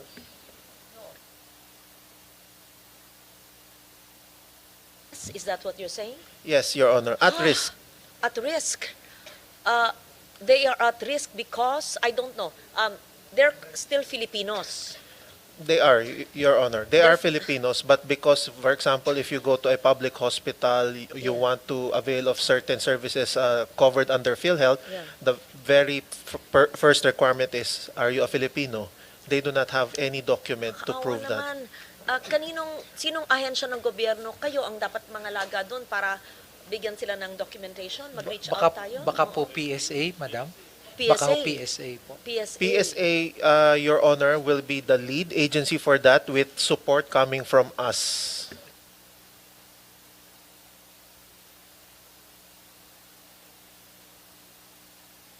Bigyan nyo kami ng memo kung anong dapat gawin. We will, Madam Senator. 15,000 na Pilipino, nakakasakit. Yan yung mga issue with yung mga Filipinos in Sabah. Diba na pinanganak sila doon, pero hindi pa rin sila accepted doon, binalik sila dito. I remember when I went to Zamboanga, may mga ilan cases tayo ganyan in a shelter, ma'am. I remember talking to them, but di na sila marunong mag-Tagalog eh.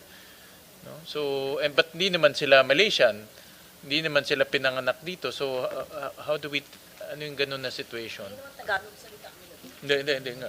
Kasi, Mr. Chair, the issue with Sabah is a bit more complicated than the ones involving the other at risk of statelessness because there is a territorial claim there involved, and I believe the DOJ together with the DFA is closely discussing on how to resolve the issue involving Filipinos in Sabah. I don't know if you can answer this here or maybe through an executive session, but there are individuals, no, who were deported from Sabah to the Philippines. ano ang treatment nila? I remember encountering some of them in Zamboanga City. May shelter tayo doon, Secretary. No, anong treatment? If you can, I know that there is a territorial dispute issue dito, no? But for purposes of addressing those individuals, no, who were deported from Sabah and now in the Philippines, particularly in Zamboanga, ano sila? Filipino sila? Malaysian sila? How do we treat them? Apologies, Mr. Chair. I would have to look into that particular matter you mentioned about those Filipinos that were deported from Sabah. First time that I have heard of that. But if based on the law alone, if these people can trace their lineage to a Filipino parent under the 1987 Constitution, then they would be considered Filipinos. It's just now a question of whether they have the actual birth registration documents to prove such a fact. We mindful also of this claim, mindful of the claim, Mr. Chair, this birth registration must be issued by a Philippine civil registry, because if it were to be issued by the foreign civil registry, then that may end up being a recognition of the authority over that foreign entity to register births of Filipinos. And I won't discuss this in detail, no, but I just want to bring this up to the department, particularly Attorney Chan, who I believe is handling this issue. Pero meron ako na-encounter na ganun. I don't know kung dumadami, I don't know kung kumukonte, but I remember going to a shelter, government-run shelter in Zamboanga and meeting some of those individuals. Ang explanation sa akin nung social worker, they're Filipinos, their parents, but their parents or grandparents are Filipinos who went to Sabah, pinanganak na sila doon, but may mga cases, may mga crackdowns rin doon, binabalik sila dito. Unfortunately, hindi na rin sila marunong magtagalog, no. Yun tingin ko stateless talaga. Ang probably maybe kung anong maybe Malaysian or some hindi ko alam kung anong language sa Sabah, no. But yun talagang stateless kasi pagbalik nila dito, wala silang passport, wala silang birth certificate, no. So, anyways, but just take a look at that issue. We will, Mr. Chair. Thank you. According to the DFA, there are 770,000 Filipinos in Sabah, 550,000 of whom are undocumented as of February 2024. Diba? Kakaawa. Diba? Pero undocumented nga. Oo. Anyway, I leave it at that. I have to go to my hearing. Thank you, Mr. Chair, and thank you to Senator JV for yielding. Yes, I give my support to the DOJ family and especially and all the agencies. Marami pang dapat tunin pero may hearing ako sa kabila. Sige, thank you. Thank you, Senator Lauren. We now recognize Senator JV. Thank you, Mr. Chair. Just a few questions to the agencies that we have supplemented with the additional budget before. But first, I'd like to ask our OIC Secretary Frederick Vida. We just noticed that the Office of the Secretary Proper received 1.525 billion in confidential funds for the current year due to congressional intervention. Yes. However, for fiscal year 2026, ano na lang to, it substantially decreased to 364.84. How would this significantly change the confidential fund allocation of OSEC proper? Well, for purposes, basically, pag tinignan po natin, Your Honor, yung 2026 proposed CF or confidential fund, it's restoring back yung 2024 and 2023. There were confidential activities basically mandated to the past secretary that has basically been already done. So basically, we're restored back to our original confidential fund levels. So kung maapektuhan po, unless may makita po kaming iba, we don't think na it will hamper our operations. We will be able still to fulfill our mandate, Your Honor. But I understand that's very important. No? Yes. It's DOJ is one of the departments or agencies that we allow confidential fund. Kahit na nung height nung controversy about the confidential funds, because it is very essential in your the performance of your Yes, opo. duties, no? Lalo na sa mga sa witness protection. Yes, opo. Tsaka won't this affect all of this? Hindi naman makaka-apekto ito. Yung drastic yung change, no? Yeah, I don't think it will, but there are mechanisms to augment, and under the existing joint memorandum circular between DBM and the COA. So if need be, we will just make. But for now, we foresee that there will be no change, or we will still be able to fulfill our mandate, Your Honor. Kasi Thank you mga very much assets, for the. Of course, yung mga assets nyo and lahat are usually charged under this, no? Yung mga confidential funds. Yes, And yes. given your role as the primary force investigator at lahat, Opo. kailangan po natin to. Just wanted to Opo. make sure kasi medyo malaki. Ang meron lang po kaming request, Your Honor, is the additional request from our witness protection program. It's another 192 million which was not considered sa HGAB. We requested in the earlier hearings before House, but unfortunately it was not. If that can be placed, we will include that in our Requests. request, in our endorsement. 199 million for witness protection programs. Yes. 190. Anyway, that's the reason why we really 190. have this Yes. committee hearings para Opo. po yung there are programs that are really essential but are not approved for some reason by the Department of Budget. Hindi po na-include ng DBM sa NEP, no? So, Opo. If I may, in case this will be approved, I hope that this will be treated as a good amendment. yes. Lagi kami na allergic na kami sa insertion eh. But there are really here in the Senate we're proud yung mga insertion or amendment as we call it are really needed, no? And are institutional, mostly institutional. Sige, we'll take note of that, no? And then our chair is here listening, yung 199 million for witness protection program. With the Bureau of Corrections, siguro si General Katapang, our director, I remember, if I remember it right, during the first budget hearing under Secretary Boying Remulla, one of the major projects dapat yung mega prison natin, no, because of the state of and the situation of the Bilibid now, dapat ito yung galagay sa Mindoro, tama no? Yes, Mr. Chair, Your Honor. And then it's supposedly 5 billion pesos, supposedly. Yun na ba yung cost? I think, if I remember right, kasi 2020 to 2023 budget yata yun, 5 billion for the construction of the mega prison facility. Yes, Mr. Chair, Your Honor. The request was 6 billion. 6 billion. And then Senate initially provided 200, but it was never augmented because during the session it was discussed during the plenary that if funds are made available, the remaining balance of about 5 billion plus will be provided. But you would still, of course, because of given the situation now, yung overcapacity ng congestion, and also yung nandun na rin napakahirap na rin i-maintain ng Bilibid ngayon because it's already surrounded, no? Na yung ang hirap ng tanggalin yung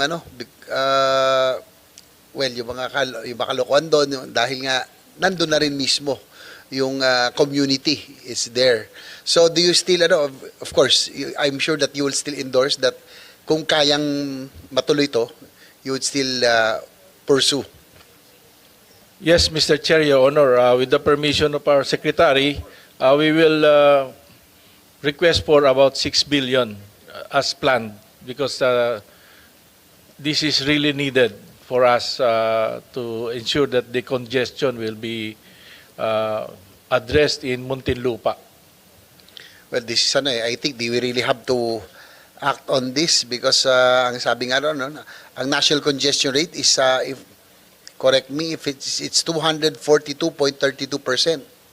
no? And Iwahig Prison and Penal Farm and Davao Prison Penal Farm are the most congested with a congestion rate of 617%. Tama ho ba itong mga figures na to? Yes, Mr. Chair, Your Honor. Nakakalungkot na kasi kung because of these floodgate scandals, given the amounts of projects that were wasted, sayang itong 6 billion kung nasimula natin kahit konti-konti nagawa na. No? Kahit tinapyasan lang natin itong mga nilustay ng mga iilan, natapos sana, no?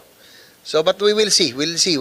Anyway, the President said yung 250 billion will be realigned mostly for ayud, mga social programs, no? But we're hoping that it can be used for some infrastructure projects yung talagang mga kailangan talaga. So we'll see. So 6 billion pa, no? And this will be multi-year. Ano po ang what will be the capacity again? I think we will be able with that amount to close down the minimum or medium security compound, which is about 6,000 PDLs, because per capita cost is about that much. To relocate and transfer these PDLs to better facilities outside Metro Manila. Okay, thank you for that information. Kasi naanak ko lang kasi that was 2022 yung unang budget natin dito pagbalik for 2023. Kaya lang, unfortunately, hindi na pursue. Pero nakakapanghinayang lang. If it was just 5-6 billion, wala yun sa katiting ng mga nilustay dito. No? Yeah, Mr. Chair, Your Honor. Ng mga loko dito. Yeah, because you passed a law, RA 11928, which is the Supermax. And it was decided by Senate and former Secretary Boying Remulla to put the Supermax in Mindoro. So that initial amount of 6 billion was really earmarked. Pero multi-year naman yan, hindi naman natin kaya lahat. Multi-year yan, sir. That's ang total for to put up the Supermax is about 40 billion. So we just jump-start it so that slowly we transfer the maximum security compound to Mindoro. Okay, thank you, Jer Katapang. I will go to Director Jimmy Santiago. Will take advantage. Judge Jimmy of NBI. Of course, yung pong anti-cybercrime is very important. Very, yan ang kalaban po natin ngayon, online. That's why we want to strengthen or augment yung pong budget. Palakasin po natin anti-cybercrime cooperation. Given the increasing volume and sophistication of online scams, hacking incidents, cyber attacks targeting both government, private institutions, how much is allocated by the agency for its anti-cybercrime operations?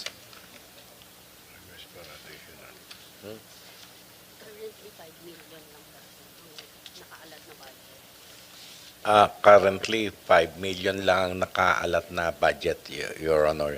Kaya naghihingi po kami ng additional sana. This year to 2025 is only 5 billion that was approved? Yes, sir. Actually, yung na-grant na sa amin dapat last year ay nabalik po kami sa 2024 budget. Kaya ito po, nanghihingi kami na additional na 460,164,000 para po yun sa aming 4 na projects. We'll go to the details later, no? So 400 po, 400 for the cybercrime unit. Kasama na po yun, but ito po ay restoration of hazard duty pay, request for additional allocation for strengthening the national security and intelligence operation. Doon po. Tapos, augmentation ng insurance expenses and construction of an office in Lucena, Your Honor. Sige, we'll just get the details, no? Pero we're more interested talaga do sa strengthening and improvement ng anti-cybercrime, considering that yearly we have a lot of scams, cyber attacks, and mga online, mga hacking that happens. So we want NBI, PNP cybercrime, of course the ICT, yan yung yan yung the new and clear and present danger kasi online na po halos lahat. So please give us in detail so that we can study, and we'll see what we can, andito naman ang chair natin, so that we can digest and see what we can give, no, to strength to improve the cybercrime division of NBI. Yes, Your Honor, we will submit one, Your Honor. So how closely does NBI coordinate with the Cybercrime Investigation and Coordinating Center, or yung ICC, and the PNP Anti-Cybercrime Group and other law enforcement agency in its cyber operations? Meron ho tayong coordination, meron pa tayong coordination with other agencies? Yes, Your Honor, coordinated naman kami, cybercrime ng PNP, tapos meron tayo ngayon National Cyber Coordinating Council, sir. Actually, yesterday, nandun lang sila sa office at nag-meet na naman nga kami para ma-strengthen namin ang aming capability, sir. Okay, tsaka yung ano ba, yung pong accomplishments of the agency in terms of cybercrime cases successfully filed or prosecuted this year. So at least we will be able to justify yung ating pong augmentation, no? Medyo malaki kasi yung budget nyo. But we would need probably to see the accomplishments, how many cases filed and successfully filed or prosecuted this year. Doon po sa, and the targets for 2026. Yes, Your Honor, sir. We will comply. Okay, thank you for that, no? Kasi tayo, ito yung mga hininga natin, matinulungan nating agencies, no? So that are that we need to add to improve their programs and projects. Anyway, thank you, Mr. Chair. I'll just be here to listen to the other agencies as well. So nice to, good luck to OIC Sec Frederick Vida and the DOJ family. Of course, nice to see some familiar faces. Soljan Dardin, of course, who I've worked with in the housing industry. Nice to see you back in government service, ma'am. Thank you. Thank you, Senator JV. I'll continue where Senator JV left off with NBI. Director Santiago, first, it's good to see you. Good that you continued your service to the Filipino people. Lalo na ngayon, kailangan natin ng talagang mga may experience dahil marami tayong hinahabol na corruption sa gobyerno. At maganda rin magkatabi kayo ni General Katapang. May mga nahuli nyo, bigay nyo kaagad sa kanya. Para mabilis na. Oo, magkatabi kayo. No? Diba? Sinadya yata ni Secretary yun para mag-usap na kayo kaagad. No? I saw in your budget, Director Santiago, na you requested 6.5 billion. But the ones na ang na-approve lang ay 1.3. No? Medyo malaki yung discrepancy. Can you tell us which ones ang hindi na-approve but you think should be approved and priority? Ang total po nung hindi na-approve ay 460 million 164,000. Ito po yung binanggit ko na rin po kanina, restoration of hazard and duty pay, request for additional allocation for to strengthen our national security and intelligence operation, augmentation of insurance expenses, and construction of our district office in Lucena. So yun po ang kinakailangan namin na hindi po napasama sa budget. Ito ba in order of priority ito, Director? Yes, sir, Your Honor. Ito po yung talagang kailangan namin na sana po'y matulungan nyo po. Sige kami. po, just submit to us yung in order of priority kasi nakita ko malaki yung cut eh. Almost 4 billion yung not cut, no, hindi na approve ng DBM, no. So and right now narinig ko nga kanina kila Secretary, the NBI is tasked to investigate many of these flood control issues. So importante na mabigyan kayo ng suporta, no, para mabilis yung trabaho, no? Kasi the more support, the faster, more efficient that you can dispense with your work, no? So Yes, pasabit sir. na lang sa amin yung breakdown in order of priority. Opo, sir. But at the same time, Director, nakita ko yung unfilled positions na NBI is about 993 positions. 822 na lamang po. 822 na lang. Oo. Opo, yes sir. And ano mga positions to, Director? And bakit mataas ang unfilled? Yun pong plantilla position namin na allowed kami sa OSSP ay 2,472. Ang filled position na po ay 1,450. Ang unfilled po ay 822 na nga. Pero kami patuloy hong nagre-recruit at nagpo-promote para ma-fill upan itong mga kakulangan na ito. Bakit po may kahirapan ba sa pagkuha ng tao, kuha ng agents? Ano to, mga agents, mga investigators? Dahil po dun sa yung nagkaroon ng modernization, reorganization, medyo napigilan po kami ng DBM para pero ngayon po ginagawa na namin ng paraan at ito nga po patuloy po ang aming pagre-recruit lalo na ng mga agents. Okay.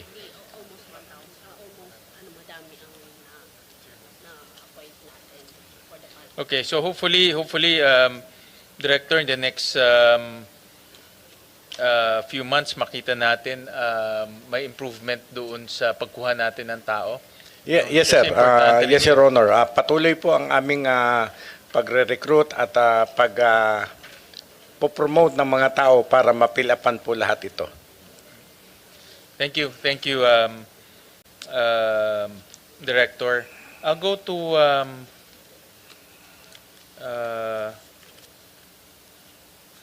the Office of the Solicitor General, to Soljan Darlene.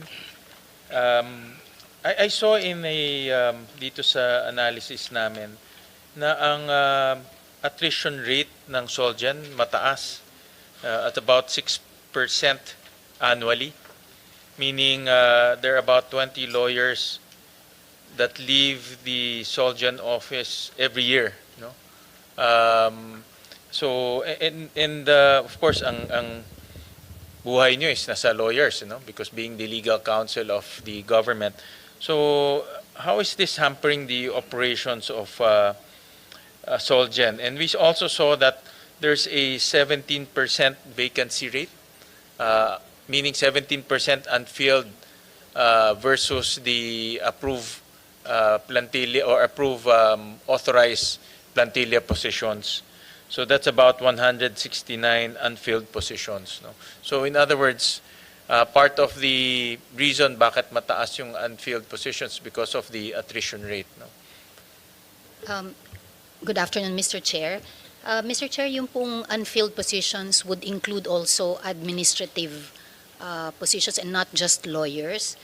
So kung di po ako nagkakamali, parang sa lawyers ay around maybe 30 to 40 lawyers from the plantilla positions. But totoo po na may mga umaalis. The 3-year average attrition rate is a little under 7%. Meron po kaming 30 divisions now, a little over 300 lawyers. On average, each lawyer handles 1,500 cases. Where the OSG... Each lawyers, 1,500? Yes, Kanina, Mr. kala ko Chair. sa prosecutor, 160 something, napakadami na. Yes, Ito is Mr. Chair. 1,500 500 on average per lawyer. So,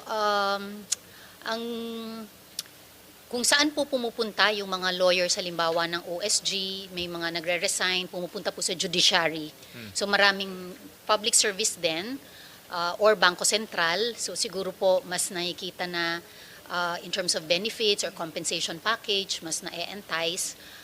But we continue to strengthen our capacity building kasi isa po yun sa nagiging incentive ng mga lawyers, trainings, we expose them to trainings, and I think just like in the medical field, siguro po yung mga lawyers who are dealing with or who want to practice litigation, para pong sa medical field, nothing will beat the experience that is provided by the Philippine General Hospital to the lawyers. Siguro po sa doctors, siguro po sa lawyers, napakagandang practice naman kung gusto nila ng constitutional litigation sa OSG. So pinapalakas po namin yung capacity building. The OSG is also handling arbitration cases at kasama na rin po dito ang ating ipinanalo sa West Philippine Sea in the arbitral tribunal na nung una po tayong sumali sa arbitration, we were mostly relying on foreign counsels. And since then, we have been including in our budget proposal continuous training for our lawyers to be trained also in arbitration so that we will be less reliant on foreign counsels. Itong 1,500 per lawyer, 1,500 cases per lawyer, that's humanly impossible already. Parang that's, kung one case per year, maaabot siya 5 years bago Yes. matapos to. Totoo naman po na mga kaso, so ang buhay po ng abogado sa OSG, may mga kaso po kasi na active pa pero malayo rin naman po ang interval. For example, kasi ang hinahandle po ng OSG, for example sa criminal cases, pag po umakyat na ng Court of Appeals or Supreme Court, so hindi naman po yan, pag sinabing active ay talagang buwan-buwan may nangyayari. So may mga malayo-layo rin po ang mga interval. Minsan po may season na maraming pleadings na kailangang i-draft. Mayroon naman pong iba na heavy on hearings at mayroon naman pong iba na medyo malalayo po ang nagiging activity ng cases. What is the total number of pending cases right now? Around 450,000 po based on our docket system. 450,000 are active cases. Because you handle for all for government and all of the instrumentalities of government. Yes. No? But not local government, hindi Not kasali. excepting po local government. Oo. So ang hindi lang po namin sakop yung sakop po ng OGCC, GCC, mga oo. GOCCs. So departments, so all their branches, Office of the President, Senate, Congress, government instrumentalities, so exempt lang po ng LGUs. Ganun So pati karami. po state universities, Okay. state colleges, hawak din po ng Solgen.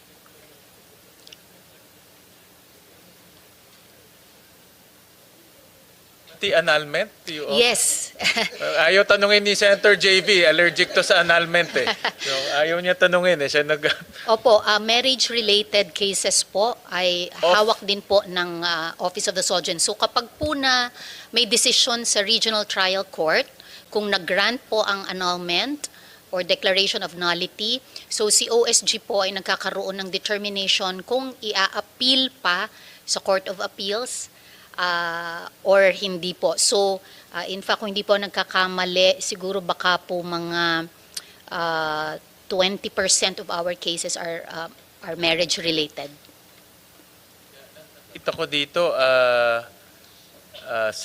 almost 80,000 cases. Yes, opo. So out of the 450,000, So, tama. 80,000 ang annulment cases. Yes. So, Mr. Chair,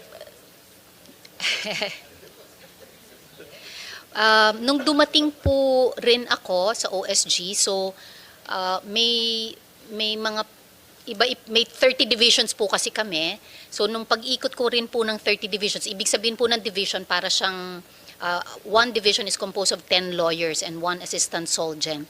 So meron pong mga policy ng ibang dating solgen na automatic yung appeal. So basta na, for example, nag-grant yung annulment, talaga pong ina-appeal ka agad. So ngayon po, gawa na rin ng mga recent trend sa mga usapin po ng divorce, kung ano po yung mga liberalized interpretation as well by the Supreme Court, yung mga moves po sa legislature as well. Marami na rin pong mga rulings na iba na rin po ang parang niliberalize po yung rules of evidence on separation. So, ang ginagawa po namin ngayon sa OSG ay magkaroon ng determination ng independent assessment din muna. So imbis na automatic appeal, mag-assess po kami, naghahanap kami ng mga factors na karapat-dapat lamang na i-appeal. So gawa na rin po ng limited resources, so hindi naman po maaaring lahat na lamang ay iaakyat for if we do not also make that independent evaluation. In other words, hindi na automatic. Hindi po automatic. Okay, and in that ratio, how many percent, annulment lang, how many percent do you appeal and how many percent you just, kung hindi mo in-appeal din, yung decision ng lower courts will stay? Will stay na po. So kung halimbawang ginrant po ang annulment, ay that will stay na po. But how many do you bring up to the how So- many do you appeal? So ito po ay More or less lang. More or just, less. more or less lang. Just So to ito give- po ay lahat. Ito po ay lahat yung inappeal. But sabi mo in your case, the new policy is you have to review whether the appeal is warranted or not. And so how many of those cases do you? Opo. Mr. Chair, baka hindi ko pa po magkaroon ako ng figure dito dahil I just Bago lang. Yeah, bago lang yeah, po. Yeah. Okay. So that is the new policy. Yes, Okay. Mr. Chair. Alright. Kasi nga medyo, that's another discussion dun sa mga pro-divorce advocates na magastos eh. No? Opo. So I think that's a policy that is in line with those who are advocating divorce. No? Yeah. Yes, Mr. Chair. Okay.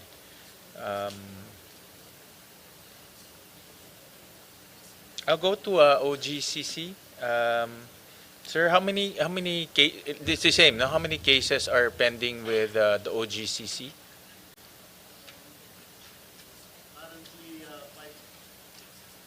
Currently, there are 5,966 po. So, our ratio of cases to lawyer is much lower than the OSG po. Okay. It's only like Ano bang anong ratio po? And then OGCC handles the cases of all GOCCs, no? yes po. Yes po. Ang caseload po namin is 95 cases lang per lawyer. Okay. And some of those cases are already submitted for decision. Ganun po.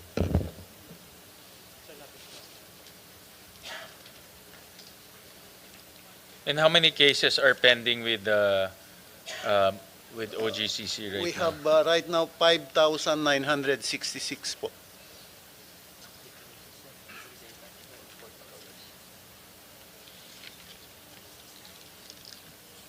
Yeah.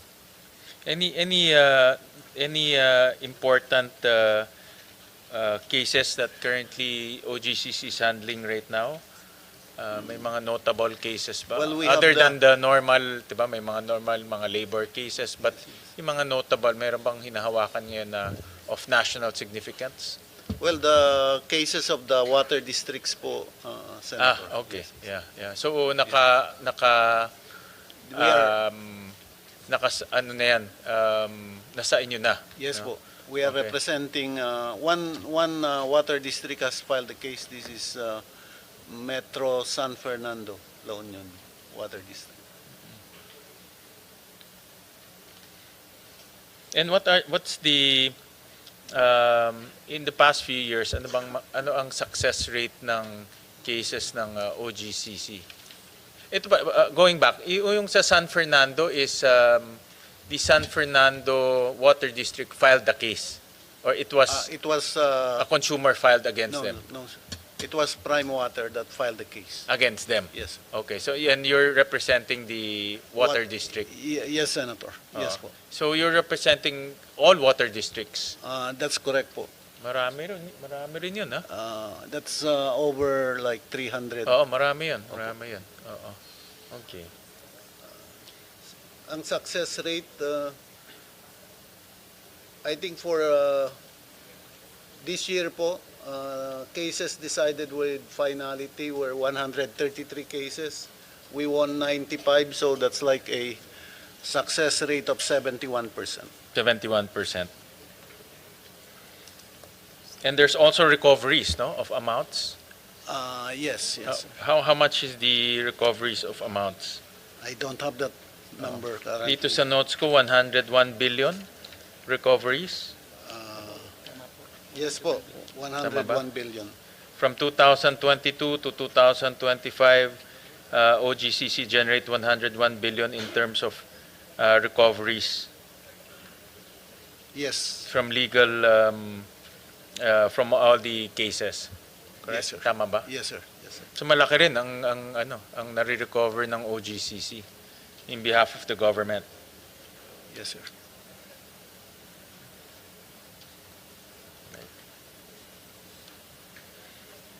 All right. I'll go to LRE. I have some.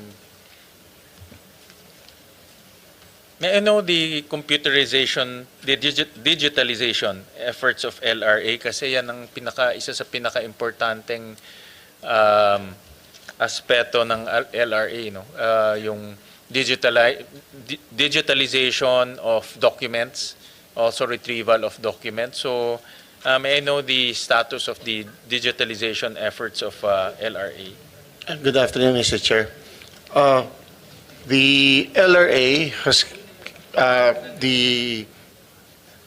is currently undergoing po yung full digitalization. No? Our digitalization efforts started as early as 2009, no? But it was under a BOT scheme po. And the contract is set to expire in October next year. Opo. Currently, we have received po a PPP unsolicited proposal on the digitalization of the titling process po. Ano? We are set to implement, hopefully, by next year, a fully digital title po that will integrate a blockchain technology, GIS, and artificial intelligence po. So we are currently po reviewing yung unsolicited proposal. How come hindi nyo itinuloy na lang yung existing na BOT? Magsiset po, the contract will expire po by October next year po. But I just want to inquire, itong existing ninyo, how is it performing? Kasi kung maganda naman, bakit you're looking for a new technology partner? The unsolicited proposal came from the same group rin po. Opo.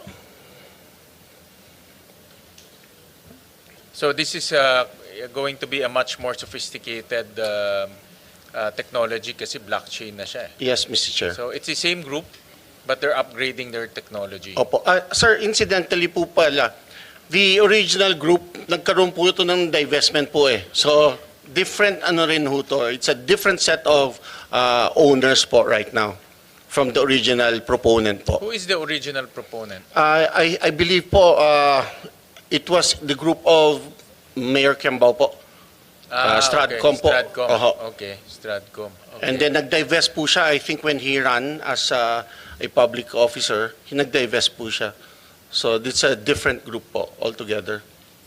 Okay. And then, but the same company? Yes, sir. Okay.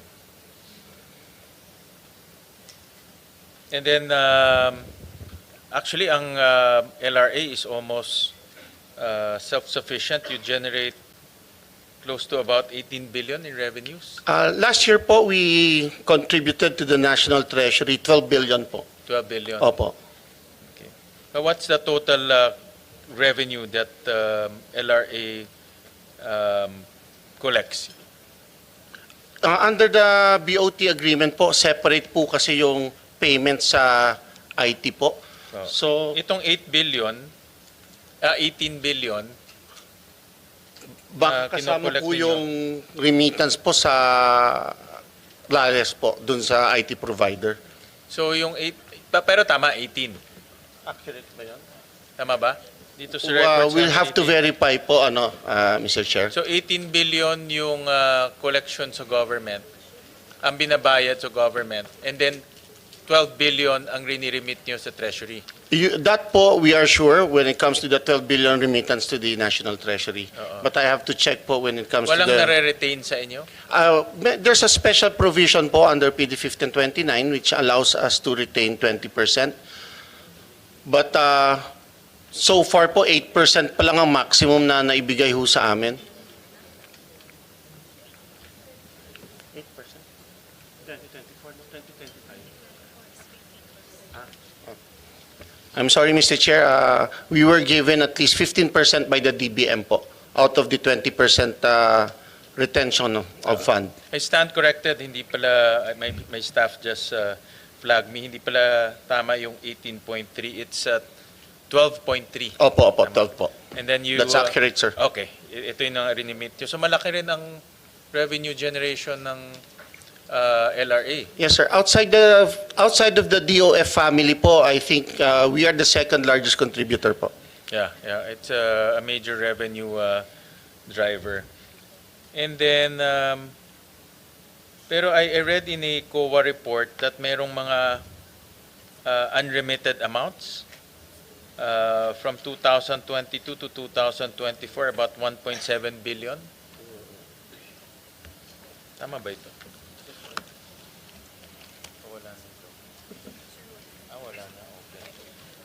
Sorry, my staff just flagged me.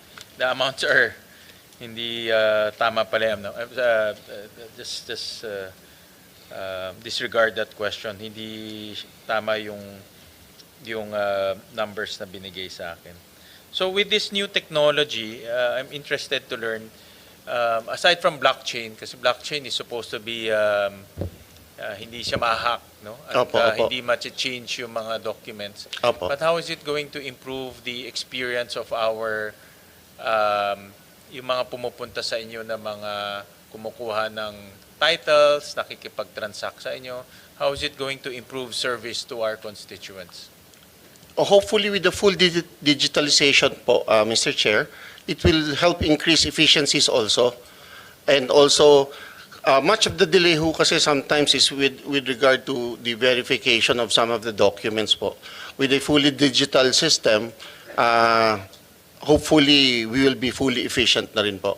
Yan ang goal, talagang full digital Yes, system sir. na. We intend to have a digital title that will hopefully do away with the paper Physical. title. Opo. So that's the goal. Kailan mangyayari yan?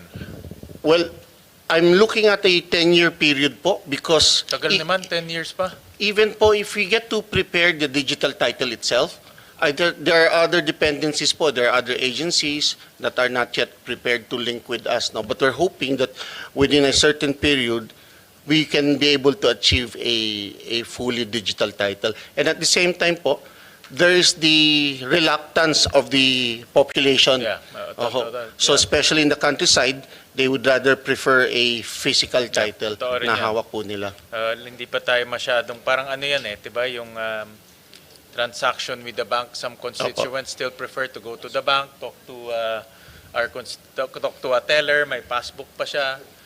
Takes time. But I think that's a good step forward because everything now is digital Opo, sir. Yeah. Sir, even if we look at the e-commerce law was passed in 2000. Matagal na po binigay yung background sa mga electronic transactions pero ngayon pa lang ho nagpipick up. So more or less on that basis, I'm thinking of a 10-year period po or more for the full acceptance of the population. But kami po mismo, we will be prepared po.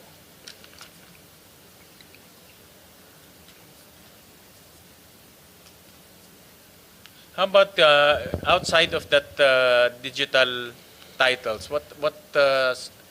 What improvements are you introducing to the delivery of service to our constituents? Currently po, we are hopefully by the year end, our agency will be prepared to accept cashless transactions na rin po to make it easier. Kasi we are not yet capable of accepting cashless payments. No? But currently, we are discussing with Land Bank and DBP kung sino po sa kanila ang makapag-provide sa amin ng facility for cashless transactions, and this will surely contribute to the ease of doing business po. All right, thank you. Thank you to LRA. I'll go to PCGG, to Chairperson Sadang. Chairperson, what are the notable achievements of PCGG in the last, maybe last 2 years? 40 years. Yeah. Well, 2-3 years? Just to give a larger context, Mr. Chairman, for the past 40 years, the PCGG has recovered 280 billion pesos worth of assets and still trying to recover at least 68 billion worth of assets. And these are the subject of 71 cases that are pending before the Sandigan Bayan, half of them, and then the other half is with the appellate courts. Now, for the past 2 years, or I can even go back up to 2022, Your Honor, the PCGG was able to recover 7 billion pesos worth. So, that is the achievement of the PCGG, Your Honor, for the past 3 years. In terms of cash, itong 7 billion? Tama ba ho, Just Chairman? for this year, Mr. Chairman, just for this year, we were able to remit 1.3 billion pesos. But you said in the last 2 years, 7 billion? Yes, Your Honor. Malaki rin, ha? Malaki rin po. Malaki rin po. That's, These are, yeah. That's a good amount to fund a lot of our requirements. Narinig nyo naman, daming requirements. Opo, no? opo. Yeah. And we achieved this, Your Honor, on a very small budget. On the average, it's only 165 million a year. And we were able to remit that much amount to the National Treasury, Your Honor.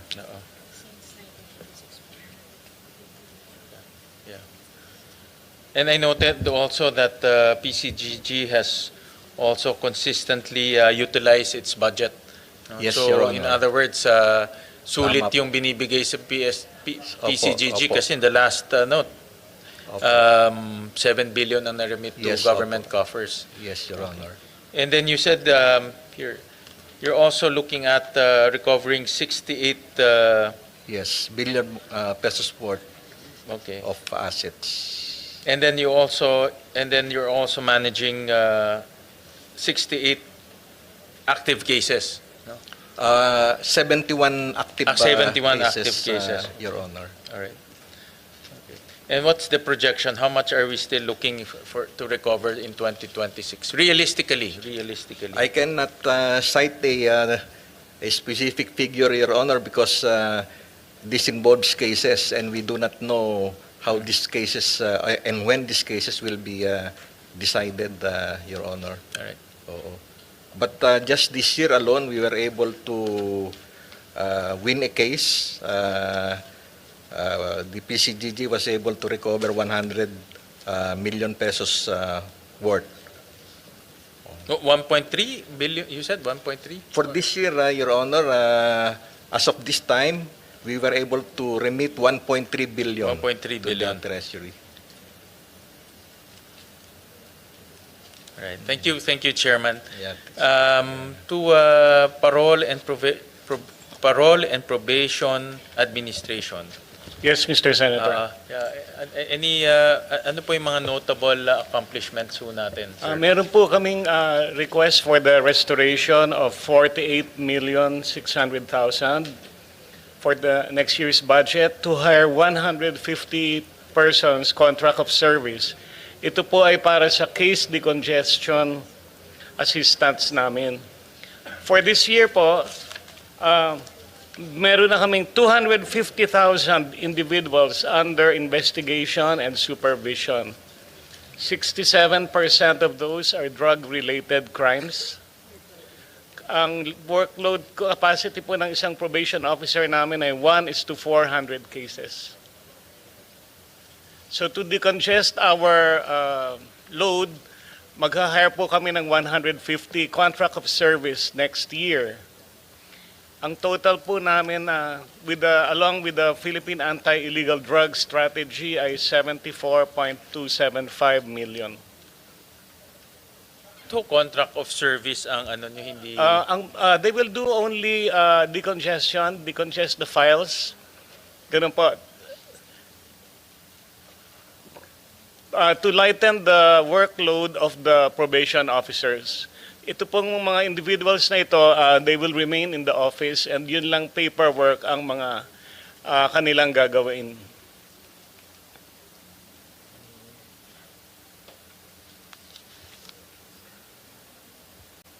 They will increase the disposition of investigation cases and ipatutupad po namin ang speedy and compassionate justice, Your Honor.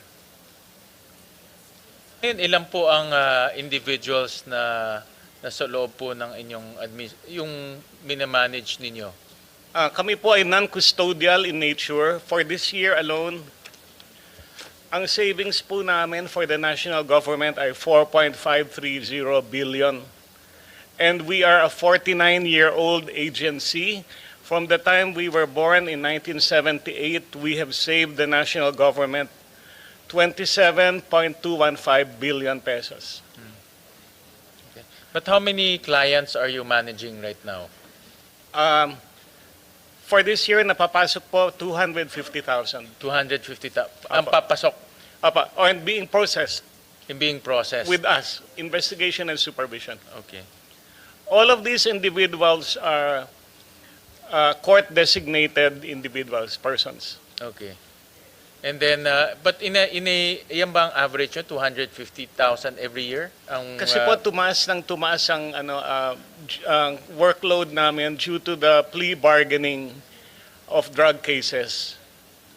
Noon pong dati, mga 65,000-80,000 lang. Pero po nung bumuhos ng plea bargaining agreement, napunta po sa amin lahat ng trabaho.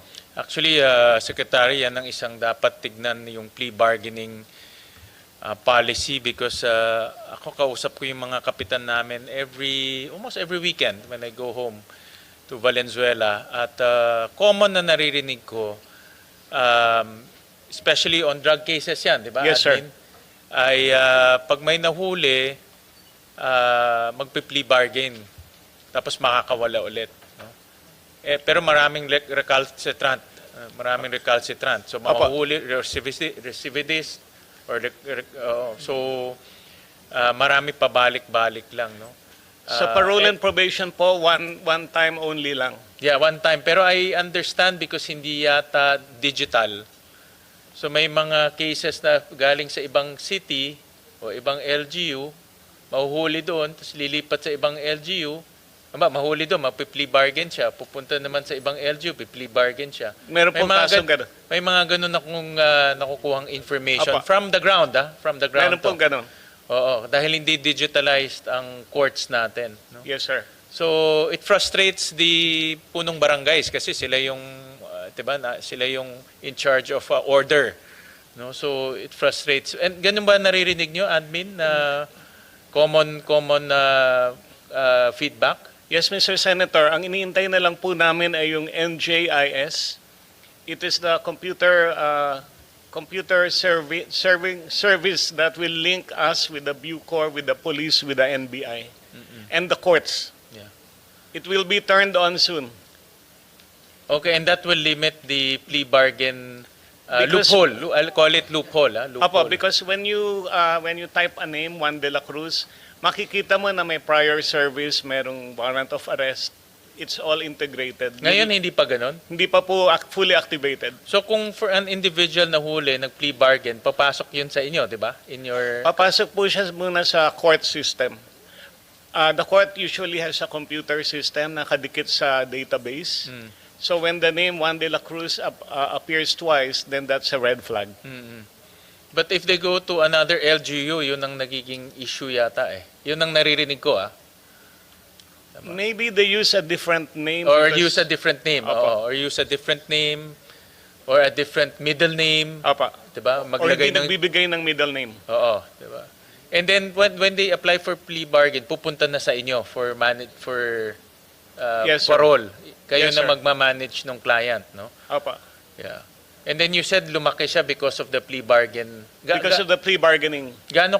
How much of that 250 is due to plea bargain? More or less lang, more or less.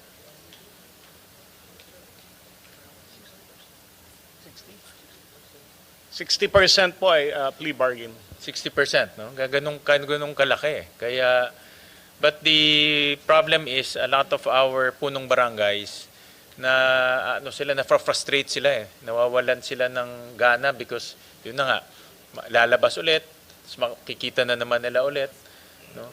So with that digital system, mai-eliminate na yung ganitong mga paulit-ulit lang. Sir, can you kasi Mga physical na papel ay madi-decongest pa. oo.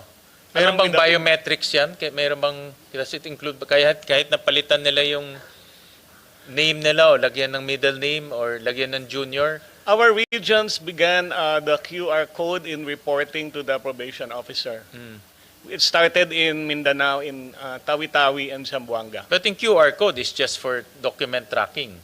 But yung biometrics, let's say fingerprint or... Ginamit po nila rin yan during the pandemic for reportorial purposes. Kasi sila ay naka-online. But this is something that Secretary, take a look at it, no? Kasi naaabuso siya eh. Na maganda yung intention, ha? Para rin hindi para ma-decongest in jails natin, para rin you give people a chance, kaso lang naaabuso siya. Chair, Yeah. it's basically the plea bargaining is may ano ho yun eh, sa court order. So we'll raise this before the Judicial Sector Coordinating Council. Sa alam ko meron kayong DOJ and the yes. Supreme Court. Oo, para lang from a policy point of view dapat ma-review, no? Kasi maraming nag-aabuso. Yun ang naririnig ko from the ground, no? Thank you. And so sa Office of the Alternative Dispute Resolution, Executive Director Santos, can you give us your notable achievements this past 1 or 2 years? Good afternoon, Mr. Chair. For the Office for Alternative Dispute Resolution, we have consistently exceeded our targets for ADR practitioners and implementers that we trained. We have also increased ADR access across the country by accrediting more than over 100 practitioners, so that from the last year, Mr. Chair, we have an overall 77% increase across the Philippines, and our agency has been consistent in stakeholder engagements to promote and expand the use of ADR all over the Philippines. So we have memorandum of agreement and understanding to various NGAs as well as private institutions to promote ADR awareness. Yung mga lupon kasama ba sa ADR, is that part of your hierarchy or system? Sir, we collaborate with the Department of Interior and Local Government for the capacity building of the lupon ng tagapamayapa through the KP, sir. But it's that you tap them as part of your, I would assume it's a dispute resolution mechanism, diba? Yung mga lupon? Yes, sir, but in the agency, sir, we don't handle cases po. Yeah, hindi. But do you capacitate them? Yes, sir. Do you Yes, sir. give We have them the partnership training? with DILG as well as Very other. effective yan, mga lupon. I've seen it with my experience. I've seen the effective sila kasi grassroots level pa lang naayos na nila yung mga disputes. Lalo na yung mga personal disputes. That's correct, Your Honor. Some LGUs come to our office to request for capacity building, sir, and we try as much as we can to accommodate their requests po. What type of training do you give to the lupon? Usually, sir, it's mediation training po. Those are the common requests po of our our KPs and ng mga barangays po, sir. It's mediation training po. And you primarily your office is focuses on training, tama ba? Training. Yes, correct, sir. And promotion po, sir. Awareness campaign. Okay. And who are the practitioners are mainly what type of individuals or organizations? The practitioners, sirs, are some are from the NGAs. Some NGAs already have their established ADR offices or programs, so they have practitioners who are already handling cases within their agencies. But some of our accredited, sir, are also private institutions. Examples, sir, are the Philippine Institute for Arbitrators. We also have law firms, and we also have the Conflict Resolution Group. We have the Mediation Network of the Philippines as well, sir. Okay. So you promote all of these organizations? Yes, sir. We partner with them. We get them as our resource persons for our training runs as well. So yung mga, let's say, may mga dispute, whether personal or corporate, they can go to your office and ask for referrals on how Yes, to sir. We can go appoint about a third this. party neutral po. Pwede kayo Yes po, mag-appoint? it's in the function of the OADR, sir. Okay, all right. Ano pa ba tayong ano?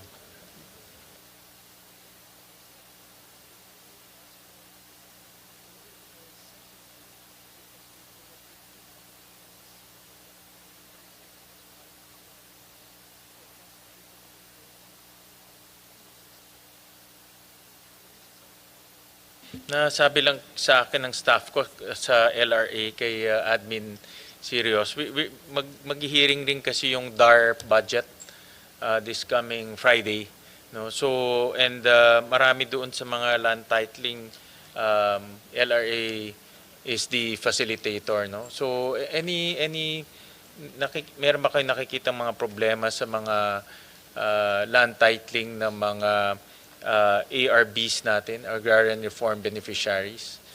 May mga delays ba? May mga any recommendations to improve the facilitation of the land titles? Okay. Mr. Chair, the LRA, part of our mandate is to carry out the land reform agenda also of the government, no, to assist the Department of Agrarian Reform. Currently, we help them out with their DZAR split program po. They have a DZAR split program being undertaken now. Ang naging problem po nila, kaya hindi ho fully na-implement yung Agrarian Reform Program by the previous administrations, kasi po yung they were issued collective CLOAs po. That is the objective of the DZAR split program now, is to be able to individualize po yung award dun sa beneficiary. Previously po kasi, they were awarded collectively without identifying the particular lot po for the Agrarian Reform beneficiary. In effect po, they were not able to take possession of the land, and they were not able to till the land kasi hindi ho nila alam kung ano yung allocated. No, but under the leadership po ni Secretary Estrella, I think they are currently fully implementing na po itong DZAR split, no? In-identify nila, and then we are helping them out subdivide na po itong mga collective CLOAs na tinatawag, no? But I think the biggest challenge po ng programa nila is validating po yung mga collective CLOAs, no? Based on our discussions, marami rin po kasi sa mga na-award na CLOA, no? Hindi po dapat ma-award. There were no proper coverage of the area. Yung iba po, hindi ho agricultural land, tapos kinover pa rin po nila. So currently, vina-validate pa rin po nila yung mga ganun na po na ano. And then, because of the long period of time, marami rin po sa kanila ang nawawalan titulo, the physical title itself, no, hindi na po nila ma-locate po. Opo. So I think those are the challenges no that they are encountering and but we are in close discussions with them every time po para ma-monitor po namin yung pag-progress ng distribution ng DAR titles po. Ba't ang role ng LRA dyan is mabigay yung titulo, diba? Opo, opo. Doon sa mga beneficiaries Opo, after 10 years. Ano po, Kailan ba binibigay yun? Diba mayroong parang... tapos na po yung yung under the CARP law and the CARPER law yung extension po, dapat na i-distribute na po yun. Pero hindi nga po na-allocate dahil they were given collective CLOAS, they were not actually delivered po individually. So ngayon po nila ginagawa pa lang yun. Okay. Yun ang role nyo, to subdivide it. We are helping them out, subdivide po itong lots na to, collective CLOAS, and then issue titles po sa kanila. Okay. Okay. So, all right. So, I don't have any more questions, Secretary. There being no further questions, the budget of the Department of Justice and its attached agencies, namely Bucor, what is this? LRA, Bureau of Immigration, NBI, OADR, OGCC, OSG, PPA, and PCGG is now deemed submitted for plenary's consideration, subject to the discussion and submission of documents requested. So, maraming salamat po. Thank you. Maraming salamat po, Mr. Chair. Thank you. Thank you, Secretary. So, this hearing is hereby suspended.